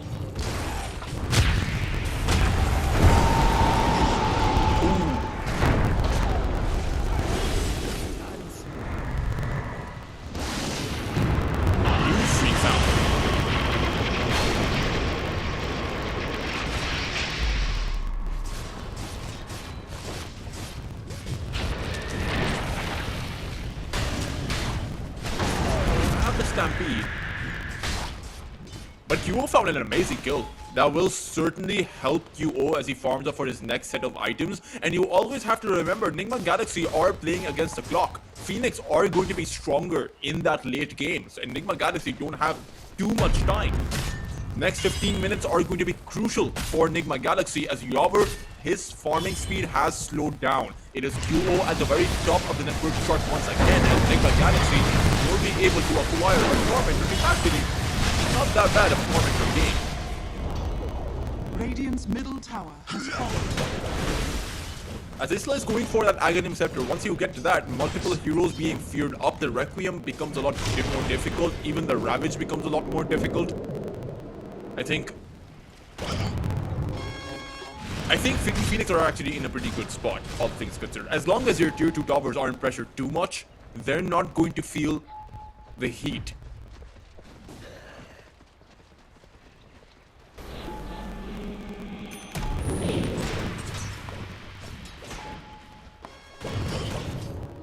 Arcane Rune for the Ember Spirit, as for Ev does have the pipe. There's not a whole lot of magical damage that you want to reduce from Nigma Galaxy, if I'm being honest. Sure, you have the Morta. Yeah. Dire are scanning. It is. And one of the interesting... tower is under attack.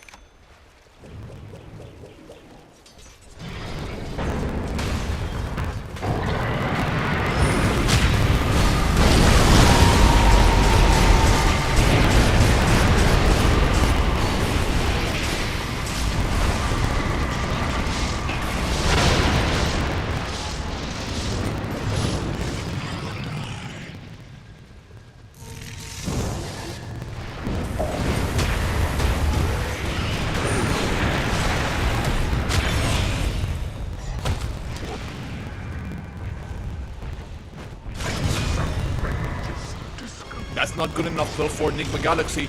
They came in with the buyback on Weehaw and all they really got were 2 supports. Meanwhile, Phoenix came in with a perfect initiation. Requiem, Ravage, Omni Slash. Everyone from Nigma Galaxy would have been in trouble if Weehaw didn't buy back. That is the reason he had to go for it. But perhaps it is worth to secure Roshan now that makes that little play, that makes that little buyback worth it for Nigma Galaxy. But man, oh man, do they need to be careful and respect the amount of initiation and the amount of damage coming in from Phoenix if they want to change their abilities.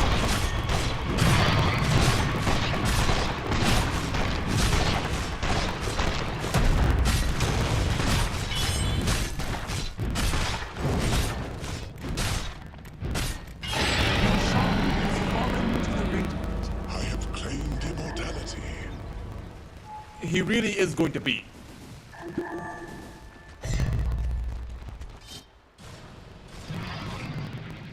Yeah.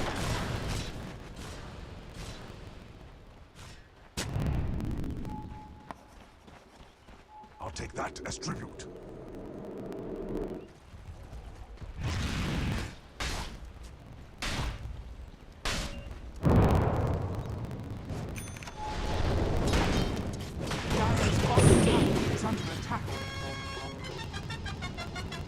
There is an Aegis on Weehaw though, even though he isn't the one with the buyback, but they can make good use of it. But you're right, the radius has been nerfed, particularly on a hero like a Juggernaut that relies on his slash and dash. Meanwhile, Phoenix may very well be able to hit their timings, and Nigma Galaxy may not be able to fight back when those timings are hit. I think it will just come down to Yobber's shoulders, what he can get done on a hero that does not skill as well as the Juggernaut does. Yep, that's right. Dire's bottom tower is under attack. Now as they go on Forev is going to be flared back. The silence not connecting, but he doesn't have mana for the Ravage, so it wouldn't have mattered regardless. Tidehunter is now down. Radiant's top tower is under attack. And the Tidehunter, you really do need his Ravage to be able to fight back with. The rune of Dire's middle tower is under attack. Fabi running right now, trying to make his way out. I think he'll be able to. Yawer, all he has nearby is Weeha. And Yawer already feels like he has an Aegis of his own. Weeha nearby can just make sure that they can't pursue him as well. Radiant's top tower is There under you have attack. it. The problem, again, Touchers, I'm going to keep on repeating this, is we've talked about this. Phoenix outcarries Nigma Galaxy. Especially when you add in 25? such big ultimates, right? That will come out with refreshers. You know QO is going to go for a refresher. You know the Tidehunter is going to go for a refresher sooner or later. So Nigma Galaxy are not playing with too much time. This Aegis has been ticking down, but they have made good use of it. 2 tier 2 towers is certainly good enough, but it would be the cherry on top, that third remaining tier 2 tower that they really should look towards.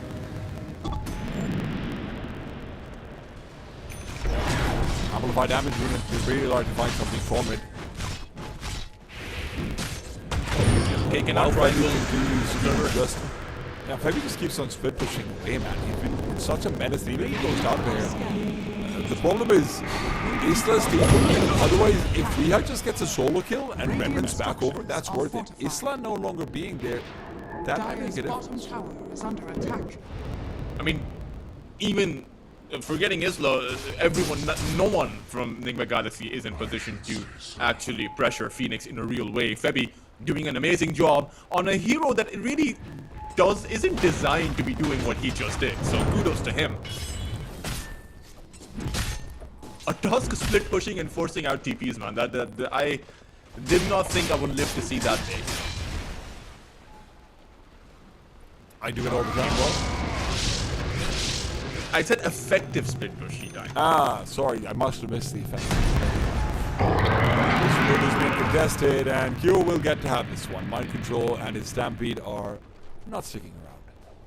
He's lucky the Disruptor wasn't there, and he didn't even know that, but I suppose using the Stampede just to be able to make it out is a worth it use of it. Meanwhile, Tidehunter is falling behind as Weeha jumps in on the Disruptor with the Remnant available. He is going to get silenced down, and Forev doesn't have the kind of mana required for that Ravage. As Weeha continues to go on forward, he sees Tpabo, but the Searing Chains did not land, and Weeha will just disengage. He's so desperate to get something done with this Aegis. You can see the problem of having this Abaddon. Isla, meanwhile, is just daring MP to use the Omnisash on him. His Pierce Surveil is completely ready to just avoid all that damage. Jobber, he wants to jump in though. He'll find MP, and they go for him, trying to play the delay. He needs to use the ultimate soon, but again, he's out of mana. He won't have the Ravage, and now Yawer, who's been the one bailed out. That Aegis has got 8 seconds left on him. They will just disengage and fight for the future. I mean, they'll get a tier 2 as well as a carry kill. I think that is going to be more than worth it for Nigma Galaxy. 7,000 gold going their way. 3,000 gold gained within the 5 minutes of that Aegis. Could have been better, but they're in a pretty good spot considering the kind of map control that they possess right now. Anyone from Phoenix that leaves their base is going to be a potential target for Nigma Galaxy. There also isn't buyback available for you. So you're going to lose about half of life in your 2-3 hours, maybe even more. If Forev goes down, I can guarantee you that's going to be good. No Crimson Guard up for Forev, and you can't apply on your buildings because he doesn't have it, quite frankly. Really good dead shot. Remember, disengaging is going to be the hardest part of this entire equation because you do have a Disruptor going out against you. Yawer's made his call. I just won the range barracks, and I don't know if he'll be allowed to get away to safety. Tpabo, all blink dagger away. Yawer's not making any mistakes over here at all. He doesn't want the chance. There will be a wrap around. Good. Oh, Q-O reveals himself, and now Mind Control is the one getting ready to go in. He's going to spot out Q-O, can blink away. Forib can do the same. Forib dodges out the stun, and Mind Control revealing position now in a very awkward position in the middle of the river. Fortunately, Yower will prevent Disruptor from bringing him back. Disruptor's been zoned out, and while MP's had the same done to him, Isla's still in the smoke. And he even refreshes the smoke out on the Yower while he's at it. Good attempt by Phoenix, but really, it's not good enough. And to find the perfect initiation is so hard by Phoenix. You have to essentially find five heroes, or rather 3 or more heroes clumped up together to land that Ravage and Requiem and Static Storm combination. And that, quite frankly, 30 minutes in the game is not going to be a requirement. So it will just have to be a case of settling for what you can get. How is Febby saying... Why is Q-O here, actually? Fortunately, he's a very speedy boy with the Asian, so he could be fine, but... You worry about things sometimes. I do worry, D-Time. We have the donkey set for the Centaur. I worry a lot. That's true, actually. There's a lot to worry about these. Second Tormentor of the game. And an interesting aspect about this game in particular that perhaps we forgot to talk about was the fact that Isla can scale up as a carry because you're playing a Morza. It certainly has happened before. I don't remember which series it was which went off the 80 to 90 minute mark. It happened in the previous season of Dota 2, where you essentially, because the game went in for so long, the Morza became a carry. And we might get to that point as a contingency plan for Nigma Galaxy. Her items aren't the worst for it either. But remember, where Mortha can become a carry, there is the Tidehunter who's also going to be doing the same. Forib, however, might have his risk eliminated completely. Whether or not he's used himself up, he's still going to be having these illusions bashing him down. Anchor will be removed, but Forib has most of his life taken away as well.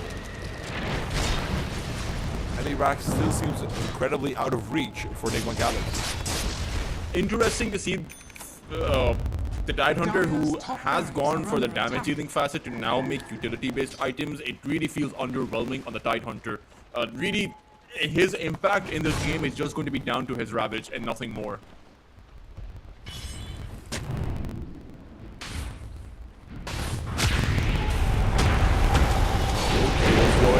Really wants to finish off the counter, make sure they don't have to deal with that aura. And look, it's still going to start the fight, but the problem is it's taking very, very long. Stun comes out on the Febby. Febby will be kept alive as the Dual Scepter is used on the Mind Control instead. The Ravage is still available. That is not great. But listen, if one team's lagging, I can guarantee you the other is as well, because everyone's on the same internet. And to be fair, they're rooted down, so where are they really going to go? You know. But if I'm being honest, now that both teams effectively, this is one of the advantages and disadvantages of a pause, is that you have the time to think about what you want to do. I am worried about though. They may possess the high ground, but they're not in a good spot. Silence on one hero, rooted in chains on, I believe, of their heroes. One of them happens to be not really a good position. Nigma Galaxy will be from a mile away, or maybe even a galaxy away. How do you go from a mile to a galaxy? Why is your jump so big? It's Nigma Galaxy, and that's the galaxy. Maybe just don't start with a mile then. Because we go from mile to far, far away, and then the galaxy. Okay. I see. Yeah. You've got a system. It's a system that doesn't work, but you do have a system. And the problem for the Galaxy boys is that their system is starting to kind of not work as well. Abaddon doesn't really feel like he can kill anyone. Pepe's got to save for himself. There's a glimpse for the Disruptor, and there isn't a BKB built by the Abaddon, so sure, you've got the Mountain-Side Illusions, but those will be interrupted by the kinetic field. There's a Yules on the Tide. Who are you going for? I think it's a bait and switch. I think if you can force out the ultimates from Phoenix, that's the only way have to go in, but you can't actually force your way through because Phoenix are just going to push too hard for it. That Requiem combo is, comes with a scepter packed in. So that is the additional fear lines once there comes back in. So you go in right now. You have to keep yourself at a distance, and I think the only Yavor can charge in at Phoenix right now. It's a really difficult of Nigma Galaxy having the kind of initiation that they have. And it's not don't get me wrong, it's not super for Phoenix either. Sure, they have those combos, but they need to actually capture Nigma Galaxy, need to actually enclose them in a box to be able to take them down. And right now, they're the ones who are boxed in. God, the nervousness as this fight is about to commence, this should be... Look, on paper, this is the fight which Phoenix uses to change the entire game. It could be. Certainly, I think anyone that gets wiped here is going to be pretty far behind. If Phoenix were to get wiped, that would be an entire lane of barracks falling at this point. But if Phoenix were to take several heroes down, they have the healing ward, which you have to consider. So they're not going to drop too low because you can essentially use the healing ward and then go for a push on Nigma Galaxy's base and force out some buybacks maybe, or even just come out with a lane of barracks. It's going to be hard because I believe Phoenix's lanes are pushed in, but there are, the light at the end of the tunnel both ways. Both teams just happen to be trapped together in the middle of that tunnel.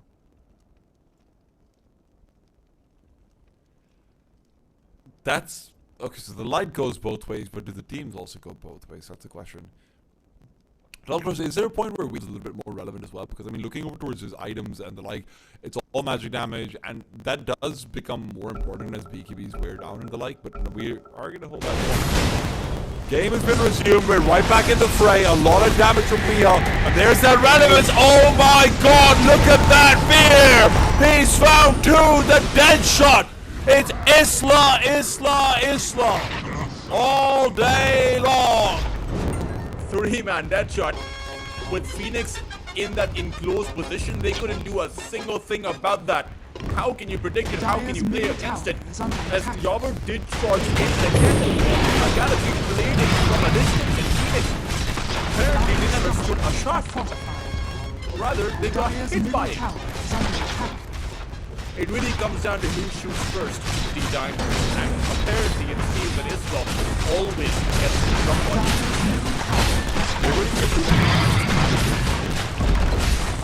They might even get them. There's no reason to go back right now, even if their response.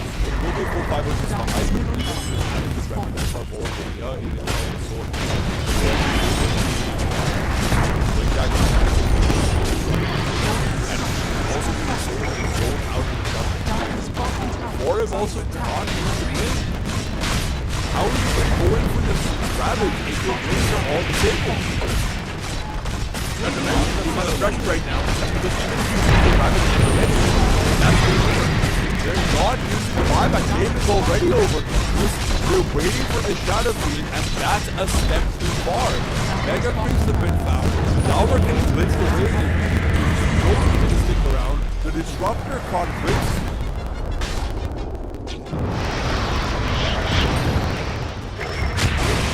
This is basically Will dies. Mecha Creeps, it's impossible to fight against those right now. I mean, you can obviously defend your base, but what's really the difficult task is to push out your base now. Because you take a look at the catch potential, the kind of pick-off potential Nigma Galaxy have. If you try to push out 3 simultaneous lanes, then they'll just pick you off one by one. Phoenix, lost team fight, you call it luck, or you can call it the slump.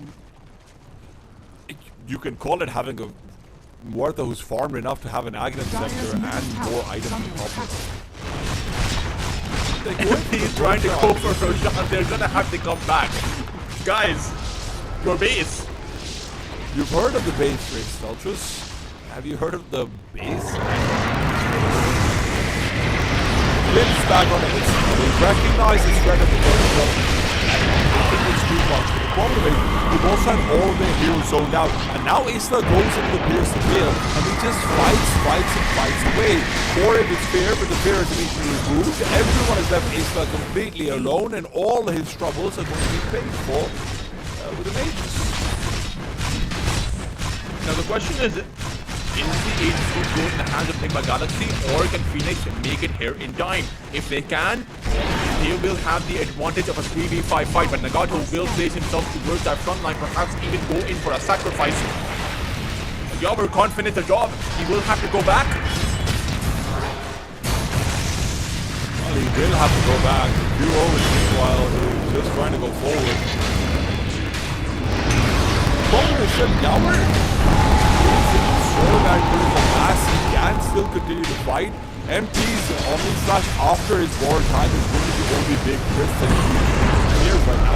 Mind Control will fall, and Ruby's done a good job of distracting our long enough from Mind Control to not have any assistance. Now that Yowler comes in, though, he's going to realize he's just been completely kited away. And he used the obvious slash. That just gives time and space for Weeha to come back in. Yowler immediately heals back to full. Yubu is dead, MP is down, and at this point, with no buyback on the Juggernaut as well, you just have to A nice round is going to be their send-off, as with 4 heroes down, really not too much they have going in their favor. Even for F, teleport is going to be cancelled, and Phoenix, they come in with a buyback from QO, but really they weren't able to stop that Aegis play in time for the respawns. Sure, they had Yobber exit the base, but they had Yobber in front of their face. And for Phoenix, this read did not pay off here. Absolutely, I have to say, Phoenix, the fact that they died him than just against sort of Sophie or Abbott and nothing else, because he went for score by the ball, went for a carry build, you compound that with the idea that, hey, you're not actually getting good farm, yours actually does really well in the lane as well, but because you have a magical shadow to you have a carry Titan who will then go support. Juggernaut's really your only conventional hero, and when he loses his lane so badly that Isla ends up becoming a secondary offlaner who has an Aghanim Scepter, it's just painful. Not to mention, Phoenix were playing for the... Well, Phoenix are one team. They will see whether or not they can manage the combat. They will take it first. Lost, but they didn't disappoint. We saw a game with a lot of kills, with a lot of action, and I guess this is what we came for. Nigma, they came out as the victors, but Milan and LeBron that are here with me today, they said that that's very likely to happen because we still have some active players on their side. Yeah, I mean, Nigma definitely showing a bit of a more class and that they are more apt to meta. I think Phoenix did not disappoint, as you said. Their gameplay kind of reminded us a bit, showed the glimpses of Dota, but I think they should pick a little bit different heroes if they want to play that way. We mentioned Darks here, Bounty Hunter, Peppy Bounty Hunter, something like this. Like, try to just show, because Nigma picked the heroes to match the old Phoenix. They just played more stable though. I really like how QO destroyed the weak on mid, even though we later on did so much gain with this one, up with my gun, they did so much, but yeah, QO like destroyed Vic at some point, and he died like have a TP like in the lane. Later on, I feel like they couldn't pressure him up. Like Nigma did really good on the map, like Isla playing really good this game. Yeah, I think he was definitely a standout player. He got like 3-4 kills in the lane, and like Muerta really likes playing from ahead, combined with the Ember Spirit, Syrian Chase, auras from Mind Control on the center, like shields from Abaddon. He was constantly like in the midst of fights, throwing spells and not dying, which is most important.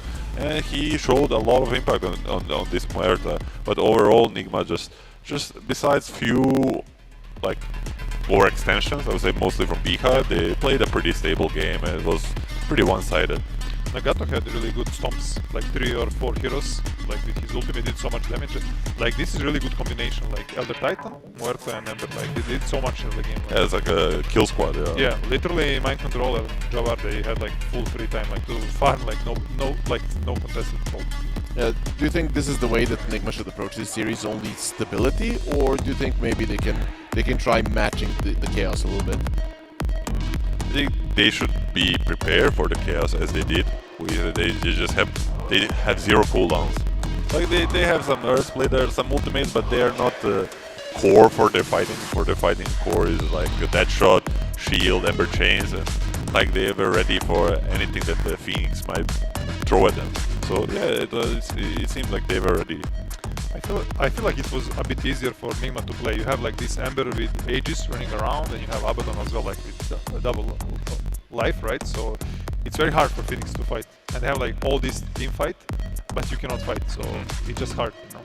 Yeah, it definitely is. I mean, we saw that Abaddon pick. We're like, yeah, that's kind of stable. He is probably just gonna have a pretty normal game, and it's a nice Juggernaut counter. And then we look at his stats. You know, nothing out of the ordinary. So this is the kind of game that you wanted when you got that hero.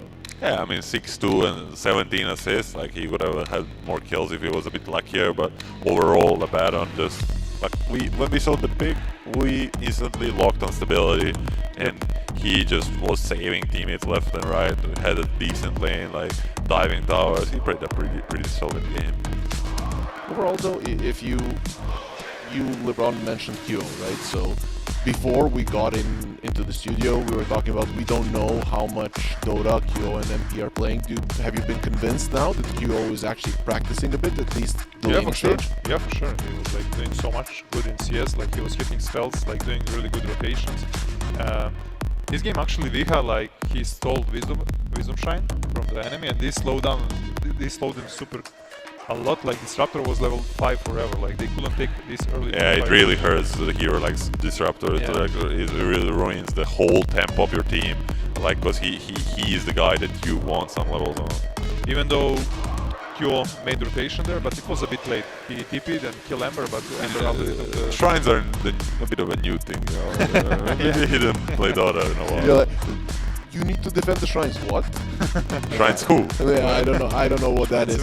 And they even changed them now, so you could say they're easier to contest now because they're on the low ground. Yeah, I mean, they kind of, even the change on its own, it attracts it more, you know, they want you to think about it more, although on a very high level of Dota, it's the most important objective of first time. Yep.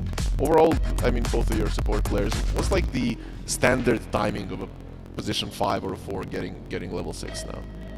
Depends. If you have a good game, it can be minute 9, even a bit like maybe 8:30 to 9:30 if you have good game. Sometimes like normally it's maybe 10:30. Like yeah, on an average game, like both teams take their respective shrines, and like you get a bit of a lane from a core like 10:30, because you want to have it before this minute 12, and like depends if you have cores that farm jungle. Like on average game, I would say 10 minutes. Yeah. So let's theorize a little bit about the next game. Who's making changes, and what kind of changes have to be made? Is it going to be Phoenix?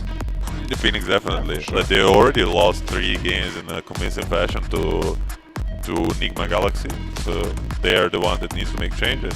They should be doing like I said, doing something that worked for them 10 years ago. But it's funny, Dota is kind of a circle where things go wrong. And like the Darkseer, Bara come back, the Bounty Hunter from Fabi, like they want to fight 24/7. Why not have a track?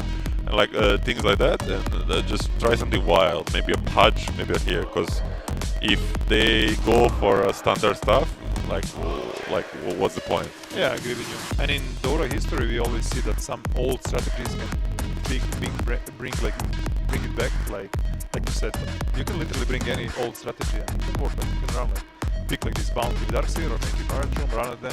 Is it a good meta for it?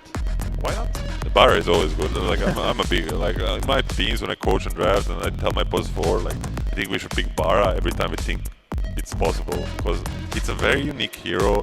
He breaks them up, and if you can get through the laning stage, especially in such chaotic games, he can make a big difference.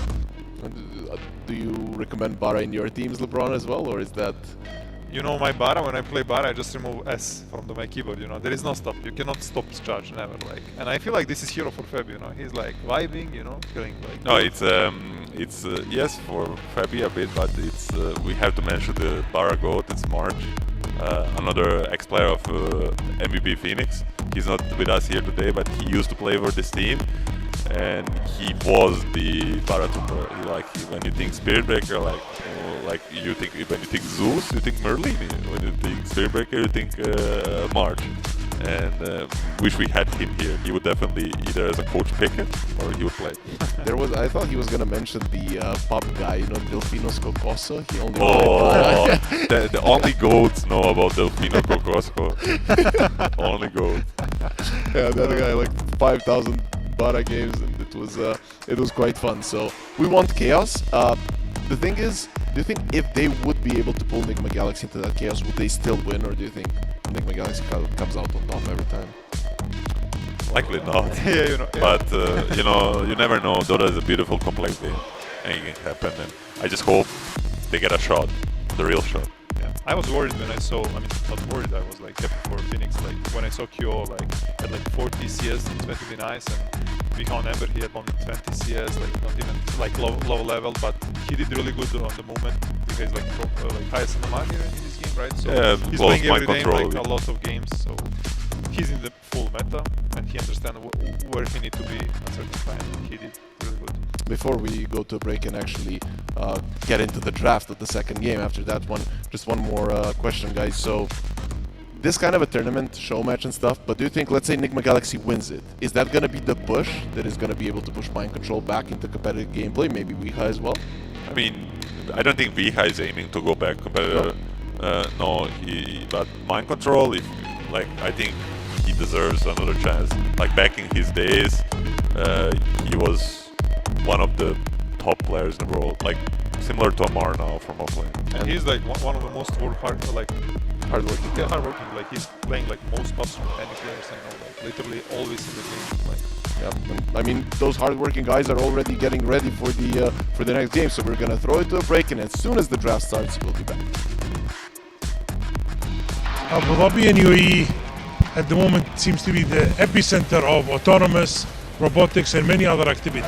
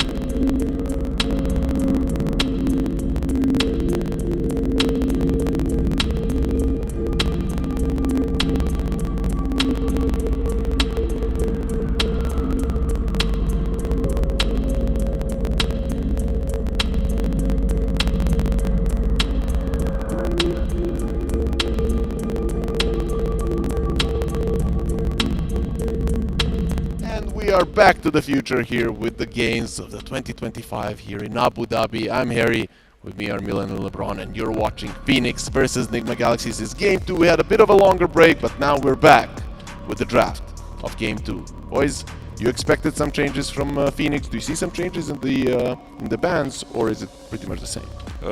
They didn't ban the Centaur last time. Wind Ranger, Evoker, and Batrider, if I'm correct. And then yeah, that was banned last game. They also have the first pick again, so the pick order is the same. But now with the first pick last time they took Task. I expect something else. Like give us the patch, give us the Bounty Hunter. Some respect ban Bane or the Dubu, you know. Jakiro, Bane, Warlock, or Dubu Warlock. In the pool. Disruptor still, but yeah. Maybe after the first game you don't want to go for Disruptor again. Oh, it's just Warlock. I showed the way. Warlock to Dubu. He just needs to do it. Yeah, Milan, whoever sees you here in the arena, they're just like Warlock. So you made a name for yourself. I put a fear into them. That's how it goes. So yeah, I mean Warlock is definitely one of the choices. Other way around, I would say, yep, like a Bounty Hunter. But we can still combine the Bounty Hunter with the Warlock later. Yeah, it's like as a Warlock spammer, I like this combination too, because they both like to fight all the time. They have the insta respawn Batrider.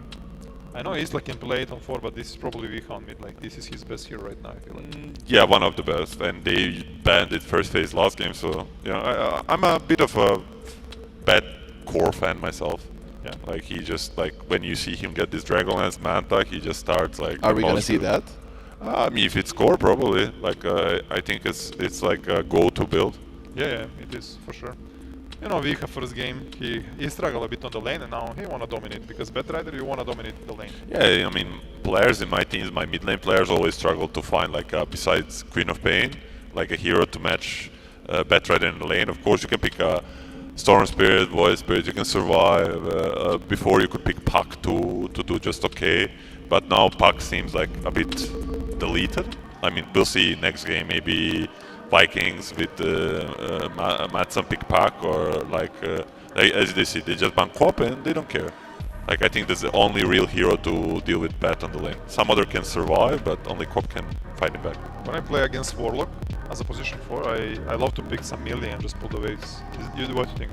Yeah, I mean that's a go-to strategy. I think Warlock is personally almost uncounterable, because like it's easier, like it's easy to play because you know exactly what the enemy is gonna do, and like you have to do this shenanigans, and I just have to defend. But I think it's the right approach. I love this combination. Ogre Magi, Batrider, you're buffing him, like giving him wound speed, attack speed, Dragonlance and Bloodbath, everything what he needs. Plus Yasha, it's gonna be, if it works out, it looks insane. I mean, LeBron, you've been calling out for the Ogre for a long time, and we got him. Boost 1 damage, you know? This is a huge buff. Huge buff, huge buff. we were going through his patch notes, and he wrote down a lot of the important things, and then one of the things, like randomly, Ogre Magi plus 1 damage. only him and Cactus Dota know about this change. Nobody else does. Also, like he plays Ogre, you know? Oh, that's why he picked him, because of the plus 1 damage. Yeah. So MVP, oh no, just the Phoenix. They're gonna do the patch. And a core? I would say a core. I feel like this patch should be support. Maybe some Ars? I mean, they need some vanilla core, yeah. Ember is okay. Setting up for hooks. Oh, is this...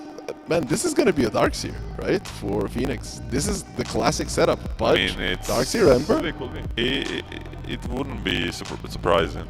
And now let's see. I think Vika will accept the bet mid, and they will pick... an offlaner perhaps for mind control. Or just Abba themselves. Is Abba banned? No. Like already Searing Chains and like Warlock. Yeah. So it's an easy pick. And for Isla, I mean, Muerta again.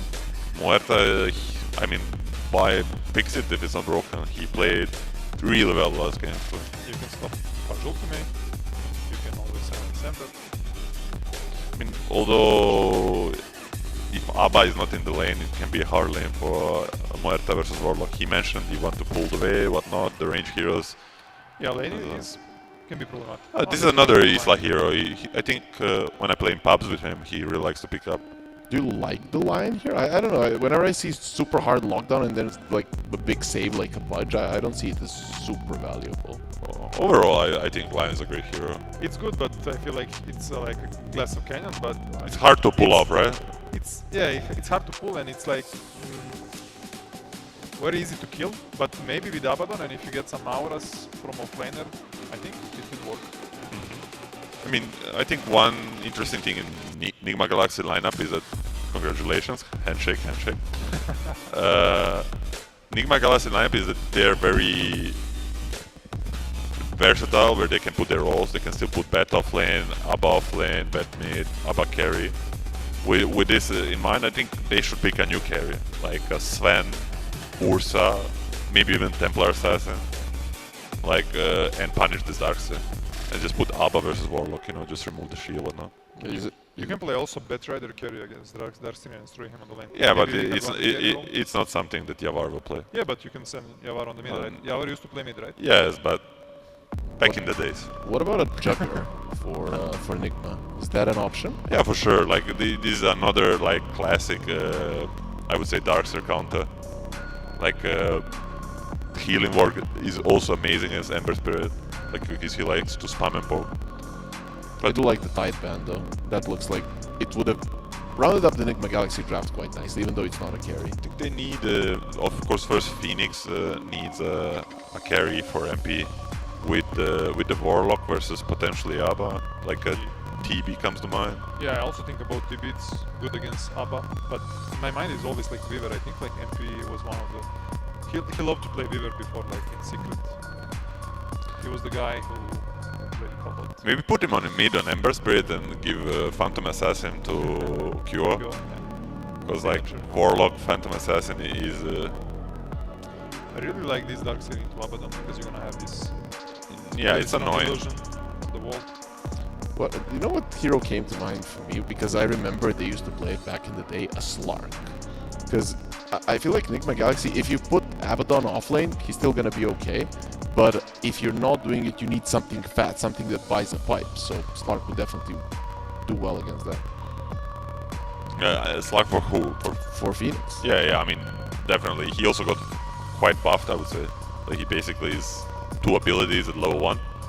And he's a classic counter to both Abba and Batrider. He only cares about the Lion, but they go back for the Juggernaut. But also a bit of a deny pick, as you mentioned. Yep. Now Ursa is out. Jugger is out. Next hero on the list is Sven. When you see the Darkseid.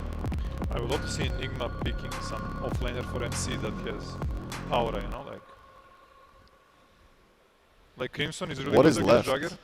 I mean, basically now you can just Crimson into Jugger ulti and he will do 0 damage, right? Yes, but there's a lot of magic damage. So if you buy a Crimson, you'll just die to like multiple shells. But you buy Pipe as well. Yeah, I mean... Pipe and Crimson, Yeah, let's go Pitlord. That's gonna be very late. I mean, I still think they're gonna pick just carry on for Yavar. Yavar carry, what's left? I mean, you talked about Medusa last time around. More like Sven or Weaver, yeah. Weaver. I mean, it would be just hard to fit this off lane versus Warlock Jug. You just put the Abba there and let him exist, remove the Feral Bones. And the Weaver, one of my personally favorite heroes. I think he is good in a lot of games. How is their catch for the Weaver? It doesn't look great. I mean, there is some Searing Chains, but the only thing that prevents his ulti is the Pudge. position for Pudge, which is not always like the Pudge is a great hero in a support, but you don't want to only rely on one hero, especially not the Pudge. I agree. What about also I look at the Abaddon Aphotic Shield also as a problem for him. Yeah, that's gonna be a problem. But they have 5 heroes that can run at you. Is that enough? Can they force Nigma Galaxy into a mistake? Is this the draft that you guys have been looking for? It's a step in the right direction. I still favor the Nigma draft. It's more compact again. It's just they have a little bit of everything, you know. Besides the maybe ABBA, like a position 3 lacking stun and team fight, they really have again like super tempo. Like minute 12, they're gonna fight back. Yeah, are they gonna be buying the pipe on the Abaddon, LeBron? Maybe if you have very bad game, maybe you can go, but I feel like Phoenix need to snowball really quick, like first 15-20 minutes, and if they don't do it, like I don't think they have a chance. With that being said, hopefully they do. They've already lost 3 games versus Nigma Galaxy in this tournament, and we'll see if it's gonna be the 4th one, or maybe they're gonna be staying in the tournament and forcing it into a decider game. Our casters will be taking it away right now. Boys, it's your game now.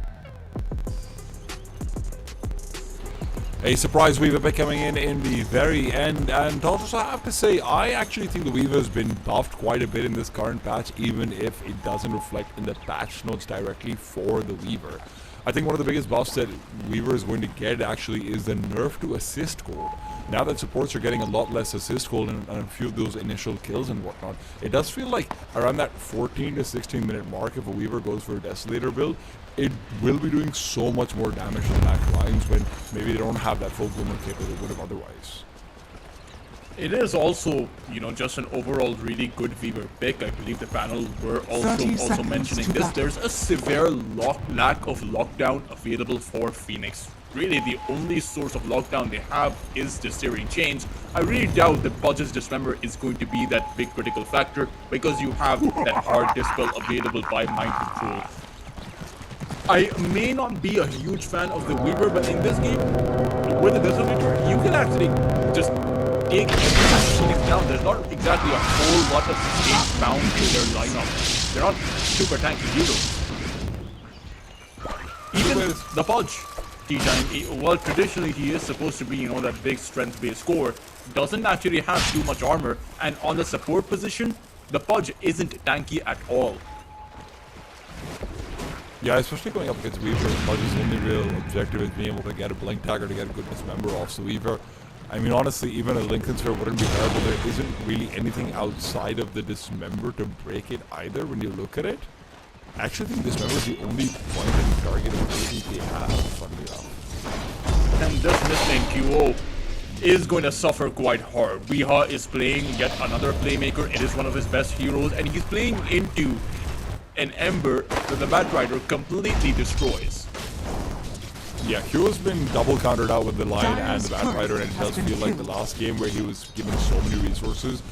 I'm not sure if that's going to be the case over here. You see some very aggressive lanes coming out from both the Weaver and the Abaddon on offlane and safe lane, so it'll be hard for these supports to be leaving their jobs to go and try and help Qo in his.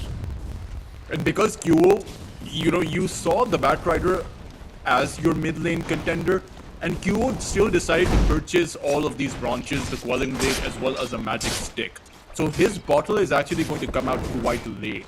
In a lane that he's already going to be starved for sustain. He may not even be able to go for either of these water runes that the Batrider will probably just chase after him. Well, speaking of Qo and the Batrider, this looks like maybe we've been wrong all along. Qo is getting Weeha down to 50 HP. We have to be incredibly careful.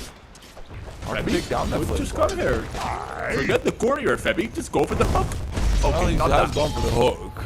You have to be a bit more specific than that. Dire's courier. Courier will be taken down, but it doesn't really matter. The bottle's already been delivered, so you're not really bringing in too much of an impact. Mind Control is the same. It's traded out in gold either side, but 4M is the one who might actually end up suffering. Still no surge skilled up, so there's no way to get away.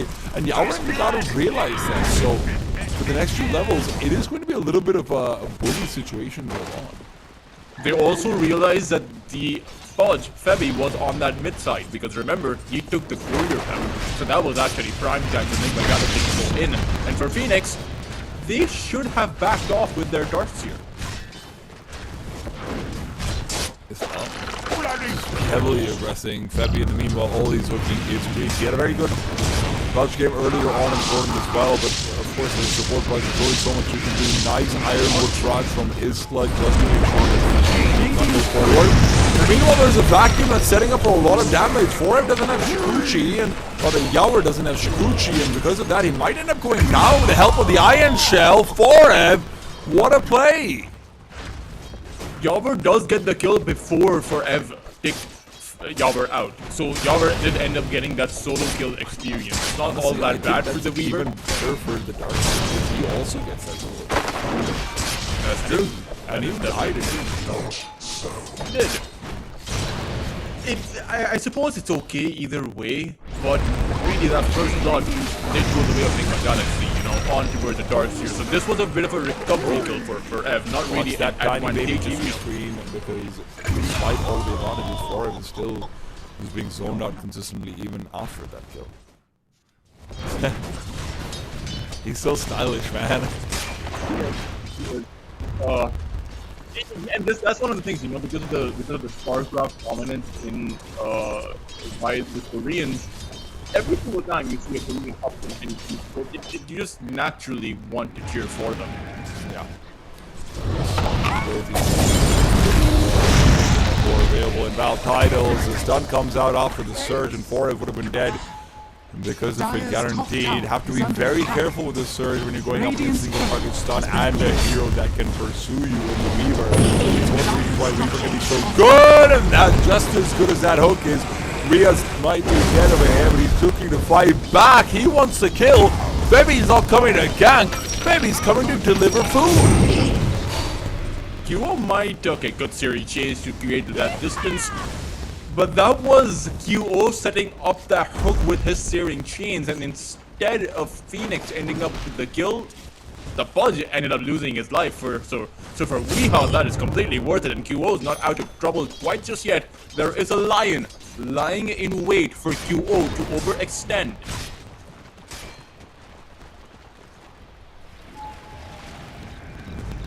I said this is gonna go back. That bot lane. I think when you're playing a hero like Lion, this hero lane is a good idea. We have to come back there because of this, but nice TP from the Lion, and speaking of experience, Forev is going to be the next to fall. Yower gets a double kill, Isla gets more experience. This is sort of everything you want. And this offlane for Phoenix really is not working out. This last pick Weaver has got them off guard. And I can't blame them because Yower has been playing the Abaddon for the entirety of this tournament for Nigma Galaxy. So when you see that Abaddon being picked up, one would expect that it's going to be Yower, but Nigma Galaxy just switched it up. The big question will be what Mind Control actually builds up, because I'm sure it cannot be the Radiance. Aura's usually very good. You can hold the point, because right now the root comes out on Rhea. Rhea can't help out Nagato, but the problem is that Rhea's just with his shred of his Firefly and the amount of A-bombs he's actually managed to pick up, he even grabs, oh my god, he lassos QO and then pursues after Febby. This is just a man having the best time of his life. Now he goes uphill, closes the distance with Dubu, gets experience for kill number 3 as well. A disaster for Phoenix, as even MP towards that bot lane is just going to end up falling. No Omni Slash, no way to fight back.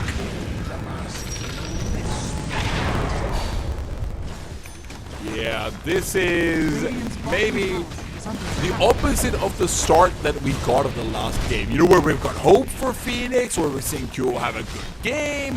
We has been kind of dumbstruck a little bit in lane. That's what was happening last game. This time, no. And speaking of no, Issa's making his way over. Stun is out, and he's going to have the Hex as well. Oh, he's trying to go for the body blocks, but eventually he will lose it. Nigma Galaxy getting greedy. Last time they got, what, 4 bounty runes? 4 Shrines of Wisdom, yeah. This time they won't be so lucky. Isla, unfortunately, did not have enough mana for the Hex. Otherwise, he would have been able to stop that Dark Tier and grab the Shrine of Wisdom. But it's still okay. They're not starved for experience. They're not starved for gold. Really, Nigma Galaxy have a massive lead. 3,000 net worth of it at the 7.5-minute mark. As even that bot lane tower falls. Mind Control isn't really playing a hero that can take out towers so early on, but somehow Nigma Galaxy are really coming out with it all.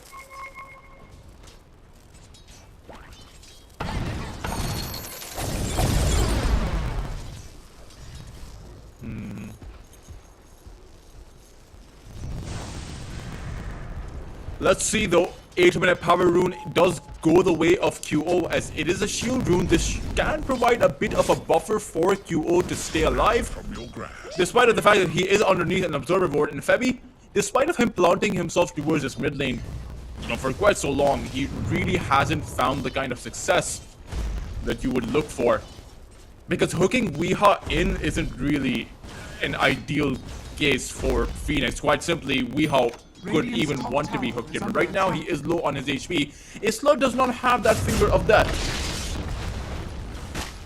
So they don't have that massive burst damage, and you can already tell that Phoenix, they're being pressured quite a bit. Or rather, they are feeling the heat quite a bit, because Febby just threw out the hook to bring QO back. But the danger is not over. Isla coming in with the Hex to start things off with, and has the Earth Spike, but Weeha does not want to go in for the lasso, because Febby is revealing himself underneath that observer ward. However, it's Yobber coming in from that backline, catching Febby with the Ignite going out. That is a confirmed kill, as QO no longer has his punch beside him. He's going to try to go for that Remnant back into his tier 2 tower, a position that Nigma Galaxy cannot extend towards.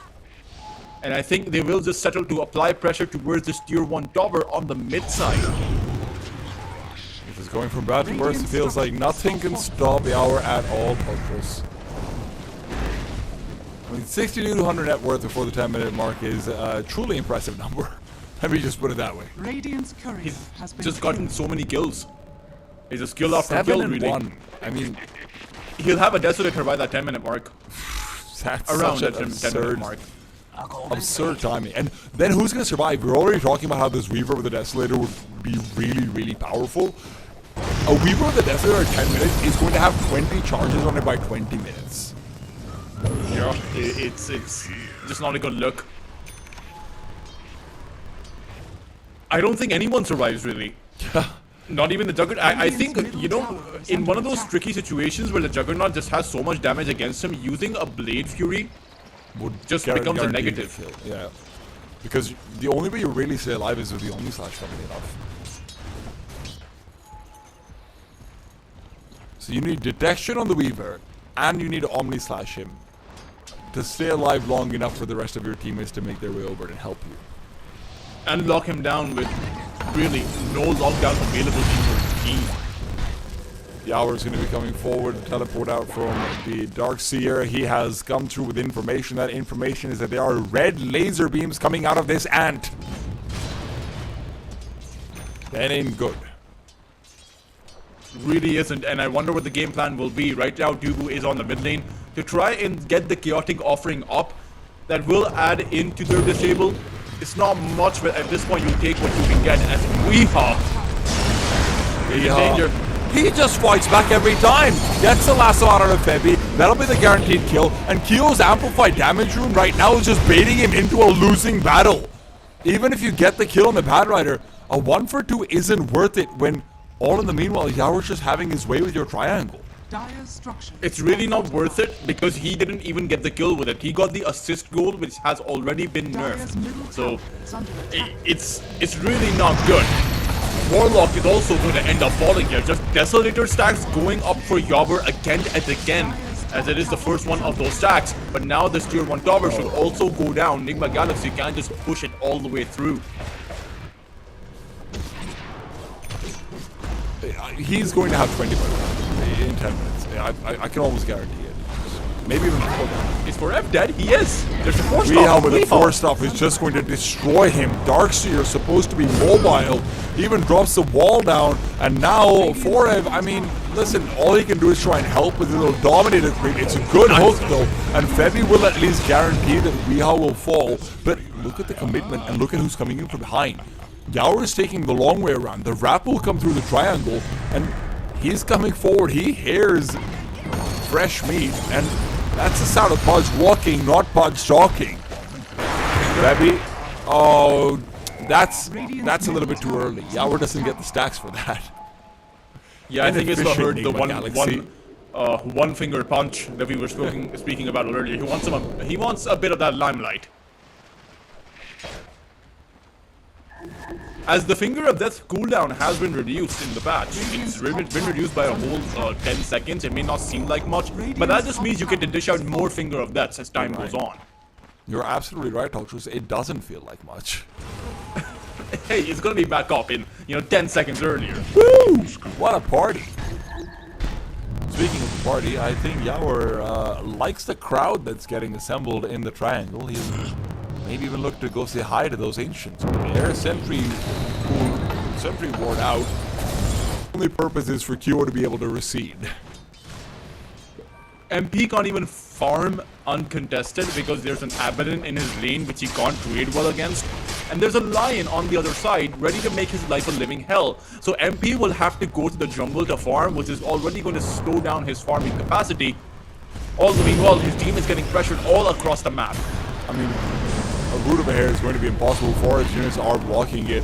Initial interrupt from Juggernaut on the teleportation, so they know they're going to be able to get their Reaver in sooner rather than later. Duo's running out of mana, so fighting inside the Flamebirds will be difficult. He uses his wand and everything he can, but all that Weeha's doing is buying time for Yaur to come in. Febby's a dead man, but the wand in fact keeps him alive as well. So Yaur, using the time of his back, gets less than he thought he would. And they manage to protect their Ancient as well. All in all, a very good little skirmish for Phoenix. It is good, but only because Nigma Galaxy are overextending. I think they feel so confident right now to make these kinds of plays, just applying pressure all across the map. And Phoenix's heroes are scrambling to try and provide support for their cores, but they just can't seem able to. Gone out onto the Juggernaut, and you can see what we meant by using the Blade Fury is just going to put him more at risk. Dubu has been forced away in the meanwhile. That 10-second less of a cooldown on the Finger of Death coming into play there. There you go, Tulsis. You are all all the core. And tier 2 tower as well. Insane. All because of that 10 seconds. Have you ever seen 10 seconds less be so damn good? Radiant's bottom tower is under attack. For Nigma Galaxy is going to separate them, or rather is going to guide them to that 4th place position, guaranteed. Tower is under attack. Ember Spirit QO is trying to go for that Maid Slayer. I don't want to be the bearer of bad news, but that item isn't going to help them. What do you mean? You're saying there's no mages to slay over here? There might be right. are mages to slay, but there are no mages they can slay. I see. Well, I don't know where Merlin is, but I do know where Forever is. He is in the process of getting taken down by Weeha's lasso. And there you go, yet another quick little Desolator charge coming out for Yaur. This is quite frankly brutal to watch. 4,000 net worth discrepancy between both of these two carries as Phoenix are trying desperately to find something across the map. But at this point, they're not even going to be left with breadcrumbs. Yaur goes out and about. QO just doesn't have the armor to be able to stand up and try and defend with this. Yaur being able to get to the backlines this quick means even the sleight of fist spam is going to have to come with a fair amount of care. Now, the good thing for Phoenix is that there isn't a Blink Dagger online yet. The bad thing for Phoenix is that Blink Dagger is on the courier. It's like Oliver Twist was denied his first serving. You know, it's like we never got to see him ask for more. May I have some? Isn't the line, may I have some more? No, sir, may I have some, please? It's just some. And then he gets denied book over. Well, Yaur now goes out and he's hoping to put a full stop down, but it's a good catch. Dismember's there, and the big bug is down. Why stop at 1 when you can get 3? MP comes in to be the difference maker. Great set of kills found. That was a 3 to 4,000 negation of that net worth advantage. Nigma Galaxy, again, this was the second time they got punished in that triangle. And sure, they're super far ahead, but you have to remember the big goal, the big objective. Just remember, with the chaotic offering, it was all perfectly timed to stop that time lapse from coming out. And the Ogre Magi and the Lion could not do a single thing about it. Great set of kills. I think Phoenix, if they can do some more of that, they can find their way back into this game. That's definitely what they're hoping for.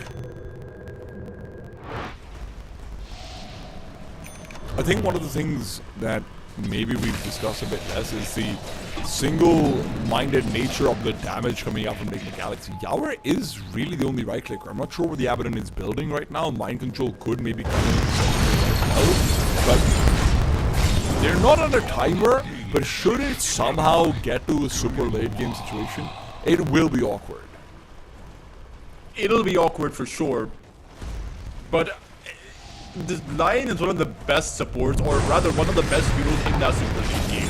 And AoE Hex, you know, Earth Spike, 3 Earth Spikes available at the level 20 mark, it is very difficult to stop that Lion.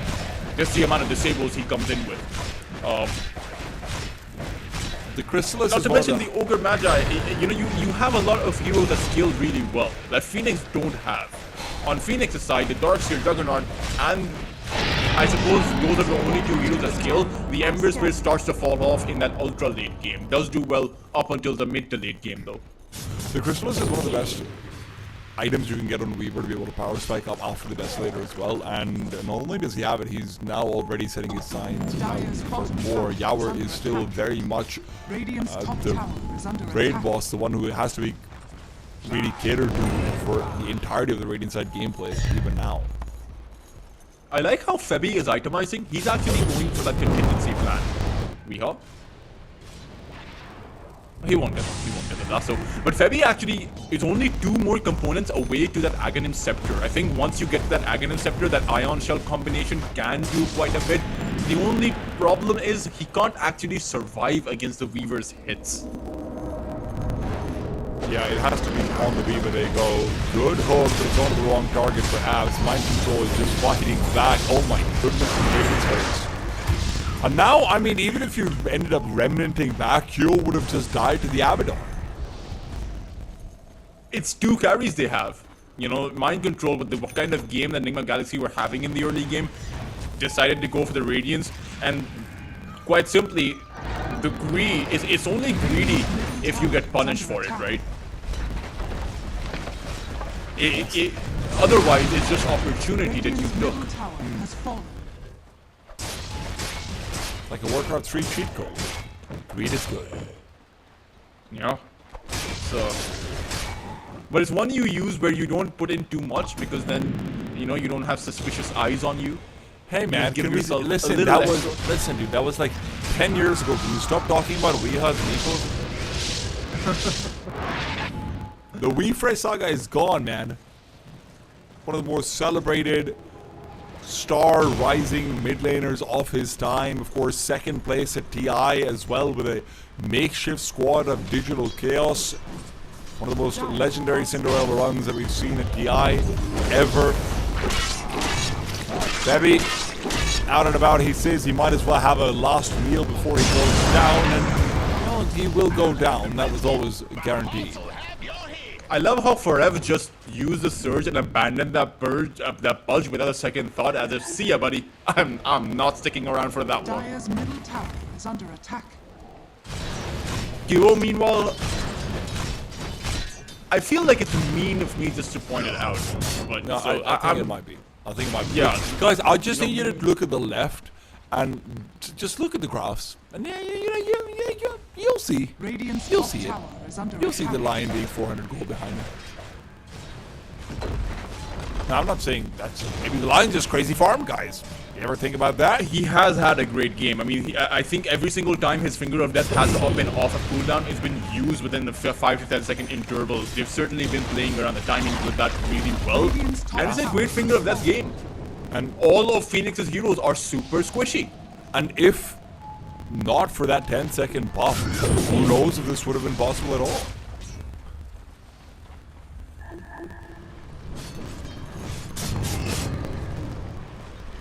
He's still thinking about whether or not he wants to all in for that Aghanim Scepter, as I'm afraid that Phoenix don't actually have too much room left now. Quite literally, they don't have a single tier 2 tower standing, so that means they're going to be boxed in. The walls are going to constantly come closing down on them, and only 1 or 2 heroes can now farm from this point, and that too with a bit of risk. MP is outside of his base. Sure, he has that Blade Fury into that teleport, but there's a lasso that can actually cancel that TP. And it's the lasso that's actually chasing him right now. Oh no. He's waiting for company. Oh, you can't TP away like that. I'm so very sorry. It just isn't possible. Even the Impale coming out and MP knew he was dead. Why use the Omni Slash to delete?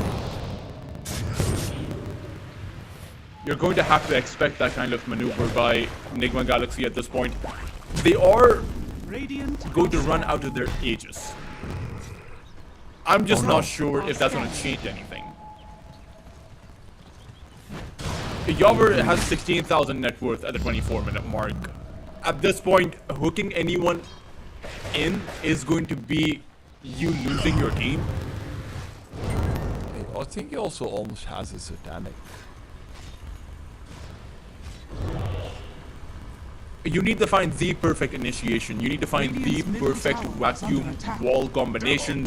Dismember, Chaotic Offering, have Fatal Bonds on everyone from Nigma Galaxy, use the Omni Slash, Mage Slayer them down. And it can be enough. But it's just, and this is one of the reasons why I love Dota. It's because you can think about the perfect strategy, you can even see yourself using it, but things rarely go that way. It's chaos and disruptions in the middle of your initiative. Oh no, Defenders can use that go call. If only Yawver had been here, that would have meant maybe it's time to go in. Good kill found though. I misread the map a little bit over there, but Weaver not being nearby means that they have to disengage. Via's considering coming back in, but will not be able to do so. Febby's not too far off, so the hook would have certainly been assisting the Ember Spirit. Mind Control is also super farmed up.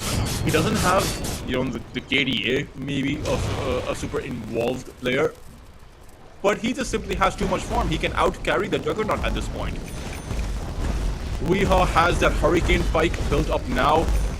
So the Batrider's auto attack damage has to be respected. It's one of those deceptive things where you think he's not doing so much, but because of his napalm stacks, he's actually doing quite a bit.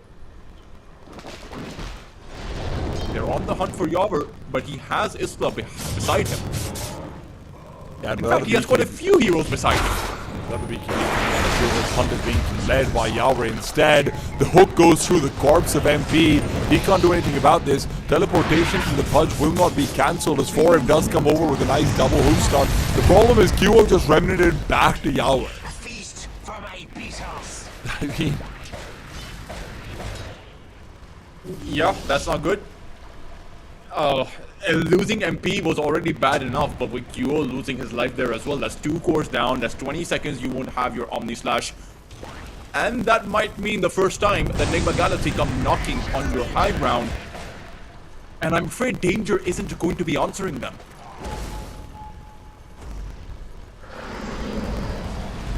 I mean, how do you do anything about this? There's such good seasonal heroes as well on top of it all. Mind Control, the hook onto him does absolutely nothing. They can't use their Omni Slash here. He hasn't even skilled up his borrow time tea time. He's level 17. We're 26 minutes in. Are you telling me that Mind Control has not been put in a position to use to skill up his borrowed time all this time? I'm not telling you that, Teltrus, but I think you might be right about it. This is perhaps, I think it is in fact the latest game in which a core Abaddon hasn't felt the need to skill his ultimate up. 27 minutes in, I can't believe what I'm seeing.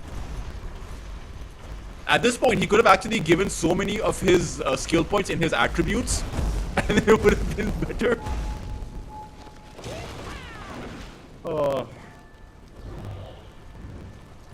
Smoke from the Radiant side is just a mark of desperation. Now Mind Control might be given a reason to skill it up, but look at them run away from him. Of course he's not going to. Lion is coming over. That brings all 5 of the Dire side into position to initiate. They need the Hex on the QO, ideally, but no! That's a great start of the fight. Nagato's been clipped up by the vacuum, but the problem is you are going to lose QO for it. Glimmer Cape or not, good Fatal Bonds onto 2, and the damage is really coming out massively. The problem is it's only coming out temporarily, and with MP not being in position to use his Omni Slash, that damage doesn't matter. Mind Control still without having skilled out the borrowed time. He's on a quest, and that quest is simple. I don't want to use my borrowed time even once. Stun comes in to interrupt. The Satanic will heal up Yawer completely as well. There's no buyback available for the Pudge, no buyback available for the Juggernaut, and no buyback for the Ember Spirit. This might be GG, and QO calls it. What an incredibly dominant performance coming out from Nigma Galaxy.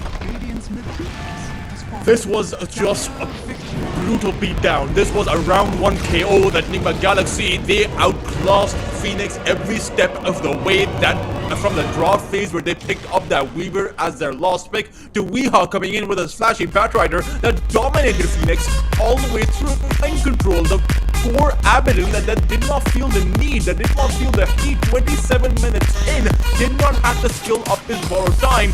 It was just a straight up outclass by Nigma Galaxy. Absolutely, there was never a question about it. Better draft, better play, and while game number 1 shows us what Phoenix is certainly capable of in terms of hitting a real legitimate challenge, game number 2 is a reminder that legitimate challenges don't mean that you are a legitimate challenger to someone who is as dominant as the players on your screen. I mean, we have what a performance coming through from him in particular in the mid lane this time, really redeeming himself with one gone by, and Phoenix is all smiles as they know that this one was just one where they got the better team won today, and they know it as well.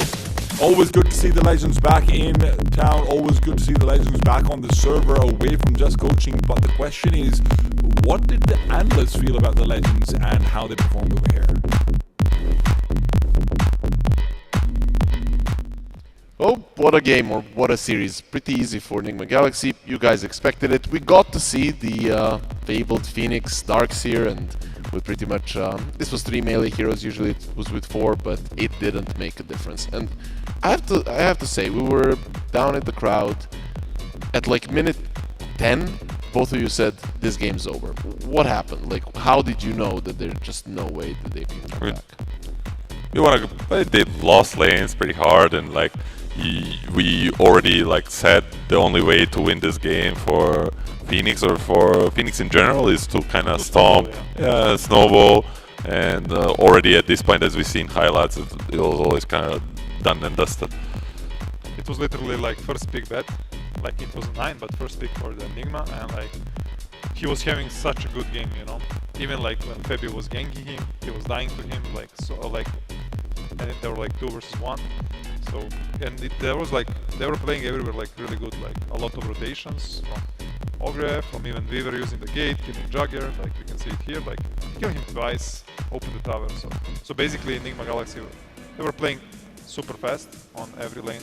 Yeah, before we mentioned this Weaver, like he can really snowball, and we see this game Yavar stomped his lane alongside Nagato, and then afterwards, like he was just ahead of like 4 or 5,000 gold ahead of every single hero in this game, and he was just unstoppable. They had no lockdowns, and even this one lockdown they have, this Abba shield, like he was basically mortal from minute 15, and like it's almost impossible to play in this kind of game for Phoenix.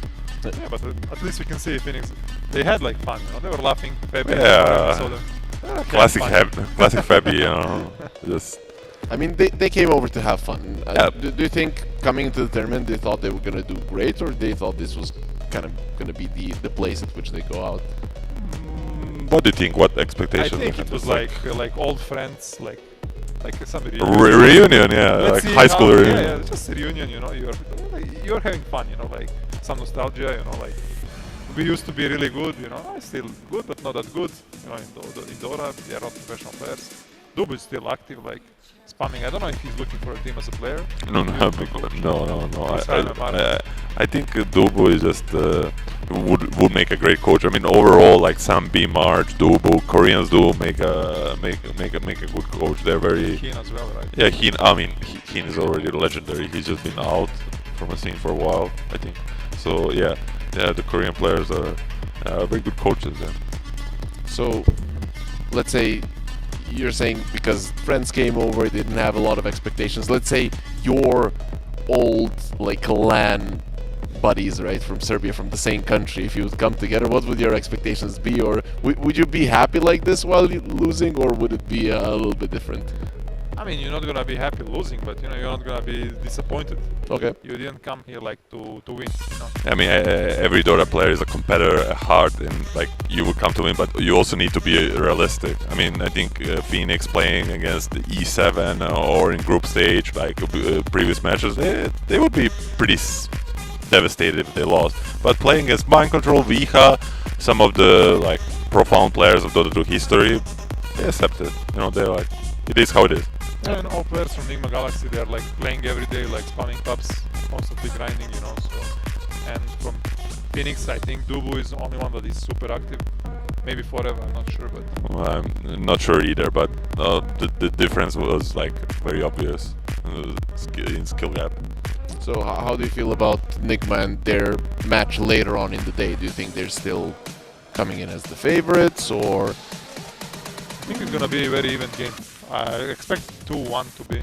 Like, I cannot say who's gonna win, but it's gonna be 2-1 for somebody. Usually I would go over like respective roles and like to touch on it. So it's gonna be Viha against Trauman. Viha against Trauman. It's of course Trauman is much higher MMR, but Viha is much higher MMR, pro player, XTA finalist 2 times, and Trauman is kind of just streamer. But Trauman is, as he showed, he plays his own Dota. He creates his version of Dota of mid lane in which he can play against the type of players that we are. So, you know, they find a ways, like same as we wanted to Phoenix. Yeah, the skill gap is big, but you want to create a scenario where your qualities can show up. Yeah. Maybe MMR is just a number, you know. He was MVP of last game, you know. I mean, you named him MVP of the last game. I don't know if everybody else agreed, but sure, that's fine. So, is this the best that Nigma can offer, or do you think they were even goofing around a little bit, knowing that they're the stronger team? I don't think they were goofing. They were super serious. Like just picking Abaddon 2 games in a row, you know. You can see they're super serious, you know. Yeah, they're not here to have fun. They wanna win. Drafting is serious for sure. I mean, there was like few deaths and like overextensions, but that's kind of normal. Yeah. Well, with that being said, we're gonna take it over to the stage to see what they have to say. All right, so I'm joined here by the winning team, Nigma Galaxy, coming off strong at the Games of the Future here in Abu Dhabi 2025, and I'm joined here by one of the team members. First of all, congratulations. Walk me through the game plan, you know, the experience, the synergy that has been between you and the team members. You know, you guys took the lead in the first 2 rounds. Just walk me through the whole kind of mindset and the whole experience that you guys had on stage. Hello everyone. We had a very nice team early game. We figured out how to get bounty runes, we figured out how to play around the water runes, and our laning was much more stable than yesterday. We decided that it's better to just play a slow, stable game instead of rushing and making bad decisions. And I think that helped us to have such a good game for us. Now, of course, Dota is all about strategy. What's the strategy was like before you guys started the game, maybe during rehearsals while you and the team members were preparing for this game? What's the strategy been like, and did you guys follow it to win in the first 2 maps? We decided to switch captains. I was the captain until yesterday, but today we decided to put Nagato on the captain, and we listened to him, and his game plan worked very well. Amazing. Now, I want to talk to your other team members, right? Tell me a little bit more about your experience here in Abu Dhabi competing at, you know, one of the biggest events that we've had in the region, Games of the Future. What's your experience been like over here? Honestly, this country feels like a second home to me, so I'm enjoying my time right now. The games are fun, organization is quite good. I'm enjoying the PCs are set up quite nicely, everything is to our liking. Amazing. Now, I want to talk to the coach, right, to the leader of the team. If you can come over here, please. I hate to put you on the spot, but you know we have to hear from you. Now, tell me a little bit more about your plan. Of course, you guys are moving into the second round right now. Tell me a little bit more about your plan now, moving forward into a probably tougher team. I think our next plan to stay in same page, and we try to improve our teammate in game, and hopefully for the best. Amazing. Well, best of luck to you guys. Nigma Galaxy, the winners for today's competition, and we hope to see you again soon on stage doing your thing. Thank you, guys. We heard some nice words from the Nigma boys, and they're gonna be playing on later on in the day, but we're gonna be focusing on the match that we've been waiting for. We wanted to see this one, just how Phoenix played, but now we're gonna be seeing, at the moment, the two strongest teams in the upper bracket finals, which is gonna be Vikings versus Win, and of course, in the lower bracket, at the end of the day, it is gonna be Travelman team versus Nigma Galaxy. Guys, how do these matchups now look to you? Is the next one as close as you talked about the last one as well? You mean Vikings win? Yeah. I think it's more like 60-40 at least for Win. Yeah, I think. But both teams have like some really good players, so you know we'll see. It's gonna be balanced games, you know. From the Win team, I can say there is like two supports that are gonna stand out, like they're professional players, and like supports like having like such a huge impact early game, and later on, I think this can affect the series. Obviously, in the Team Vikings, we have like Matson, he's like rank 20, so super high MMR player, playing against Rostik, who is like streamer, right? So maybe there's gonna be some difference there as well. We also have like some of the players that wanna come back, like the support, like Pilot Eye. Oh. He's kind of a legendary player himself. Maybe he wasn't, so he doesn't have the achievements of like TI wins or like major wins, but during his time in Cloud9 he had like a year with like 10 second places on premier tournaments. Like he played in one of the golden eras for Cloud9 with Eternal Envy and was regarded as like one of the masterminds behind their success. Yeah, I mean, I'm hoping that we see something like that, and for that to happen, first we need to throw it to a break, but as soon as the players are ready, we're coming back with the show with the upper bracket finals. Abu Dhabi and UAE at the moment seems to be the epicenter of autonomous, robotics and many other activities.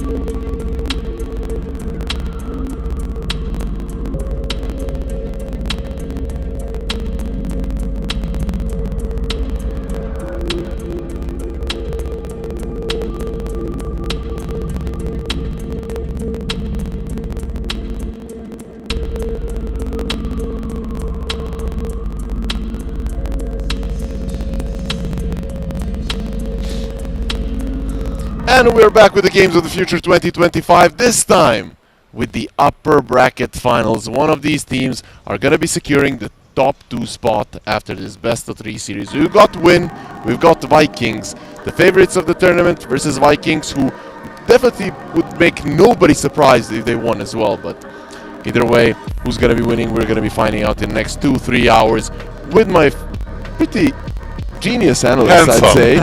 Handsome. I'd say genius. Milan and LeBron. But sure, if you want to be handsome, I will announce it that way next time. If we want to be more handsome, we should move Harry away. It's the only way. It's the only way. I mean, thank you. We are going to this exciting series. I think a little bit fortunate for them, unfortunate for us. It's not an elimination series, but it's still pretty epic one. Yeah, it's really a good series coming up. Like with a lot of like new faces and some old faces, right? Like for me personally, Win is a favorite, but it's gonna be kind of 60-40, like you said, Milan. I think both teams have like good quality, especially Win on the support roles. I think both of these 2 guys, they are like really strong support players. Like we can say like they are like they have a big potential to become tier 1 players in my eyes. I mean, some of them already felt like they're playing like Virtus Pro or so, not like Hakoda and 1J. LTW played for Nigma Galaxy, played for OG. He has Virtus Pro as well. Yeah. He has international experience. Like some of these players definitely pretending now they're here to like. If you're kind of upcoming player and you're playing a show match against like maybe some retired players, maybe some lower tier players, you want to show dominance. You don't want to just win. You want to stop them. Did these 2 teams meet in the group stage? I think not, right? No. Yeah, they were in different groups. I mean, last series we had TI winner, Mind Control. This game we also gonna have TI winner, Admiral Bulldog, right? On the Viking side. Even though he's like lowest MMR in this team probably, right? I mean, he's streamer for like last maybe 7-8 years. Yeah, but 9 years. He still plays Dota daily for 8 years. On this and that level, like he still plays it daily, so mechanically he's still there. Both teams gonna have like some streamer, like not like competitive player right now, right? Like Admiral Bulldog and Rostic. All other players, they're kind of competitive players. Does that mean we're gonna get a real show? Yeah, this is gonna be really good one. It's always a show with Rustic. I mean, we had a bit of time to talk to him in backstage or like down there, and he's very excited about this tournament. Yeah. He seems to just really enjoy playing Dota. I think he can be like competitive player, but he's like streamer and he's doing really well, one of the best streamers for sure. But in my eyes, he's mechanically very skilled. He reminds me a bit of, I would say, Topson in a way. Like before Topson was actually a popular player. Like he just does his own thing. Yeah. That's what we want to see. Is he going to be allowed to do his own thing? We talked about him, about his Wisp. Are we going to be seeing that? I mean, upper bracket games are always a bit more chill. They maybe throw some curveballs. Maybe they try something different, like ET. But I would be very excited to see his IO. I mean, Rostic is the guy, not classical mid player. You know, he's gonna play something like not usual, something unusual for sure, like something Beast, maybe Earth Spirit. Okay, it's like normal hero, but maybe some Elder Titan, Patch. I mean, I think we're gonna see some. Is that gonna work versus a rank 20 player? I mean, Matson, he's rank 20 player, but he have like not big hero pool, you know. So if team win, they have a coach, and they're probably prepared. Maybe if they focus him with the bans. Usually Matson before like couple of years he will play only 2 or 3 heroes, and it was super easy to draft against him. Right now, I mean, he grow up, increase hero pool, increase MMR, so it's not that easy to ban all of his heroes. The main thing is he's not really the Punisher.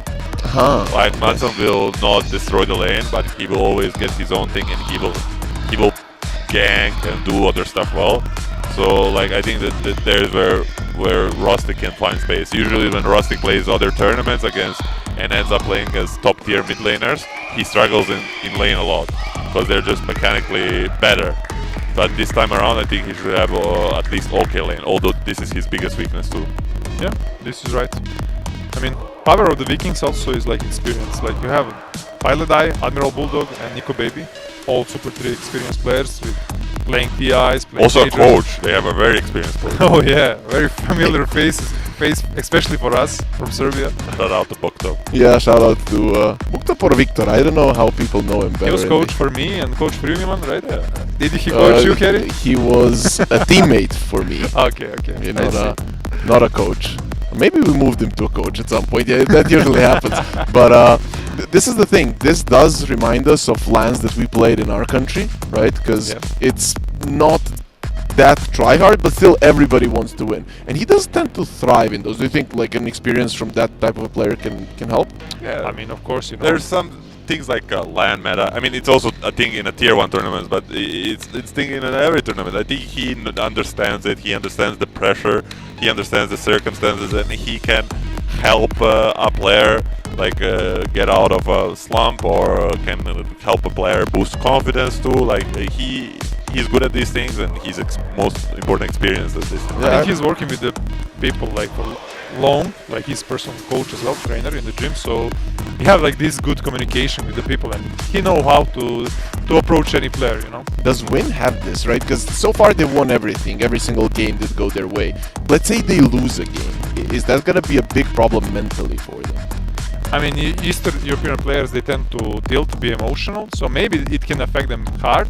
They have some coach, I think it's maybe a friend of somebody, I'm not sure, I didn't heard about him, but maybe he's helping, maybe he's just vibing. You know, sometimes coach can be good if he make players feel good, you know, he's gonna perform better, so it's not only about coaching in Dota, you know. We have a really famous coach here. Like, how do you hype up players when they... Let's go! Is that really the way? You did that a couple times? Did it work? Oh, every time. Okay, that's how you got top 8 at TI, right? Top 10, but yeah. Good. Just go with it, right? Just say top 8, right? That's better. Either way, though, let's talk about heroes, right? Not only about Rostik and about Madsen, but overall all of the players. Are we gonna be again seeing something different? Because every single series, every single game that we saw, teams are doing their own thing. Like, what is the thing of Win and what is the thing of Vikings? I'll go with Vikings. I think Nico Baby, Admiral Bulldog as like a old school players. They're playing like more of their kind of thing. Maybe not something that's very meta. Especially Nico Baby, even from like 7 years ago, he has the super signature heroes. Where I think Madsen and supports will play more of a standard stuff, which is popular in meta. For me, in Team Win, as I mentioned, 2 supports, 1J and Exacoda, they really loves to move a lot on the map. So what I expect from them, to pick some active hero and literally move together like mid lane, any side lane. Yeah, that being said, the stage is ready, the players are ready, and we're gonna be going in there.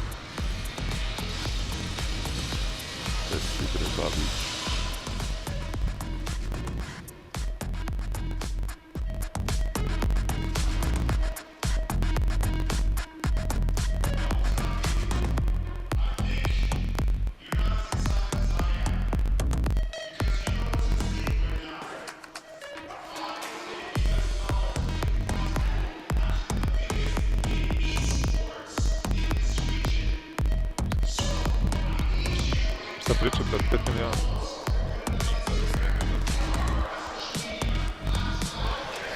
Viktor sreće da riješi svojim ministrom.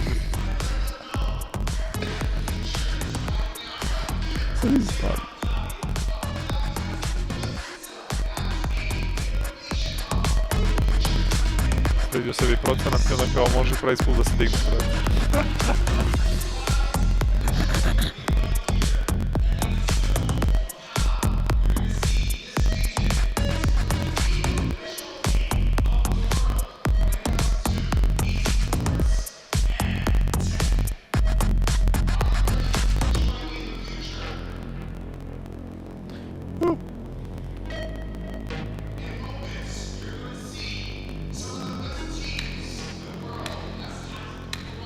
Tako je. Ovo, Viktor, ali su ovog slagali, brate. Pa nemam pojma, brate.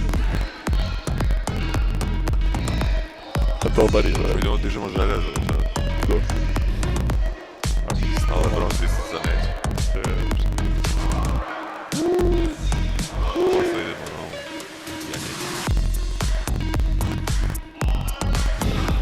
Za koliko? 15 evra? 10 evra što prvi. Duže Coca-Cola 80, ja niko nije. Jeftin protiv... Nerealno, brate. Jeftinije nego u Kraljevu, brate.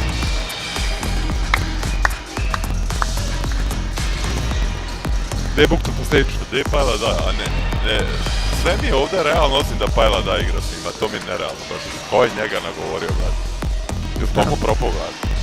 Uzme lovu, brate, jedno 10 soma, 15. Možda mu Bulldog rekao dođi za 20 soma.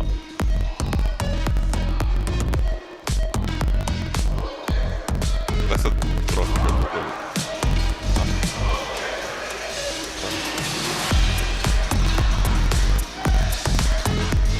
Evo TV. Top.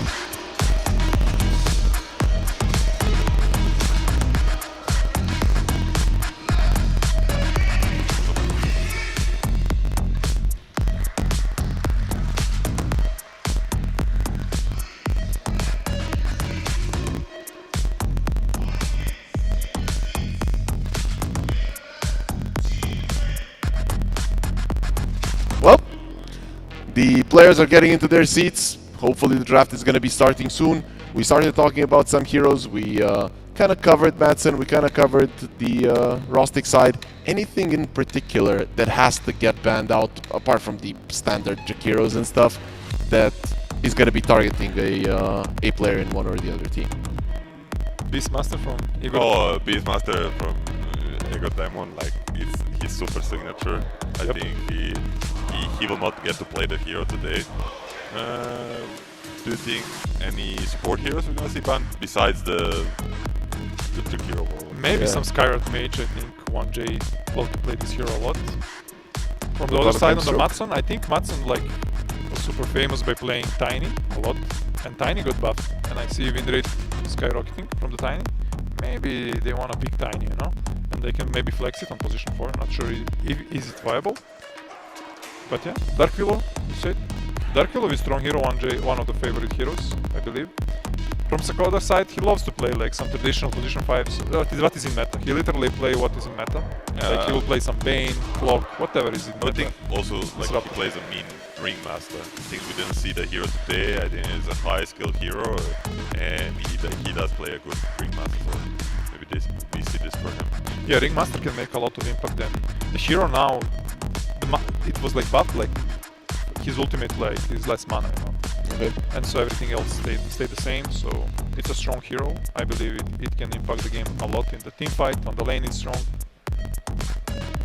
Camera, we see Rostic. Oh, he takes off his hat when he's playing. Oh, that means he's like full serious now. Really? Yeah, it's like leaning forward game on, for you know? the game. Yeah, game on. You lean forward. I usually like put my sleeves up. I do this as well. You do that when you're serious? Okay, yeah, that's quite fun. LTW, I haven't seen him in a lot of tournaments. Does he pop a lot right now? Yeah, he does. He streams with some difficulties sometimes, but he streams a lot. He pops a lot. When he used to be a pro player, and like he was regarded, I think, the grinder. Like there were statistics where he would play the most pops out of all pros in the world. Yeah. I mean, now he's still playing a lot. I think he's like around top 200 to 300. Yeah, he goes up and down. Yeah. When you're a streamer, like playing a lot, like you cannot really up that much, like, and you want to have fun, you know. You're not a professional player practicing heroes. Like you need to spam a couple of heroes. You just play like whatever he wants. Does that mean he's even better than like 200 ranked at the moment? I mean, but some heroes definitely. Yeah, for sure. I think like some heroes he excels at, and some heroes like maybe he needs more practice on. His biggest problem is like a bit of a classic CIS unstableness. Yep. And with such supports, I think they can maybe guide the game a little bit better to be more stable. And we're gonna go into the draft with the Vikings having a first pick, and interestingly, Win won the coin toss and they choose the second pick, so they probably have some idea. Right? And I mean, the second pick now is much stronger than it was just a couple of days ago before the patch came out. So, you know, maybe that's going to be the go-to for the teams. But I mean, these bans are definitely different than what we have been seeing. And you talked about the Beastmaster. We talked about the Timbersaw as well. The Dragonite after the nerfs is kind of weird to me, but everything else is kind of in line with what these teams play. Maybe Dragonite is just good against their hero pool, and they just don't want to play it against it. But it's weird, they are banning Jakiro, they have first pick. Yeah, I mean also Win banning Beaver, signature Nico Baby hero. Nowadays, even from before, Queen of Pain, I think a hero that the, let's say, unorthodox mid players, they don't want to face Queen of Pain. Yeah, especially Matson is like Queen of Pain spammer, like a lot of games for him. Yeah, it's a hero that can destroy in a lane. And now, Win team is debating the last ban alongside this DK Beaver and Queen of Pain. The drafting order has been changed for the patch. So basically now, if you're first pick, you don't have this last ban in the first phase, right? So you're not protecting. Oh, fuck. Do you think they overdid it in a sense that maybe one of the, because now the first pick doesn't have a pick in the ban into a pick twice. They removed it twice. Maybe they could have just gone for one and seen how it goes. Maybe they're testing. I think it's fine enough. My first pick was just very scary.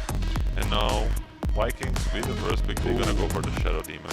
A hero that's slightly nerfed, but still, like, concept of the hero is way too strong and he's good almost in any meta and instant. I mean, we were sitting with Rostik, you know, and he said, yeah. we asked him, what you wanna play? And he said, I wanna play Wisp, you know, but they're gonna ban it, you know. But look, the boy gets the Wisp, you know. And he's the first pick. This is what we are talking as well about Travaman, you know. You get your hero insta in first phase, and you're not like kind of weight to your team, you know. You're like kind of empowering the team. You're giving them like to get better heroes for themselves, and he's gonna do fine. That's why they also kind of choose the second pick, because they are not afraid of showing their cores early.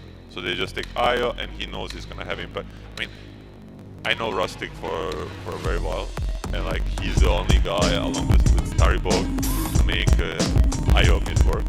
Even pros try to pop it, but they cannot do it, because it takes so much practice. And it doesn't matter. Like sometimes he would not even lane, but he would have higher network than the enemy. Can you guys explain it to the viewers? Like, how do you play this mid wisp? Because it's definitely not something that you see too often in big tier 1 tournaments. Like he just farms, tries to get his levels, like level 5, level 3 and 5 he can farm jungle, and from the point where he gets 6 and top of Iron Bill, like he starts to rotate a lot and farm a lot, and he just gets bigger than most of other heroes in the game while also being active. So more XP, more gold, Aghanim Scepter afterwards, like he got buffed too. I got a pretty big buff in the most recent patch, so it's gonna be excited to see how it goes. Yeah. Big first timing is Dominator for sure. You can make some rotations, but the weakness of the Io is like if you gank him, you know, he's like constantly using this mana resources to farm. He don't wanna like fight you, contest you early on. He just wanna farm because he's really fast farmer. And if Vikings can somehow punish him, try to chase him in the jungle, put some deep vision, this should be good. Bounty Hunters, Tusks, is that the answer early on? Yeah, I mean, I think you wanna have like maybe a Vessel Buyer. Yeah, Vessel Buyer is good. Bounty can work. Bounty can work, but then you're gonna have Shadow Demon Bounty, not too much control, stance, so you need to... Is this position 4 Shadow Demon or 5? I believe. Ooh, 1J Pudge. I think I played some pubs versus him, and he is quite good. Yeah, I mean that's big coming from you because you're a big punch player as well, right? Yeah, same as you. When you see like this, Io and Pudge, you're thinking this Pudge is core and Io is support, right? And we are talking like opposite, like Pudge is support and Io is mid. Yeah, I mean, it's just the players, right? Yep. Now we have to see a core for Vikings alongside the support. What's left for the support? Are they just gonna take? I think they're just gonna take Doom for the Bulldog. He played it here. Good versus Io, right? Yeah, and I guess Pudge is okay. And for the support, I believe they need some melee. So Atov he loves to play some maybe Clock or Tiny. You talked about Spirit Breaker a lot today. Is that the type of hero that you'd like to see? Spirit Breaker? Yeah. I mean, not so much in this lineup. Doom is gonna be the Warlock. I mean, Warlock is okay every game, but Pudge is one of the better heroes against Warlock. What does he do? How does he counter the Warlock? He can break the lane and like he can isolate the fights. The Warlock wants to play 2v2, and in the game he wants to stay behind, channel his upheaval, and Pudge in the lane he can just isolate the fight with the hook, and he can just manipulate the lane in a way that he can deny the carry XP plus threaten the Warlock to kill him. They're just pulling the waves behind. Yeah, with the Linken's buffs, do you think that makes the Doom not as strong as he was, let's say, at the start of this tournament? I think more problem lies in no facet in which he can sell the items. Yep. Yeah. But overall, we haven't seen much Doom anyhow, not even in other tournaments, so I'm excited to see how it goes. It worked previously for them in this tournament, so we'll see more. This is so good versus these two supports, right? Yeah, yeah. When I see Shadow Demon and Warlock together, I don't really like this draft, to be honest. Yeah, I mean, they There is a lot just of weaknesses. rely so much on this mid lane hero that we're gonna see from Madsen. Yeah. And he has to play. His hero pool is limited to like 2 heroes, like from just the draft of his team. Like he needs to play either Ember Spirit or I think Tiny or Primal. Yeah, you're gonna take Abba. Oh, okay, Abba. On the I carry. like Abba here. I guess they're talking like he have like more than 2 options because he can ban only 2 heroes. What did you say? Ember? You said Ember, I think, like something like Tiny. Like his most signature is like Tiny and Primal. He also Ember, loves to Tiny, play Primal. Shaker. Yeah. Primal is already banned. So, yeah. So Ember, Tiny, Shaker. I Yeah, think so he has to had- play one of these 3 heroes. You have 3 options, so Yeah, Abba works very well last series. Like he won both of the games, one in offlane, one as carry. He showed a lot, but it's still like their draft. Like they have the individually very good heroes, but it's not really coming together. yeah, I agree. Yeah, I can see that, right? Because whenever I see Night Stalker on the other side, I want to have a lot of damage to protect my supports, but I don't see it. I feel like he can just use his ulti and run in, and there's nothing that can stop him. Is that the right thing? Can you somehow protect these supports? I mean, there's gonna be Abba shield, but that's as much as they can hope for. I mean, Abba is a good hero because he can front, you know. You need, like, Doom is not first contact, so you need like somebody to be like first contact, and Abaddon is like perfect hero for this. They still lack some, like we mentioned, like these heroes on the mid lane. Tiny is banned, so good preparation from. I mean, okay, we named what Vikings gonna pick on the last pick. Like we named like 3 heroes, but what's gonna be the Bean carry? I think against R2W is like really strong gyro counter player. He's one of the best heroes signature. What's the classic Doom counter? Medusa? TB's banned. Maybe some anti-mage before, but I feel like they need some tower damage as well. Like they have 0 tower damage right now on Win.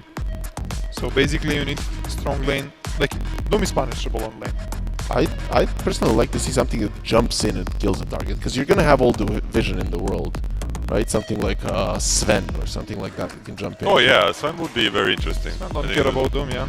If he press his ulti and jump. Sven, those are the things that I kind of see here. Oh, as they a- banned the classic TB Medusa. Yep. Maybe breaking? Bring it back? I mean, breaking used to be like counter to Doom, right? We don't care. Maybe it's a bit slow hero. Okay, what's Madsen gonna pick? We said Ember, Tiny, or Primal is banned, right? Primal is banned? Yeah, it is. I mean, Ember, yeah. It was the only thing It has to be. I mean, that's just problem with the draft. I would say they are cornered, but they also, if you look at it from another perspective, he wants to play these heroes every game, so you know, they don't mind it. And now LTW. Ember is good with Vessel against those heroes for sure. I really like the Wraith King that you mentioned, but I haven't seen that hero in so long that I really don't know what Maybe to expect. Luna? Oh, R2W really loves to play Luna. Yeah, Anti-Mage. Anti-Mage, yeah. This They is the go back classic, for it. yeah. Against Doom and Abaddon it's good, but in general they don't have tower damage at all, like on Win. I think it's fine because like Late game they're it's gonna fine. buy like Dominator on IO at least, maybe on Night Stalker too, so they can compensate with it. And Anti-Mage late game deals with the towers. I think if the lane, we're gonna see the little huddle from Team Win. Like, this is a real team spirit that we didn't see other teams do. Yeah, that's some good roar, you know. They're ready. This is some classic like Bad Boom and heroic thing that we see on last. Is this initiative from the coach? Maybe the Viking coach should do this as well? It's kind of Dota? meta. It's kind of meta. Oh, I see. Yeah, I don't see Vikings doing this. I think they're They're definitely on the back foot because of that. But what about the traps? I mean, I really like this anti-mage, not gonna lie. Yeah, towers might be an issue, but I think you can, at some point in the game, just split push. You get strong enough and you can deal with them. So, are you guys siding with Win, or do you think Vikings have got a decent shot? I'll go with Win. I think if anti-mage can have an okay lane and they can get their dominator timings or whatnot, like they can just spread them up in the way that the Vikings will just struggle to connect. I think anti-mage usually always have a good game, especially if you go for the domi, you're always gonna sustain with the helm of the Iron Will. So yeah, I also go with the Win. Maybe if these go to super late, I mean, I think Win is stronger in the late, to be honest. It does look that way. So I think this is the first time today that we all agree on one team, and we're gonna be looking towards Win. With that being said, we did switch up our casters between these series, and this time around it's gonna be Malibu and Otomo. Hello and welcome, Dota 2 fans. We are in your game 1 of your upper bracket finals. We've got Win on the Radiant, Vikings on the Dire. I'm Mouse Jesus, joined by Atomo. We are so happy to have you with us for our continued series of games today. This is the upper bracket finals. Winner here secures a top 2 finish at least, along with, of course, the chance to play for the tournament prize at the end. And you have seen this. I have not. The Rostic IO mid. Yes, it is a thing of beauty, Atomo. They ran this previously with an Abaddon carry, very durable offlaner as well, and the 1J Pudge was also there. And they were just diving in and out again. I think they may have had a primal, something crazy. These guys just behind enemy lines, the entire map was theirs. They were fearless playing throughout. And Rostic, I think he maybe went like Bottle Bracer and then straight into the Aghanim Scepter. So just a throwback to the old Ana days. No Helm Dom, which was a little surprising, but let's see how it goes this time. Look, just off the mark, too slow.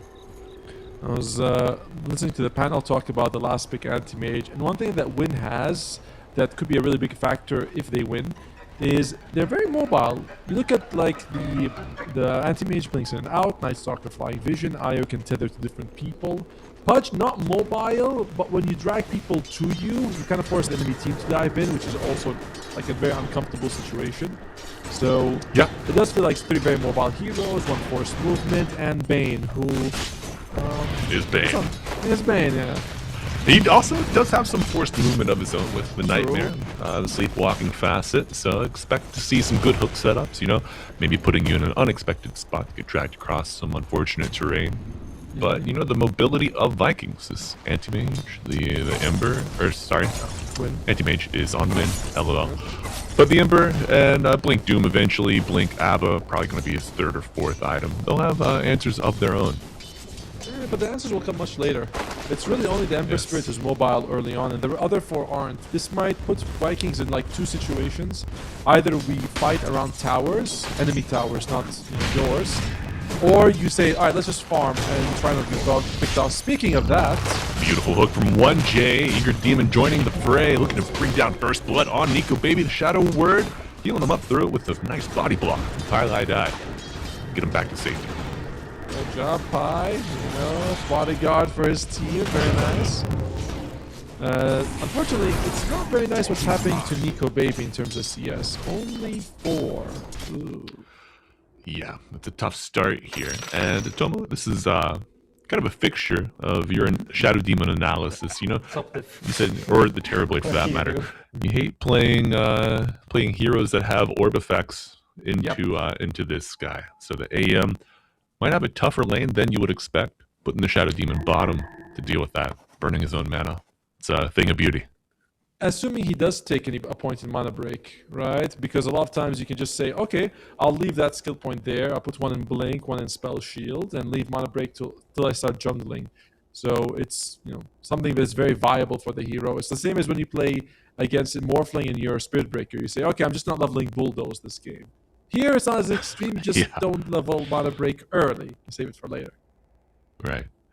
Had an unfortunate experience against the Spirit Breaker earlier. I was playing Wyvern We ended up winning, but Spirit Breaker charged through, hit my carry, got him pretty low. I hit Cold Embrace, and it blocked the physical damage, but the magical bash damage killed my carry, and it was level 1 bash, man. I was distraught. And there is he did skill up mana break. And he has no mana. Oh yes. Well, that's a factor. Masterful. Masterful gambit, sir. Let's see. What's Bulldog's gonna eat? He might eat the mana break creep, the mana burn creep. Sorry, so you have even more mana burn. It's like just don't try to have any mana. Look at that. Yeah. Did he ate some mangoes or something? Or mango himself up? Yeah. Had to be like at least 2 mangoes, right?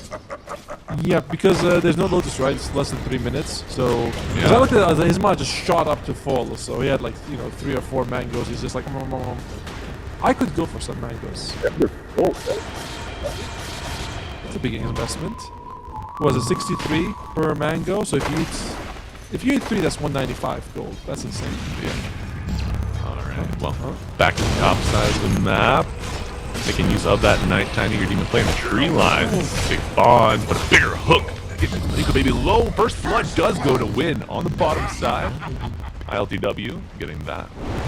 All smiles there for the Radiant. They do lose their Pudge on the top side, but do get the kill. Eager Demon making the most of this nighttime. It's an interesting decision that he went for on ILTW. He's like, I still want it. I'm still gonna go for a mana burn. If you can burn the mana of the Shadow Demon, it becomes a pretty good choice. Because then he's like, well, I can't do anything against it. Unfortunately, killing him also means he comes back with full mana and just starts throwing those disruption charges all over. Yeah. You're gonna be unhappy. Your Bane's gonna be unhappy. And Adoma, as you mentioned, Admiral Bulldog gets the mana burn creep with a little mana regen aura of his own. So trying to offset the damage and maximize the damage return to the AM safe lane. That now, aura was Rostic first Matsun. How do you see this matchup going? I'm sorry, but the IO mid matchups are not in my dictionary. It's one of those things like, haven't seen it very often. Yeah. But seems to be going so far a little bit better for them for Spirit, but well, you mentioned that, but Caster Curse is strong with you, my friend. Ember does go down to the roaming 1J Pudge, helping out his IO. Nice Nightmare on Bulldog, walking him backwards. A little snap regen. Magic Stick, good item. In terms of CS, it's fairly even across the board. Mid laners are relatively the same. All the cores are between 18 and 19, just 1 CS difference. I would say ILTW has done a little bit of a better job bottom than I expected, considering he has mana break. Agreed. It's a difficult thing, especially with that level 1 start.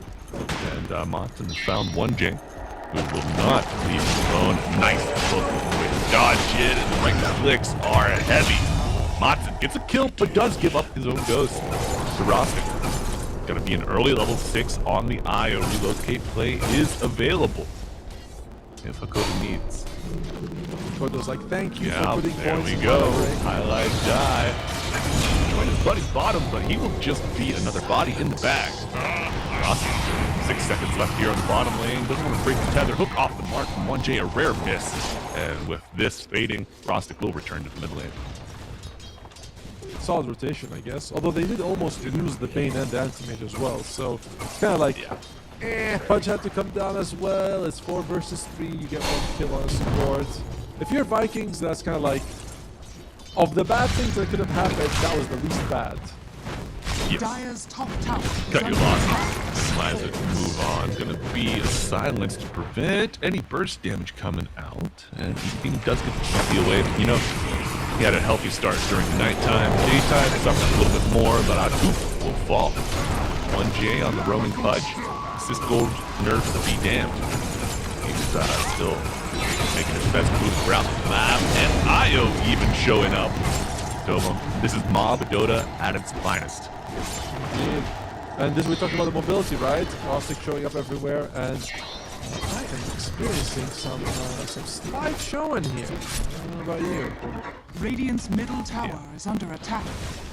wanted to discuss something about the Night Stalker, about him suffering at the day. That was luckily removed from his innate. You no longer have the reduced regeneration during the daytime, which was nice. I felt like it was a little unfair. You get bonus at night, nothing during the day. It's a tough situation, but you're getting 6. I relocated top on 5, I die before the wisdom spawn. Got about 5 seconds, and Nico Baby, who had posture to steal the shrine, will lose his own life. 1J gonna get up to the wisdom shrine, and on the other side of the map, battle. But just posture at the end of the day. Wisdoms do go 1 for 1. Fairly even game so far. Despite one having 6 more kills, it's not a very, as one side. I thought this was going to be a little bit more in favor of them. But so far, pretty solid showing from the Vikings. Yeah, and you see that Promulgate Facet coming out for the Shadow Demon. AM just losing a massive chunk of HP when he gets hit with that Disseminate. But, you regain some of the bonuses that the Facet gives you if you don't die, obviously. Well, it's God's on you. But Tomo, so game's starting to kind of reach a bit calmer pace in the bottom lane, with ILTW being left to his own devices. What can we expect to see around the map? Contested rooms? Because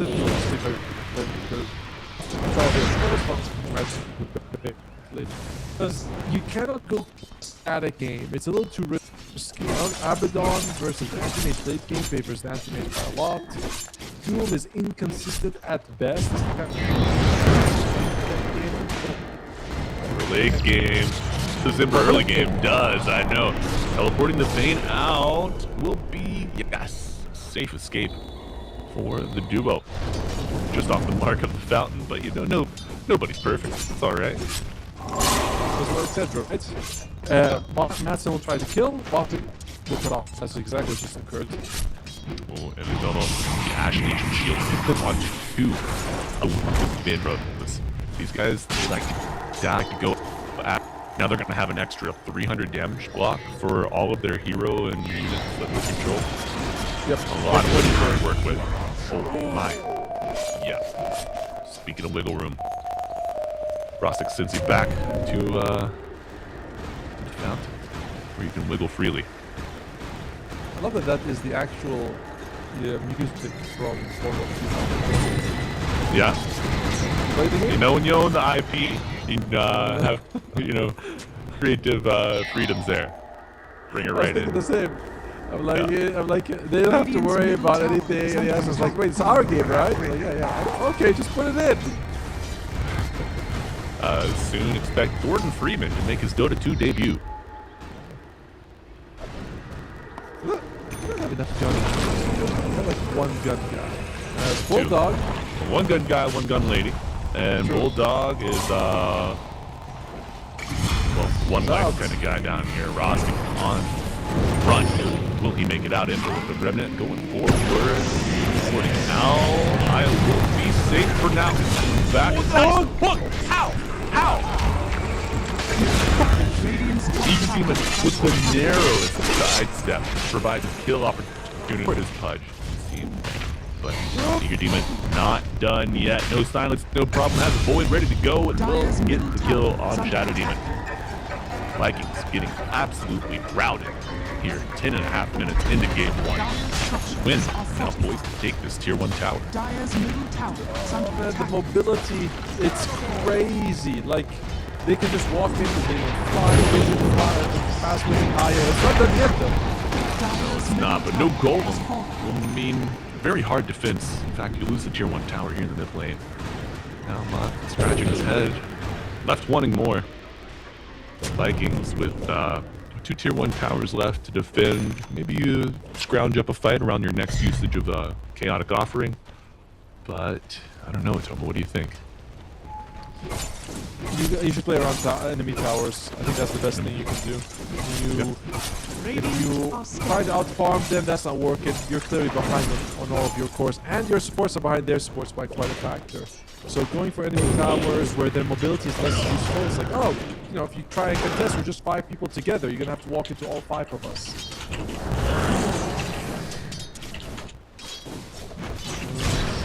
Echo, maybe. 1J's there, but I don't think he's gonna try to do anything finicky here. Yeah. Yeah, 1J, you know, as crazy and aggressive a player as he is, he's patient. You know, knows his opportunities, when to strike. Will overextend a little bit, but not egregiously. Okay, Shadow Demon, Mr. Atoof, unable to get the stack there. Instead, disrupting himself, going for the bait, and does get the silence out. That's a 30-second cooldown. It's not a ton of danger, but, you know, lets your Ember farm that without the worry of being silenced. Yeah, it's like every... Oh, Admiral Bulldog looking at the levels. Bit rough. Bulldog wants to... Oh, Bulldog easy corner too. A bit rough, I would say. In the corner. No one puts Bulldog in a corner except Win. And, you know, they will do that just right away. Tether. Providing everything you need with that overcharge. Just walking him down. Dota. Going to commit the goal for this. And Brain Sap to give him a little bit more longevity. In fact, Dota, wow, able to just walk away until the runner shows up, but he's got a Fiend's Grip in his pocket, and he is happy to see you come across the river. Now, Allied already having used Chaotic Offering on the retreat. You will go for the Disruption save, but I fear that you are just delaying the inevitable and, you know, contributing to the coffers of Win.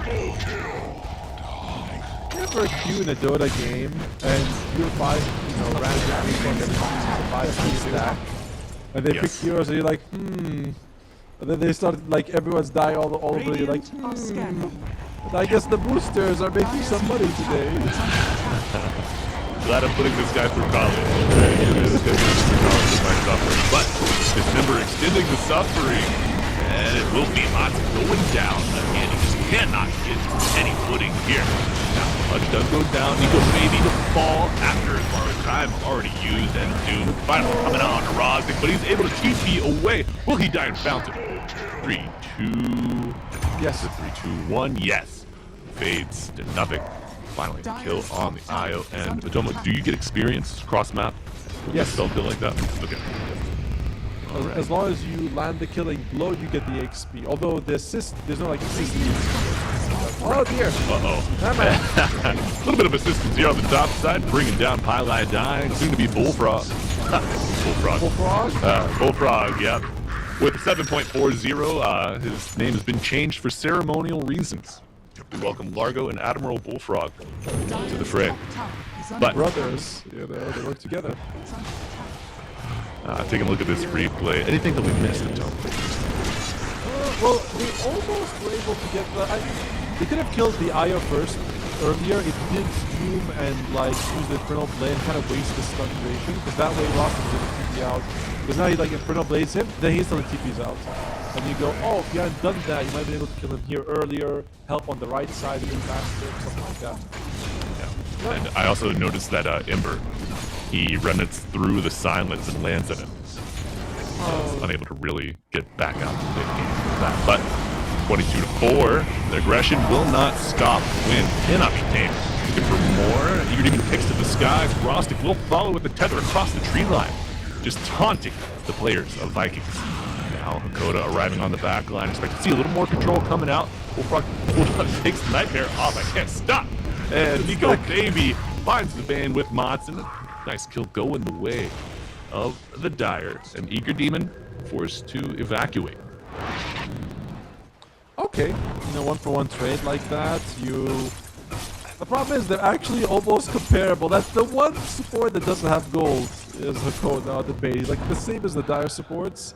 So it's not like you killed 1J. If you kill 1J, you're like, oh, okay, all right, we got the rich one, you know, the juicy support. Here it's little meaty pinata there. Slim pickings on that guy. Yeah. Not slim pickings for Rostic though. Has his Aghanim Scepter finished. Now, the Arcane Rune bottle, expected to see him make a play on this next relocation. But Disruption to set up a kill on Eager Demon, returning fire. Will turn tail and run. Bulldog has the blink, but just not able to really seal the deal. But the chase is still on, Atomo. They're switching their sights to Hakoda, but no, the Doom to land on Eager Demon trying to walk him down there. He will. Maybe a nightmare play. Okay, milking it out, and he survived a solo. Not able to land any more damage. Now Bulldog will go down. Reload with ILTW. Vikings maybe trying to cut their losses, get this tower, and skedaddle.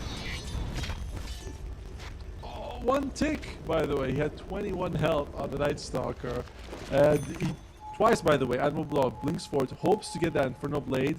First time he's blocked by the trees, and he does that weird U-turn. He's like, oh no, I see a pathfinding is garbage. As a Koda. What do we find here?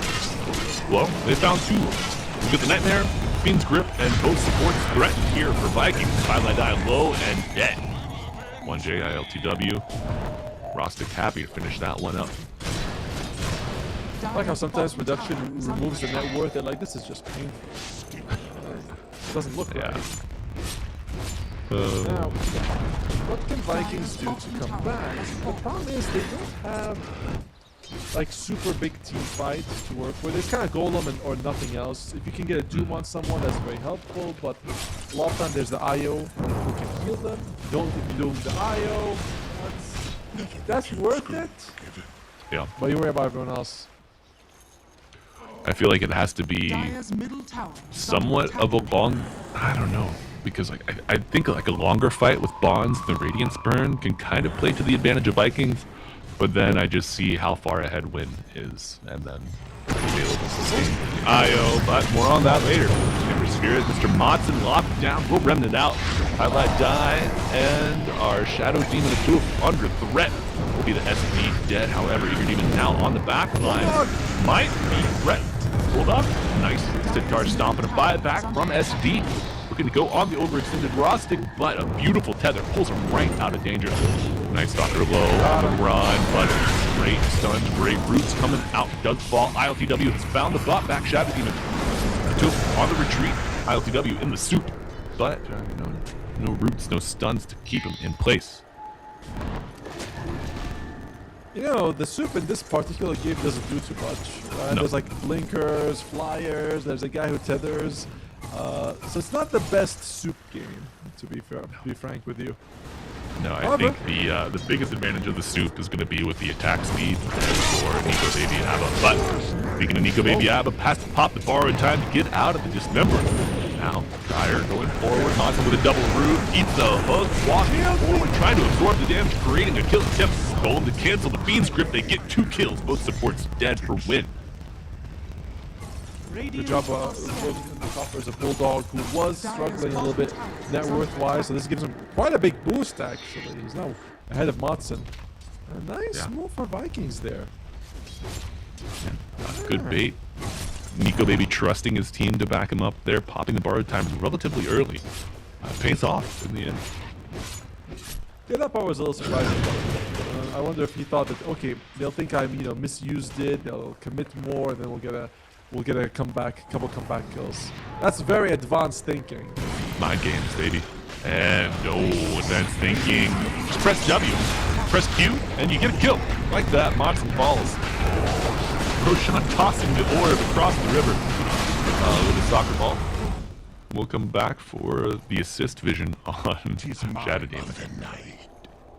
Looks like it might be the Wisdom Shrine right now that we play for Win. Vikings, no Golem. 30 seconds, I'm not sure if it's going to be up or not, but a risky place to defend it. The one sort of positive thing for Viking is that Nico Baby is decently farmed, and Abaddon, this is kind of the best kind of thing. Oh, here's the fun. Not a bad forming game. Shard likely to go to Bane. Yeah, Akoda gonna enjoy the fruits of their labor. AoE Brain Sap, a little bit of wave clear. Extra sustain, but Bulldog. No. Not even. Just goes. Okay. Yeah, no challenge. I believe 1J already has a shot, he bought it. So that's going to be a nice bit of extra damage on the hook. I kind of miss the eating people though. That was kind of fun. It was so powerful. Yes. Pudge then has like 2 saves, effectively. True. You hook one guy, you eat another guy, you blink out. You're like, man, that's a good day of work for Mr. Fudge over there. Yeah, for the chin chopper. Oh, Nico Baby finds finds that obs right away. Looks like 1J might go back now. Now he's out. Alright. Now, 1J, they know he's here. There's smoke of his 4. No Matson though. They really need Ember Spirit to be first part talking about. Oh, double damage Ember Spirit. They know Radiant has been trying to control these runes, preventing Ember from popping off. So, playing over towards your Ember as he secures the rune. Smart movement. This is a nice move. Going for the tower, keeping just setting Nico Baby in front. I want to also point out to production that they do have all the players showing up, which is very nice. I love when they have this. You see Oh yeah, the player cam on the bottom is always so good. You know? Yeah, we're getting the star treatment here. Replay cams, player cams. It's a thing of beauty. Panel, yeah. Shout out panel. Happy to see you boys out there. Thank you for doing the heavy lifting during the draft. Love to hear your insights and analysis. I love that we can also stay there, me and you, or we can just talk smack the whole time. I do it after Baby's coming. And smack talk will be happening here in bottom lane after this kill. Eager to try to get out. Gets hit with the gold. Spirit going forward. Mott making use of that double damage. Disruption 5 times. And it will result in a kill on the Ember Spirit.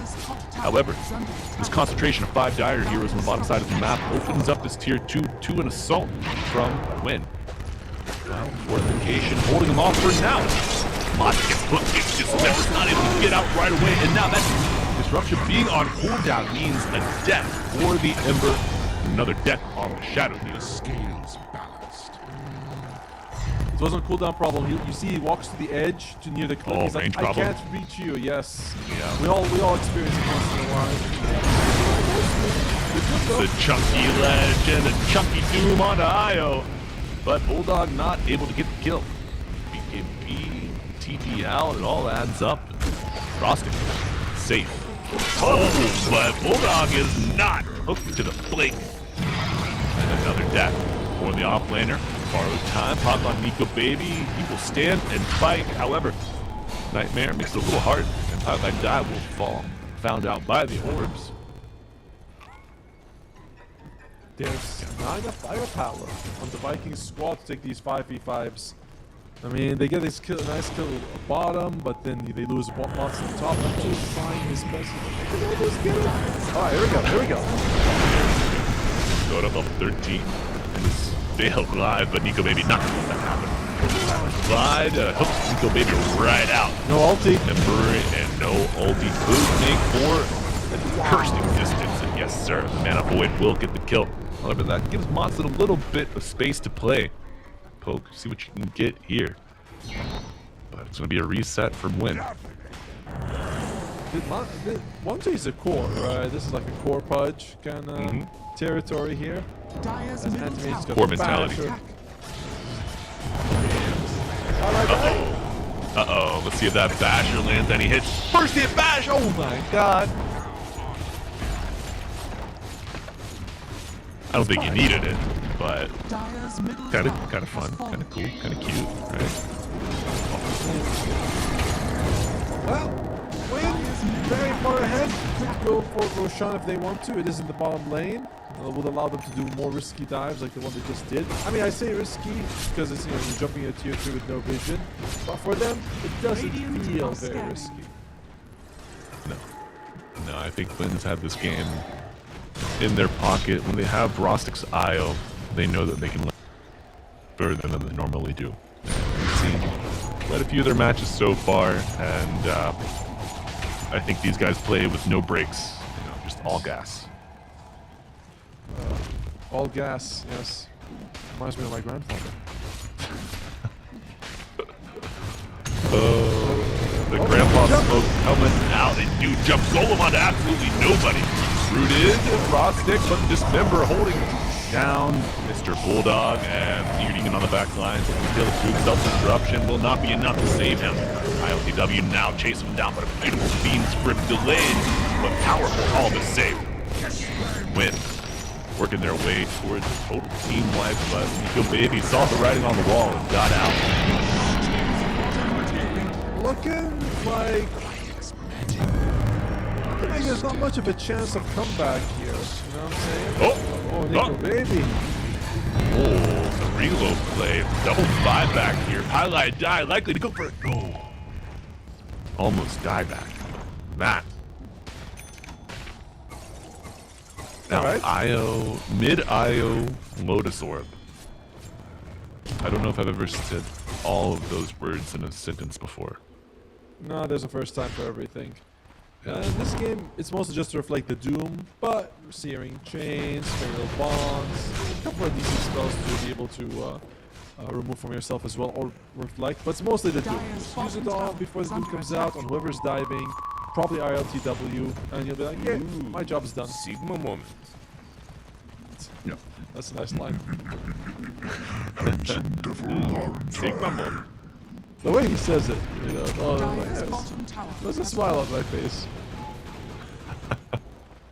By the way, he's also got BKB on the IO. I was thinking like, oh, Ags and Lotus? I guess that's okay, but Ags, Lotus, and BKB. Oh, the Hawk! The disruption, though! Keeps him from getting put out of the base, but that does create a kill opportunity on a 2 for ILTW. Super's down, slowing the AM. That's the blink to the Gear 4s.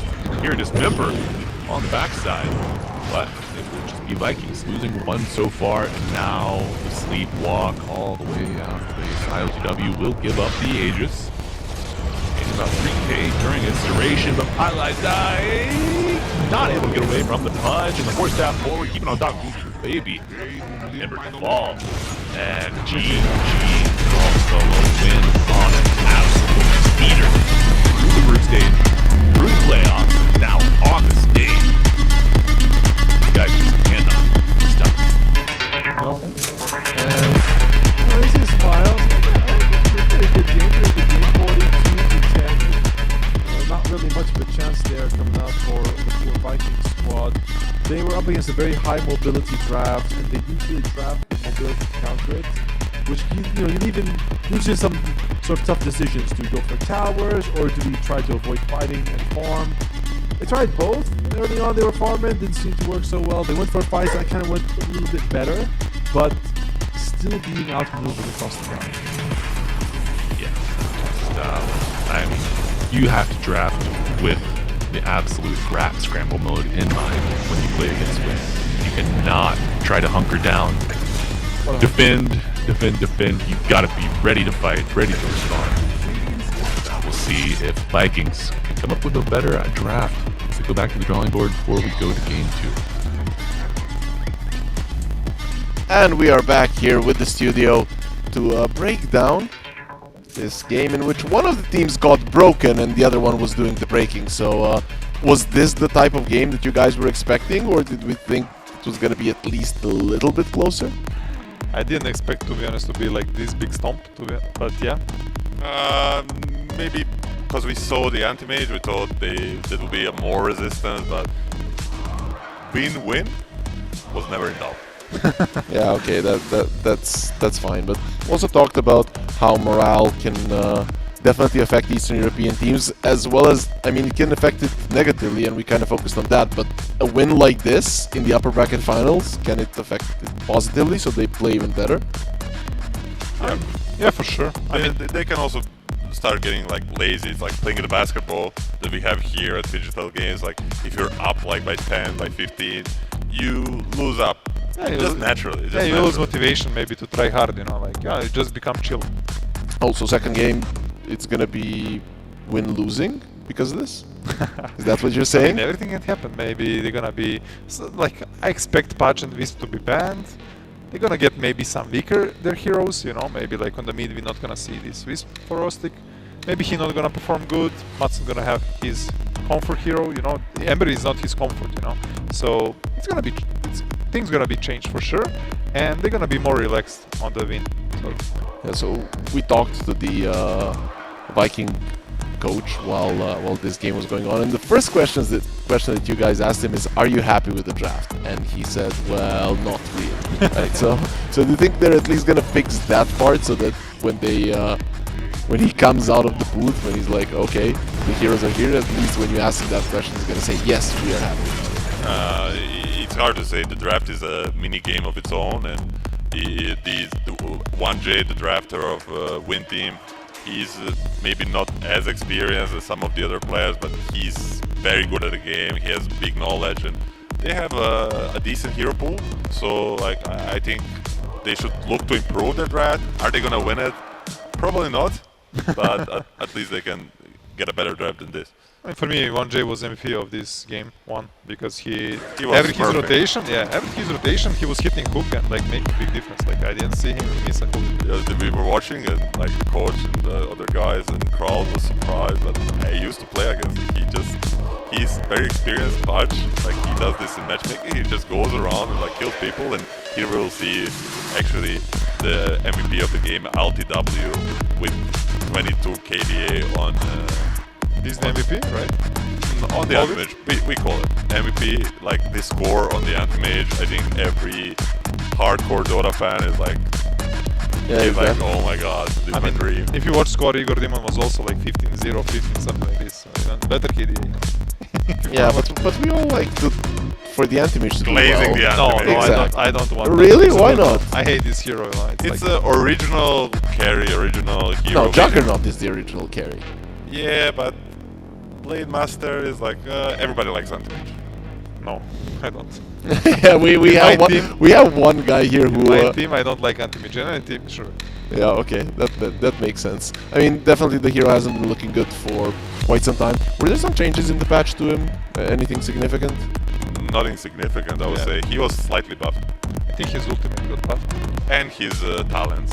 Yeah. Yeah, but what's up with the hero? Because when the map got increased so much, everybody was like, oh, Anti-Mage is gonna get a Battle Fury farm so fast, split push and stuff. So what is he lacking to actually be a strong contender in the meta? Like many other hardcore carriers, he lacks the laning stage. If you play in a tier 1 tournament, like you'll get punished really hard because he doesn't really have much to offer in lane. But here he saw Doom, Shadow Demon, he saw the game that enemy team has a very limited lockdown. So even let's say he had a rough stage, he has a space to recover, and then he's just immortal.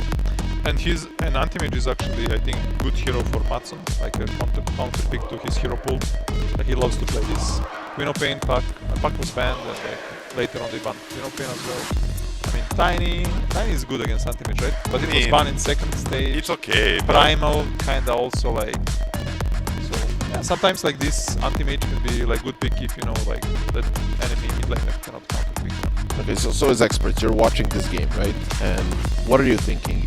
Was this just a draft issue, like 95% draft issue, or did you see one team just being obviously better than the other? It's always combination. Yeah, there was the better, but there was a bit of a sub-diff, and also Rustic, we glazed him, we said he's the best IO, and he showed, like, he was everywhere. He was teleporting 5 heroes, surviving on 1 HP, healing every single teammate, saving the post 5 with the Rilla. He was doing it all. In my opinion, I think you need to put, if you are a Viking, you need to put like Rustic in bad spot, like don't give him his hero, you know. He is like really skilled and mechanically really good, but his hero pool is not that good to like, just don't put him like in comfort zone. We talked before the game that this is sort of a bad matchup for Madsen versus Rustic, because he is quote-unquote higher skill player, better rank, but he's not the lane punisher, which is the Rustic biggest weakness. Yep. So he cannot exploit it. We'll see, maybe next game something changes, but in terms of matchup versus matchup, team player versus player in mid lane, this should suit the Rustic and win. You mentioned the Beastmaster that has to be banned versus Jaeger Demon. Yeah. Do you have to ban the Wisp versus Rustic, especially now when they show that they're more than fine for picking it? For me, yes. Yeah, for me as well. Yeah, because the one thing is that certain hero is strong in meta. The other thing, when a certain hero is strong in quote-unquote meta, nobody really plays it else. But it's also because nobody else plays it, you don't have the data how to deal with it. Yeah, as well. If you don't have a really clear idea, and people don't usually come up with idea over the night or just by themselves, they take the info from the other teams and whatnot. And here, in 2 days that we have left in this tournament, just don't deal with it. Yeah, it's just easier to ban for sure. Like just gonna overthink too much. Like you even don't play often against. even this Beastmaster, yeah, he's super signature, like the legit hero for Egor Exam. But you saw many times you get countered, you can try to copy what. And every day you're playing pubs against it, right? Yeah. Scrims. Against Wisp, you're not playing. No way. Like on the mid. Yeah, unless it's Tpabo or Rustic and Rustic. Yeah, and when people see them in pubs, they usually ban those heroes out anyways. So either way though, looking towards game 2, right? So what's the approach from Vikings? Do you maybe let that Jakiro go through? Like, are you fine with letting some of those strong heroes in the meta just go through? Maybe even a Slardar, just so that you can directly counter some of these players? I think they overthink about draft, like they try to steal enemy heroes, you know. So they're even banning Jakiro when they have first pick, you know. I think first also they need to do team meeting, like Team Win did, you know, after the draft, like to boost their morale, you know. Hopefully Coach Vuktov gonna do this, you know. We'll see. Yeah, I mean, just don't overthink. Dota sometimes needs to be simplified, pick more control, have a more well-rounded lineup, and just go from there. They'll need to play one of their best games to prevail in the series, but you know, just be relaxed, have a good draft, and let's see what happens. You know, it's not the end of the day if they lose.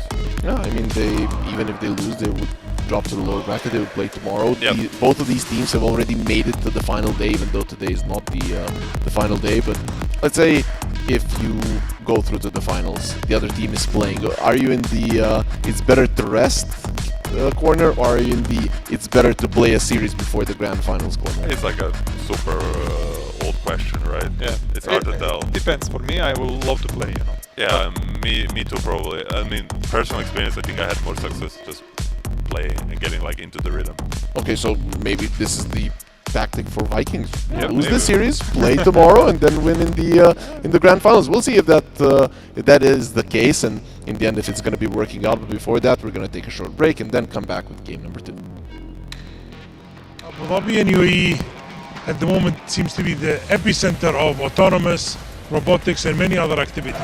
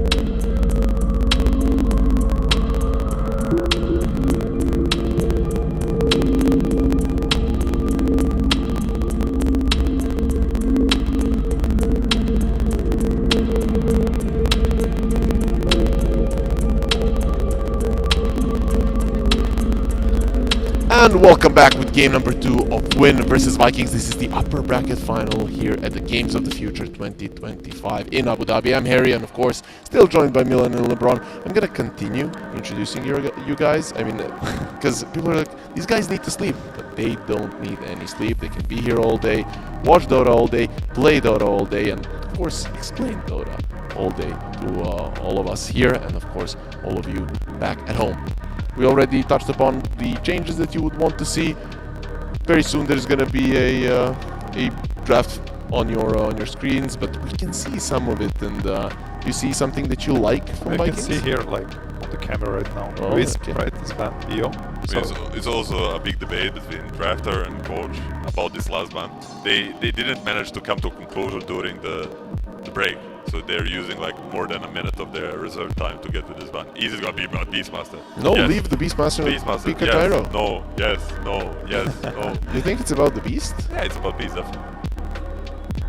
But now you cannot protect this Beastmaster. Before, when you have first pick, you could just ban Gyro, pick Beast, right? No, pick Beast. No, I think it's Weaver or Gyro. I think it might be even Weaver, because Gyro is technically better, but it's just super signature of Nico Baby, and they used to ban it firstly. This time around, they decided to ban.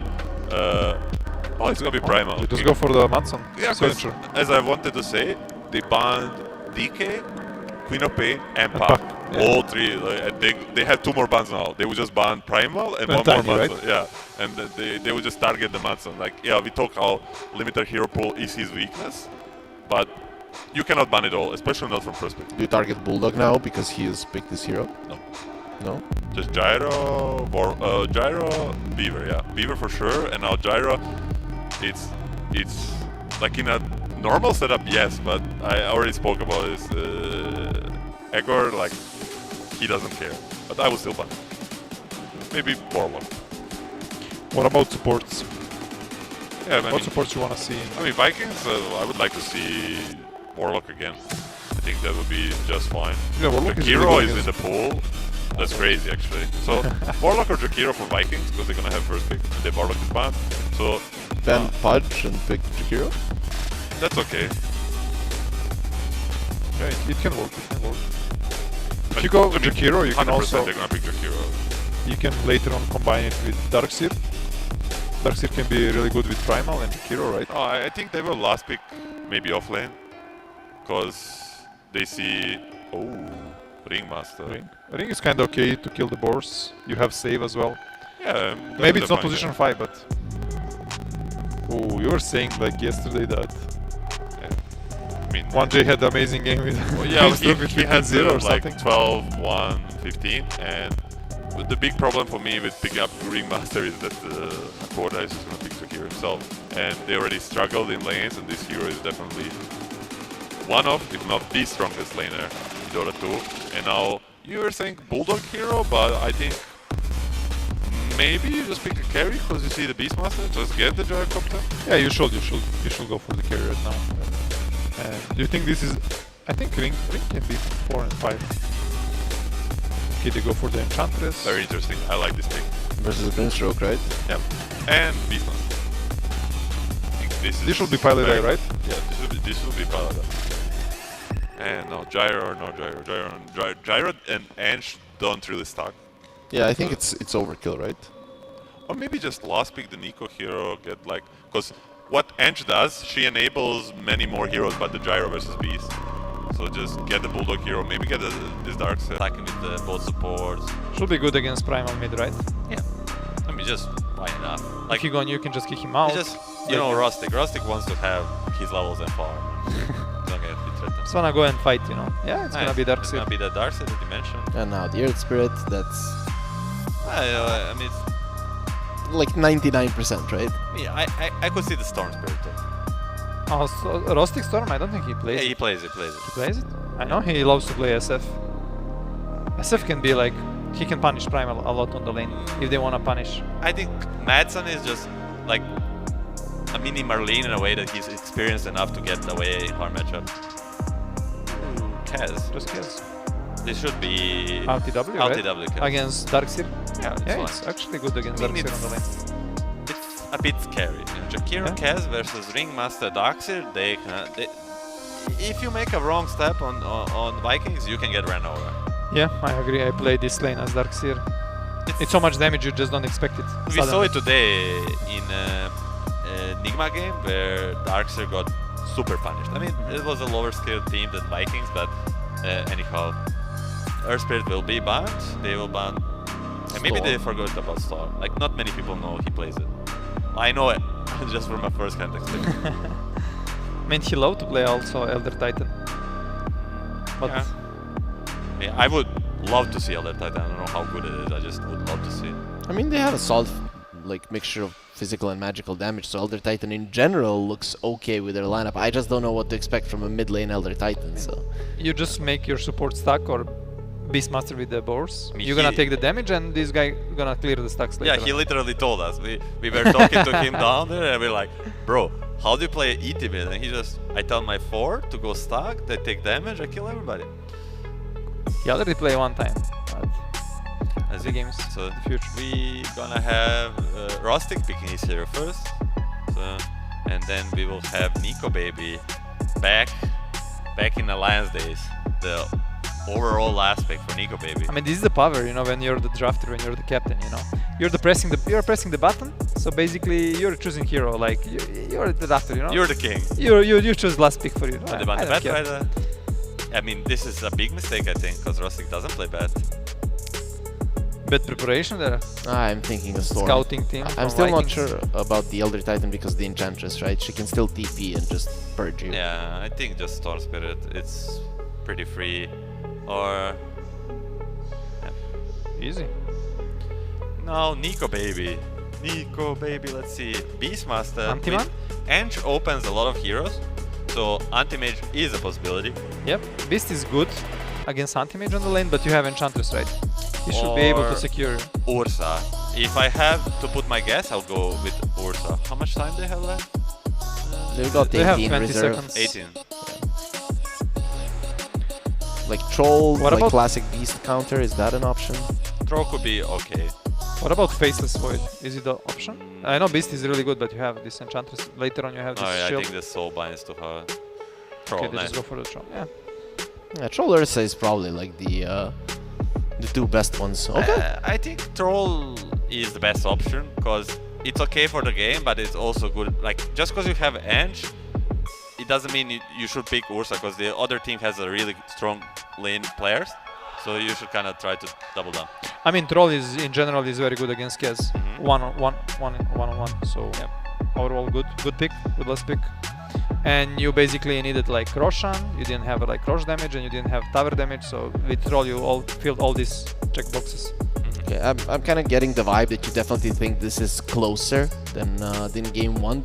Will it tilt you the way of Vikings, or are you guys still in the corner win?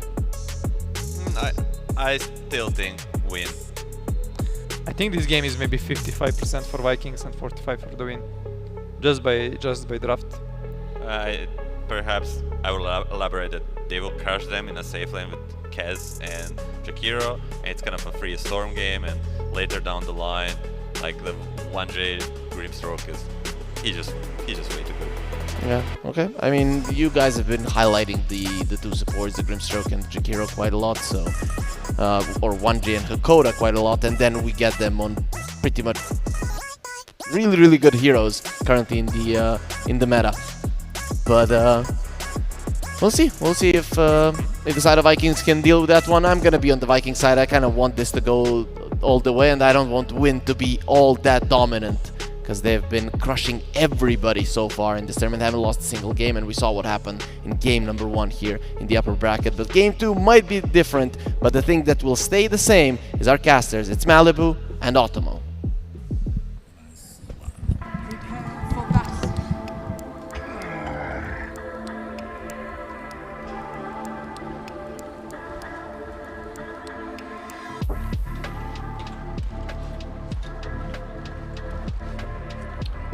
Alright folks, welcome back, Dota 2 fans. We have our game 2 of Win versus Vikings. Both sides keeping the same side. Win on the Radiant, Vikings on the Dire. Atomo, welcome back, brother. What do you think of this draft? I know that we had our beautiful panel take us through the finities and the inner workings of it. But what are your impressions? Who do you favor? This seems like a much more even draft. You know, Win isn't throwing out anything crazy. It's got like, Grimstroke and Beastmaster, that's fine. Kezjikir is a 30 standard seconds to lane. battle. Midstorm, like nothing unpredictable, nothing that's out there. So I think this is going to be a better game for Vikings. Do I think they're going to win? No. But we should be in for a much better matchup. Yeah, I think Win are certainly my favorites as well. I did really like to see Vikings snatch up the Primal, taken away from Rostic, seeing how powerful his Primal Beast is, and I did appreciate the draft order of getting the Enchantress, protecting that Darkseer pick, because playing Darkseer into Enchantress, not fun at all. But nice early harass here from Injured Demon and 1J on Nico, baby. It's like it's 2 for 2 in terms of the bounty ruins, so no one coming out ahead in that one. Very good. Let's see. Oh, one nice thing about Enchantress, I think she can dispel anyone who gets the Inkswell on them.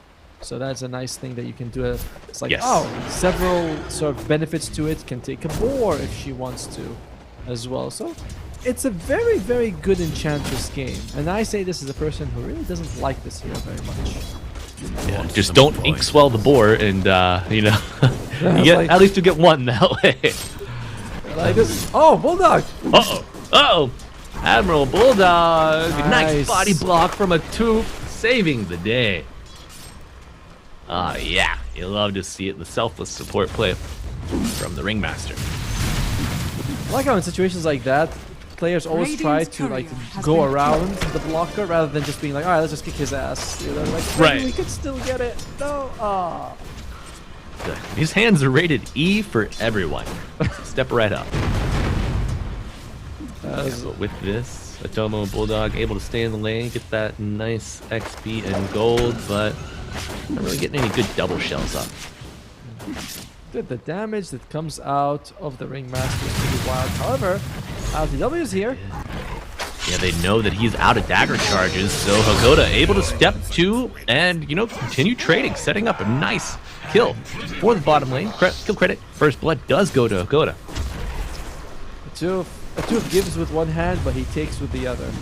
So he's like, you're not gonna kill my Bulldog. Kill me instead. Yeah, I think he wanted to reset anyway, And he also has that thing that happens where you're very close to level 2, so you can almost assume you have it. You play a bit more risky, and then you're like, oh crap, I don't. Oh no. This is problematic. Oh no, the grappling hook, the whoopee cushion. He overestimates his potency. And I mean, maybe underestimates how powerful that grappling hook was. Played through the whoopee cushion, and now Bulldog forced to get a hasty retreat. Only level 2. And the thing that we talked about, where if he was level 2 as the Ringmaster, he wouldn't have died in either of these kills. Just use Tame the Beast and both times send them packing. But when you're so close to level 2, you don't wait for the creep to die, you're a little too aggressive, and then you're like, oh crap, if I had my Icarus dive or my Tame the Beast or whatever the skill I have, I would have lived.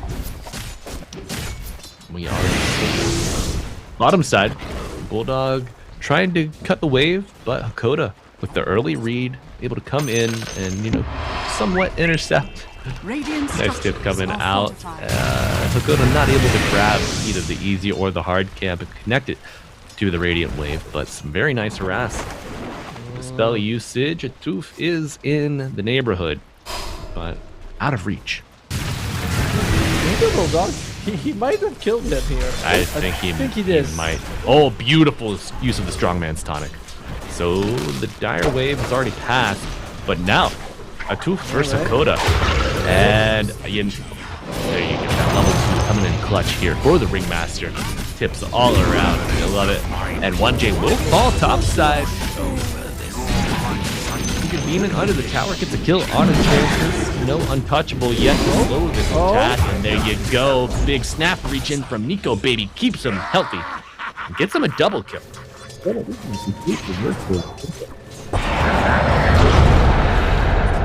got a game on our hands. We got a game on our hands. We got skirmish in the mid lane. Mats even is now trying to get out of the tables that have reversed. They've turned. but Atuf is nearby to lend a helping hand, Dire's even if bottom it's tower is creepy, under attack. wooden, metal, animatronic, maybe. It's certainly creepy. I mean, are we sure that Ringmaster is some sort of living person? Or no, we don't know that, right? He's sentient. I don't know how, but his got lore conscience. is dark. It's Yeah. yeah, it's not a fun read unless you are into creepy stuff, creepypasta. Which, I don't want to knock it if that's your thing, but it gave me the heebie-jeebies, that's for sure. When we look at Ringmaster, he looks like a heebie-jeebie kind of giver. I don't think I want to be around that guy. Yeah, Don't hang out with him. The Monster Hunter Atlas entry is actually really messed up. More on that later, but Rossi trying to mess up Watson here. Matson, even. And 1J not able to contributes. Not able to steal the kill, but, gives it to his neighbor. Some would say you're supposed to. Some way disagree with these people. As Bulldog, high-fiving. Uh-oh. You're supposed to get out of the Echo Slash, Bulldog. Come on.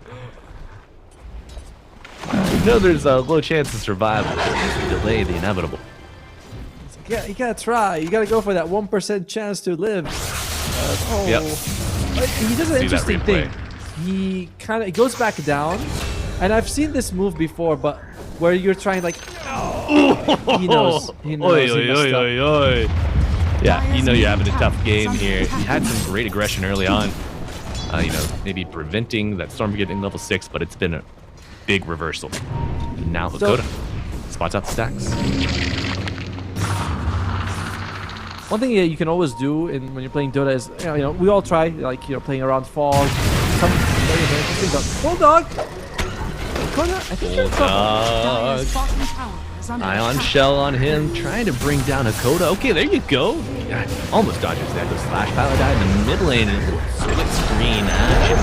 Enchantress survives. ILTW kills Bulldog once again. I think I found your mistake. Jakiro falls, so Atuf, Admiral Bulldog, they share the experience from the Jakiro, but ILTW is unchecked here in game 2, Otomo. That was unlucky, by the way, for the Viking squad. The damage from ILTW, that residual physical damage, he was going to die from that, or he's going to die from the dual breath of the Jakiro. If he dies from the dual breath from Jakiro, there's no experience because no one's there to get it. But ILTW gets the kill and you get global experience. We talked about in the previous game. Hold those thoughts. Eager Demon gets his Wisdom Shrine, and Atuf will end up dying here in the bottom lane. Matson arriving to challenge ILTW as the fight breaking out on the top side as well. The Troll Warlord falls. Chaos ensues cross map. The action just does not stop.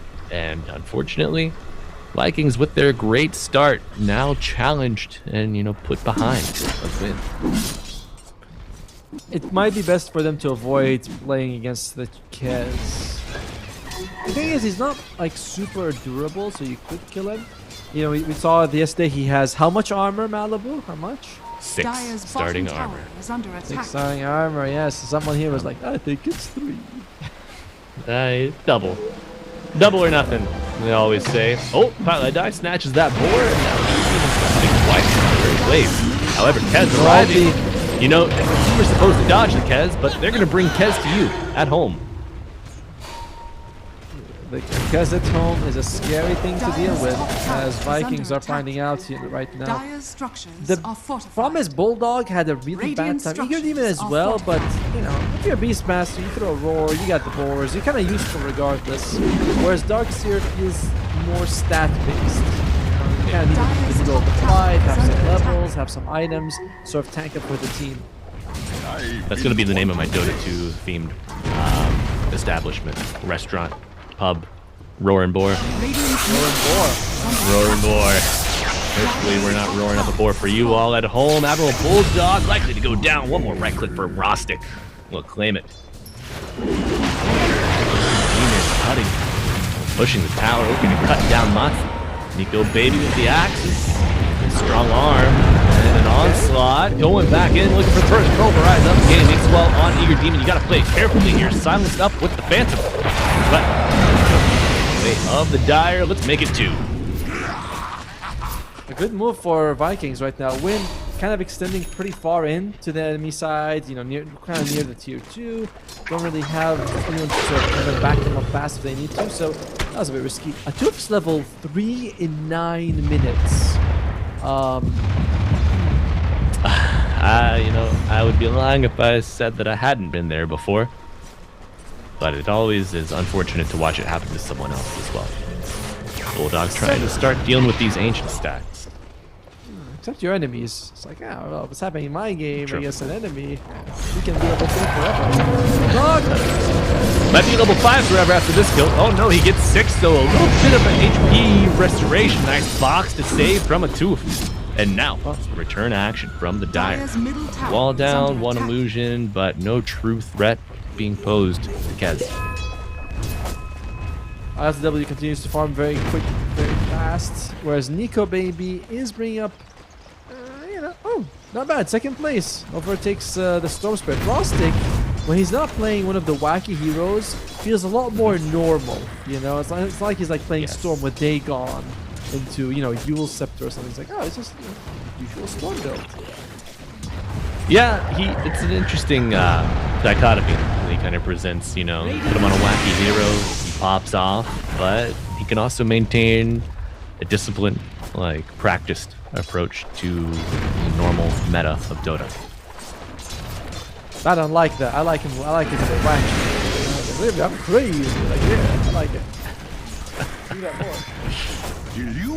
Yeah. Good. I'll keep that in mind for your Christmas gift, Tomo. It's coming up. Ooh, do you think there's gonna be a ban wave coming out? Remember the Cole a couple years back? It seems like a tradition, right? I feel like I've seen twice, 2 years in a Yeah. row, so it would be nice. Eager Demon. Dire are scanning. Madsen, does he want to go for it? They scanned. They knew he was there, but they kind of delayed too long. One of the nice things about Chikiro, you're like, hey, how about you melt that tower for us in 10 seconds? He's like, I can do it in 8. You say jump, and I say how high. Level 3 liquid fire, making quick work of his house. And pass needs some spell damage, and the Massifier is just that. Enchantress to fall, Ringmaster on the backside, trying to dodge ILTW, but he will not be so fortunate. Rostic also getting another charge on Goodness in 8. The levels, our production, they're like, you guys see that? With the 5s and 6s, and the dead Dark Seers. And I see 1-6 here on Bulldog. The hoof stomp off the mark. He might bleed out. Yes, he will bleed out, and that was interesting. I'm surprised that Vikings is not more together. You kind of know that Win is going to stick to, you know, come at you as 5. Maybe someone's like, oh, guys, I just need this item, I just need to farm. But whatever item you're going to get is going to cost you not just, you know, the farming time, but like 3 deaths on top. Yeah. Together would be a nice change here for Vikings. Wow. Maybe should have 3 minutes to go as Win are uniting under the banner of Rostic with this amplified damage rune. Kill on the beefiest, maybe hardest to kill target that Vikings could present them. It was nothing. And now, 1 minute to go until the next Wisdom Shrine. We already see Win setting the table on the bottom side of the map. Who's unable to dodge. Does have Wheel of Wonder. His status has improved somewhat, but you know, ultimately, this triple kill for Rostic is just setting the table for continued dominance. Sigma moment. Dire's bottom tower is under attack. Dire's bottom tower has They need fallen. Madsen to sort of try to make space for the team. Like, just now when they jumped on him, he actually had a fantastic... Oh, okay, speaking Madsen. Base from the team, you say? How about a pulverize and trample after dodges the ice path and the AoE? Okay, so brilliant play there. More on that later. Primal Roar coming out. Demon looking for a kill on Pylite. Die, absorbing this wave, trying to keep it pushed out so Troll can farm safely. But these overprotective wisps doing their job. By the All way, right, that thing you was got nerfed. the wisps, yes. Yeah. The count was lowered, right? And then the later facet or talent was also nerfed, I think, or switched around a bit. No, that doesn't feel like much. Oh no! Okay, 1J will go down and a leash on to our Ringmaster, but delaying it for now. But not delaying it for... Oh my god, the Strongman Tana coming out in to save him. Rostic low on mana. Challenged here. How do you kill Rostic? You know, the right click, landing, he's got a little bit of shield, the surge coming out, looking for the max trample damage they can get spear in the wall, but it's not enough, Atomo. You know, he pulls in just as much. Alright, Nico baby, here we go. Hey, finally, some revenge. It's delicious. Now, before I was so rudely interrupted, for about 2 minutes. By the game. So, by the game. Primal Beast, he gets the Pulverize on Jakiro first to increase his AoE of his spells and effects. And then he's able to trample outside of the normal Ice Path radius. So if he didn't Pulverize first and used Trample, he wouldn't have had that extra radius to kill him through the untouchable area of the Ice Path where he would be stunned and that distance would be purchased for Jakiro. Yeah, I thought that was very cool as well. Because he's kind of like sort of on the side of the ice path, and Jakiro's walking in the ice path, and he's like, "This alright, bro. I'll get you from here. Don't worry about it." So that was very cool to see. And yeah, Vikings, much very cool. There you go, great link reveal here for the Dire. Really want to come out on top of Pulverize and Trample, but the roar lands for the attack. Defense does go down, but now the fight at 4th radius. Coming in, gives the Ringmaster, gets the Primal, and the Zip will continue the action here on top side. Roster looking for a Pylai die, but these whiffs still on the clock. Well, they get Eager Demon. It's some time to farm for the other guys, but yeah, it's not super ideal for Vikings. It's at least a trade though. Oh, Jakiro's going for Rod of Atos. It's good for your combo with the Magnifier, but it's just also very nice against the Primal Beast. Look at all that TP took. Whoa. Wild. Oh, and there is some current action going down. We do see Rostic and 1J on the side of your screen, Chase and Pylai die. But they're going to need a little more match damage to make that happen. However, Monty showing up. Unlucky. Do you find it strange that the position 5 is harder to kill? Alright. Is that later? ILDW? More on that later. The wall might go down here. This could be a consequential death. Overbalance going to the Dire, helping to balance the tables, and Roshan, secret agent. Now hero, beautiful wheel of wonder, forcing 1J to turn around and get the Soulbind onto 2. But Rostic, you know, playing that disciplined, patient approach. Huge fight for them. Yeah, I just want to say it's weird that they take more effort to kill the level 8 position 5 Enchantress than the level 12 mid Primal Beast. You know, they jump up out of that, they're like, no, not him. Then they see monster, they're like, yes, this one we can deal with. This one's actually better. Get him, the big boy. I want him. What they say. They want him biting, you know. Yeah. I love playing. Trying to add enchantments to my support pool a little bit. As Pylai die, is just trying to stay afloat, keep from going all the way underwater. But the first damage adding up will be enough to bring down the enchantment. Atoop does deny the invis room. Well, we got some Nico Baby fans cheering for their boy. If you like Nico Baby, you should have seen his Necro Baby performance yesterday. Very good. Well, they're very right that this game is going to be a lot on Nico Baby. He is Radiant right now doing a pretty phenomenal job of staying top of the leaderboard, top of the net worth board. His team is struggling, but they're making enough space. He's taking full advantage. It does feel like a 1v5. As long as he can kill, the beast is going to be fine. However, Coda, where's the Pylai die? It's a trap, Atomo. But for the who? hook is being baited. Override cancelize pass the wall. Fire all adding up the wheel. Water on top of it. It is a mess. More coming out at the end. Eager Demon survives, but not for very long. Rostic now charging through to the back line. Looking for Bulldog, looking for a group. Will find one. Hitting it. Oh, Mana and Nico Baby running into 3. No battle trance. That is a near team wipe. 3 heroes down, and Bulldog somehow able to get out, thankfully. Rostic's 21 galvanized stacks are unable to keep him fueled to kill the final 2 members of Vikings. Yeah, it's shocking, right? He's like got 15 mana regen a second, which, see, how much is that in a minute? That is, what, 900 or something like that in a minute? It's insane. Beautiful replay. Look at all, I don't know if I've seen more spells in one area. The axes, Altrans, Roar.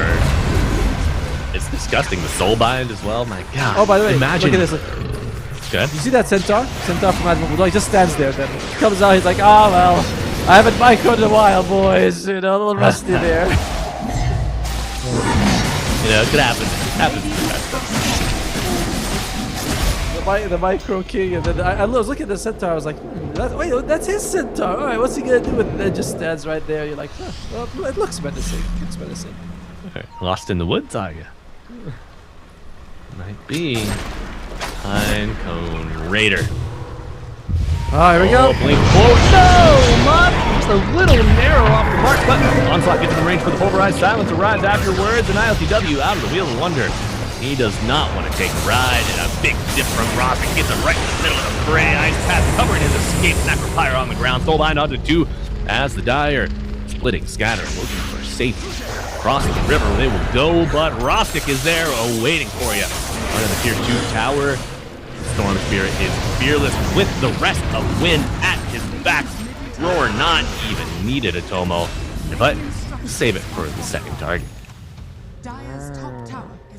What just happened that ILTW was able to do is incredible. Firstly, if you look at the replay very closely, there was the mid-animation of the Primal Beast sort of grabbing him. But when you use Raptor's Dance, you have that 1 second where you're uncontrollable. Oh, you're untargetable, right? Yes. Yeah. It's the same thing as when, you know, Bane throws a Nightmare at you, right? It's like it sort of interrupts, or you use a Manta style when someone's about to doom you. You don't dispel it, he has to start the animation again. So if you look at it, Matson did grab him, but he starts the Raptor Dance, and he's like, oh shit, I gotta let him go. It's so good that ILTW was able to do that. Right. It's a great great tool for reversal. You know, people see him use it. Sometimes it feels like you use the Raptor Dance a little early, but with that in mind, it's just a ticket to reverse the flow. That's beautiful. I had to go like read the mechanics because I was like, I think that's what he did. But I was like, I know it makes you invulnerable for a second, but also makes you sort of untargetable. It's pretty insane. Yeah, you become invulnerable for 0.2 seconds. 0.2 was all he needed. He was like, I did my best work in less than a second. Tower is under attack. Look at that. Look at that damage. A Storm out totaling any 2 members of the Dire here. I'm surprised that Matson's relatively low damage. This is scary. The Primal Beast is not behind the enemy support.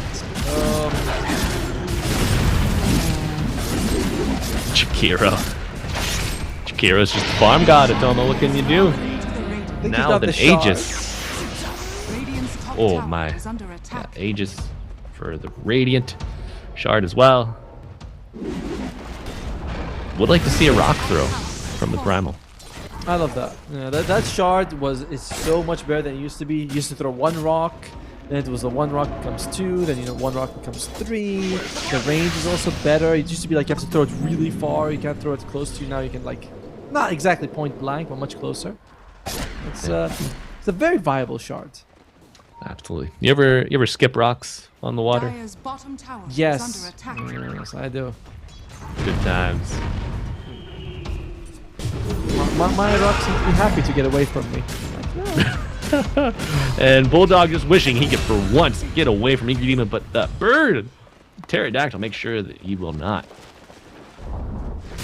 Still, Nico Baby is on top. It's just that the next 4 people in net worth are all on the enemy side. Yeah. That is not good. Nico Baby has a DK. He feels like he's finished. Glimmer to buy more time, and a tube daring him. Nice. daring him to approach it, but it only buys a little more time. No Carney Classics to help him out. And ILTW taking a tier 3 tower with Dakota at his back. Domo, this is a very early push. I love did you see what he was able to do earlier? He was trying to use the Funhouse mirror, dodges I think the ghost from the Grimstroke, his girlfriend, but wasn't enough to keep him alive. His wife. I think his girlfriend. I think it's his wife. It's his wife. It's his wife. Okay. Yeah. Sorry, Mrs. Grimstroke. You know, they didn't mean to disrespect you like that.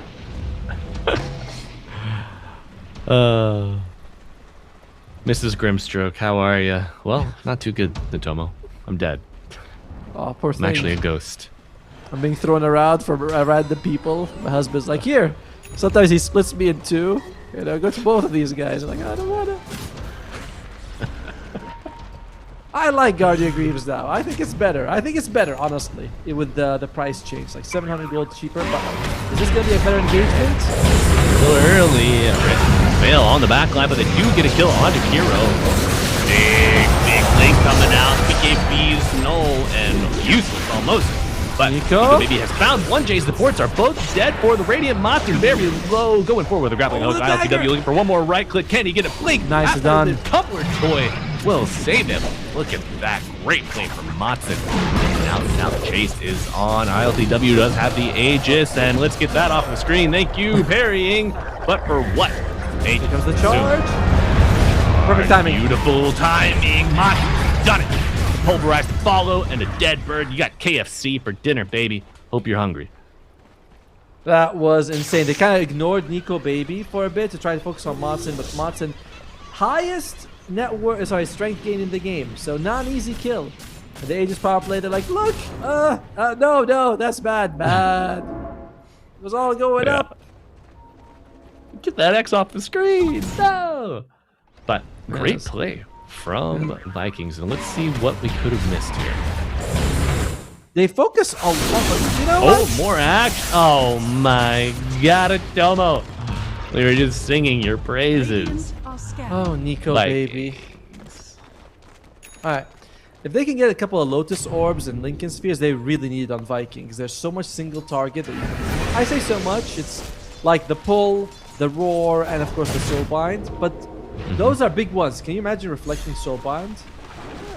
They get double pulverized. Nice. Would be nice. And we'll go for one target pulverize here out of Bulldog. Nearby Motson, but the BKB reducing some of the damage. It will not be enough to get him out. Eager Demon to fall. And Rostic showing up. A tooth, Spotlight Die joining the fray. The rest of Radiant are showing up. Nice back with the box, but the better Wheel of Wonder will be a dead Storm Spirit. Motson not able to get away from ILTW. The chase is on, and he will bleed out in the tree line. Spitting some spells for the next target. ILTW wants to get these Lotuses to be able to turn the tables should he need some regen. However, a soft reset from Vikings for now. Waiting on their troll to still... He's been dead this entire time. That's insane. It was like a 75-second death timer. It was. And they were still able to like win a pretty massive fight without him, right? They take like 4v versus 5 fight. It's not exactly 5 because they staggered in one by one. But they bring down Eager Demon. They bring down Rostic, who had an insane streak. Beyond godlike. This shows how important the experience is. We've all played against Storm. We know what Storm does. Oh, a tooth. Well, at least he's out there. Nice. Good dodge. Rostic's Primal, his IO, these are kind of like hard to sort of like estimate factors. I don't know how good an IO mid is, but Storm mid, even the best players, we've seen it. So we know how to play around it. And by that I mean Vikings know. Right. Yeah, just the pure disruption of the game state that the IO, Primal both provide. It's hard to quantify. Yep. You feel the impact more than you can track it. But a Storm, I mean, come on. Since TI5, Sumail showed us how annoying this guy is, and we've all adjusted as well, except Bulba. Well, Bulba has adjusted. He keeps picking it. Nah. The adjustment is that I'm never leaving it. I will say the drafting has been better. Shout out VP. Oh, he's On a drafting good for run. VP? No? Yeah, he's coaching for VP now. Cool. Shout out the boys, squad. Good on you, But- Pulpa. Yeah. Radiant's But top tower is Win, under attack. Vikings, both teams smoked up Atomo, Admiral Bulldog, the first point of contact here. Will he be? No. Nico Baby wants to smoke, and Rostic will oblige him. Nice Lincolns. Yeah. That was a use of the pulverized, and it reveals. I think that it's okay. You show that you have Lincolns. The only waste are relatively low cooldown. Oh, this could be worse. Oh, there we go. The silence. He jumped. Vision, we hear a big zip, but low mana on Rostic. He's got to be careful. Primal Aurora on the troll. Wall of cover. Is it enough? Nico Baby gets the return. CKB, the Battle Trance is healing him right up, and that's a dead Beastmaster.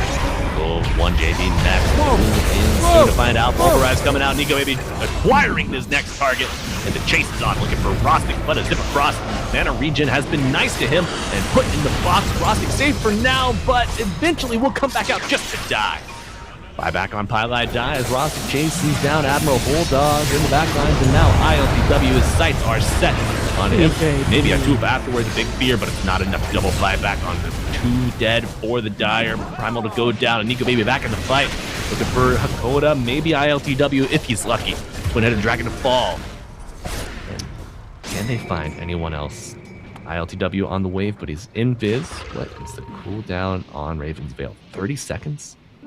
It's the mana problem, honestly. I think that's no way he's going back in with 100 mana. Roshan is up in about 40 seconds, so Vikings, they use 3 buybacks. It's kind of like we're all in. We better get ourselves this Roche or something like that, because 3 buybacks, Vada is like, please let it be there. But that was just a little bit too early to go in. Yeah, and the respawn timers, honestly, they're not super long right now, so you're not going to be able to punish on a power play with these buybacks. While I die, living up to his name. Maybe these wisps These will lies. do. Oh my god! And he's still healing up inside of the box. Wow. As Roche is up, they know. The Dire, no, I think 1J left a bit too soon, but if they see the creeper's low health, they'll be like, oh, there he is, there he is. Pi live die. Now he's in need for a name change, I think. That's true. I mean, Lie and Live is just 1 letter apart anyway. Sneak it in there. That's right. Still, Nico Baby continues to impress with his astounding farm speed. Remember, they were losing this game. They were. Nico Baby- But Ken's almost catching up now, just 1,000 gold behind, but he does have an Aegis. And Banner has also been acquired for the Radiant. Second Roshan. Big item. Violet dies, Lotus Orb. This could be one of the biggest purchases in the game. You throw this on Nico Baby, suddenly you're not roaring him, you're not soul binding him. Pulling Or him you is- are. Or you And are, then- you're like, uh-huh. Yeah. Alright, today I actually messed up in a game. I saw someone had the Lotus Orb on him. I was Witch Doctor. I was like, alright, I'll just throw my cask. It's fine if it comes back to me. The Juggernaut. God. He comes next to Stun your his- entire team. No, just me and the Juggernaut. He had Omni, but I was right next to him, so it kept bouncing. Tick, tick, tick, tick, tick, tick.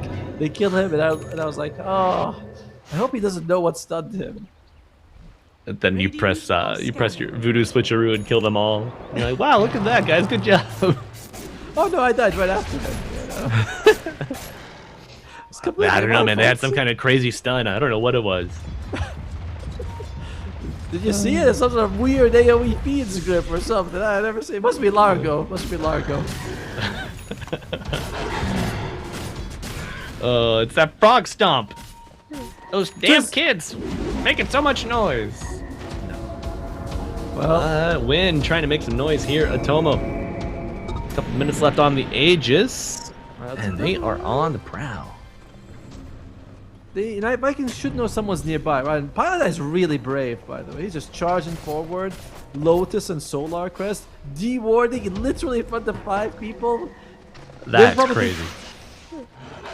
They're probably thinking, "There's no way he's by himself." And he's like, "Yeah, but just have you seen the His name? entire team smoked right behind him, guys. Just let him D-ward. It's fine. It's fine.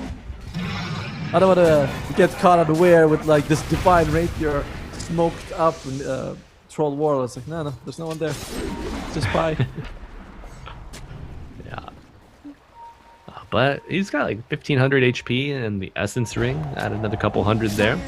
Lotus. With the Solar Crest barrier and the heals, he can survive a lot, as we've For seen. sure. This is going for another one. You Beautiful. can't stop him. Almost 500 gold in the pocket of the Enchantress. What do you go for next, do you think? I like when they go for the drums into the Hurricane Pike with the shard build. I think like, oh, Twilight die? Dude, he stares them down and they just don't go for him. He's on buyback too. He's fearless. Yeah, I like that sort of style of play for the hero. When you go for right click. I don't mind if you go for like a glimmer before that, but in general, like, Hurricane Staff has a locus or force stack. Oh dear. Yeah. Ooh, that Raven's tail. Getting him in range. Parrying. Will stun Nico Baby and a zip in on the back line. Look at Bradwell Bulldog. But locked and ready to meet the challenge. However, BKB roar, and now Primal is controlled and dead. Ice Path Macro Fire coming out on top of the wall. It's chaos for the Dire. They're falling left and right. 3 dead. Nico Baby's trying to get something, to get anything. Gets the Aegis, but likely to give up the Ghost here. Life stealing a little bit, but he will be controlled. And Highlight Die also with the Agamemnon Scepter now on roster, pulling multiple targets in. And the Wisp will finally block out Tomo. Their watch is over. Did a good job, but it's not enough. And GG, it's called 36 minutes into game 2. Win, sweep the series, and they become our first grand finalist here in Games of the Future 2025. Never really in doubt. It was a better, closer game for sure than game 1.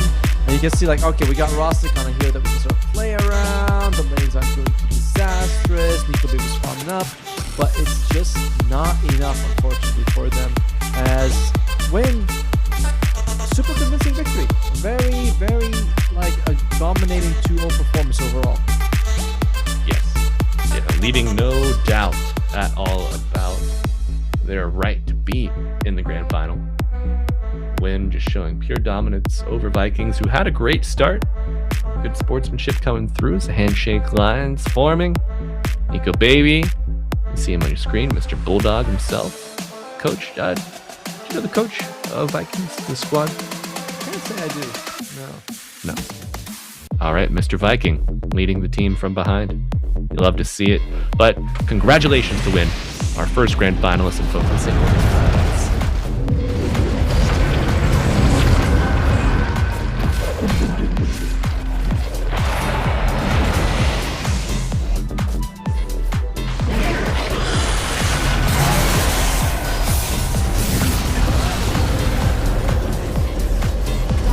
Much closer game between Win and Vikings, but in the end, Win will prevail, and Vikings didn't have enough to win this one and push it to a game 3.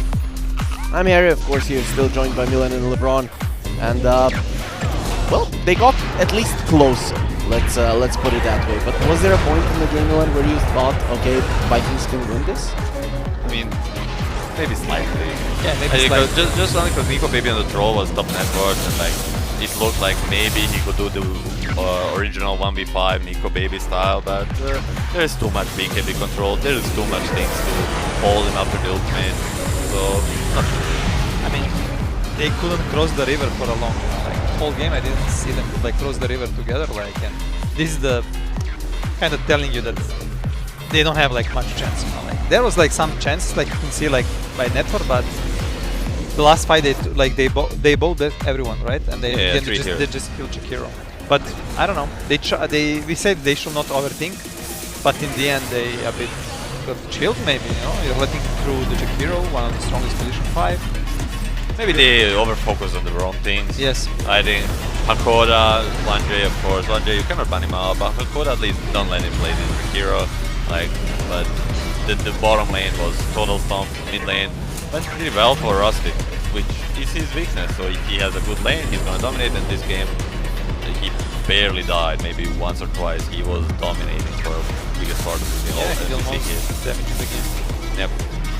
I mean, you guys told me Madsen, rank 20, he might be the one to tip it over, and then Rostek, I have to say, both of the games, the guy looked amazing, really. Maybe he should try to compete and like leave streaming on the side of it. And yeah, there's. Yeah, we could see Madsen here. Yeah. He died and he got tilted. Yeah, the overall win team was much more chilled. We see Nico Baby laughing here and there because like I think at some point they understood that this matchup it may be a bit too hard for them today, but hopefully they take some things out of it and learn and come back tomorrow. I mean, they're not out. They're playing loser finals tomorrow, right? So maybe it's good for them. If they win this final, they're gonna be in the grand final warmed up, right? Yeah, but I mean, getting there isn't going to be easy. Well, we're seeing 41 kills on one side, 21 on the other. Pretty much all of the stats are, of course, going to be going in favor of the winner. Any standout performances on the Viking side, right? We kind of glazed the Rostic a little bit, but what about the Viking side, right? Was anybody looking really, really good? Sure, Troll was top net worth, but did we see any good plays? Besides Troll, it's hard to look good in a game that you're getting stomped. So I would say they all like equally got screwed, and like it's just hard to look good when you're losing that hard. Yeah, it's just the day when things don't work for you, you know. Basically in both games, like they try to make a move, they try to make a play, they move as a 3 or 4, but nothing is working. You know? If let's say you look at this game, right? Let's disregard game number 1. Do you think Vikings have what it takes to win versus win? Did they show that they have the strength and the knowledge? I mean, not today. I think they would need to come up with something extraordinary tomorrow to threaten them, because today was super one-sided. I don't think they showed the glimpses of it, but Dota is a very specific game where even through the draft you can create the opportunities to beat the opponent. So yeah, they would need to do a lot of things. Would have to align for them to win this like series against Win. It's always nice though to hear from the players themselves. So our grand finalists are going to be giving us an interview. By a win and another champion we have right here. Another battle right in this arena. Hall 9 has seen nothing but champions today. What does it feel for you guys to be part of the group of champions? Feeling good, we're pretty confident, we're smashing everyone 2-0, so we're owning this tournament. Well, it's in the name, but can you please explain to us what is the definition of win to you? It's a chill vibe, good emotions, and owning enemies on map. So we're owning enemies here. However, can you tell me a little bit about the precision strategies that took for you guys to get this another achievement throughout the day? Because I know it's not easy to keep going one by one. I mean, we're just picking our heroes, we're just picking our signature heroes. We are confident at these heroes, and we're just chilling and playing, nothing special. And can we see the team captain right now? Yeah, that's you? So what do you have to say to your team, and what's the next step for you to get the next win? Меня подойдет? Yeah. Что ты, короче, сделаешь, Like. That's it. Yeah. That's it. Well, you heard it right here, folks. Like, and that's the only way to go. Positive vibes, good vibes, good. And go to Dubai. And go to Dubai. That's Let's next. go. We're in Abu Dhabi, but we're gonna go to Dubai next. However, thank you guys so much for being amazing, and a round of applause for the winners. Give it up for Win. Let's go.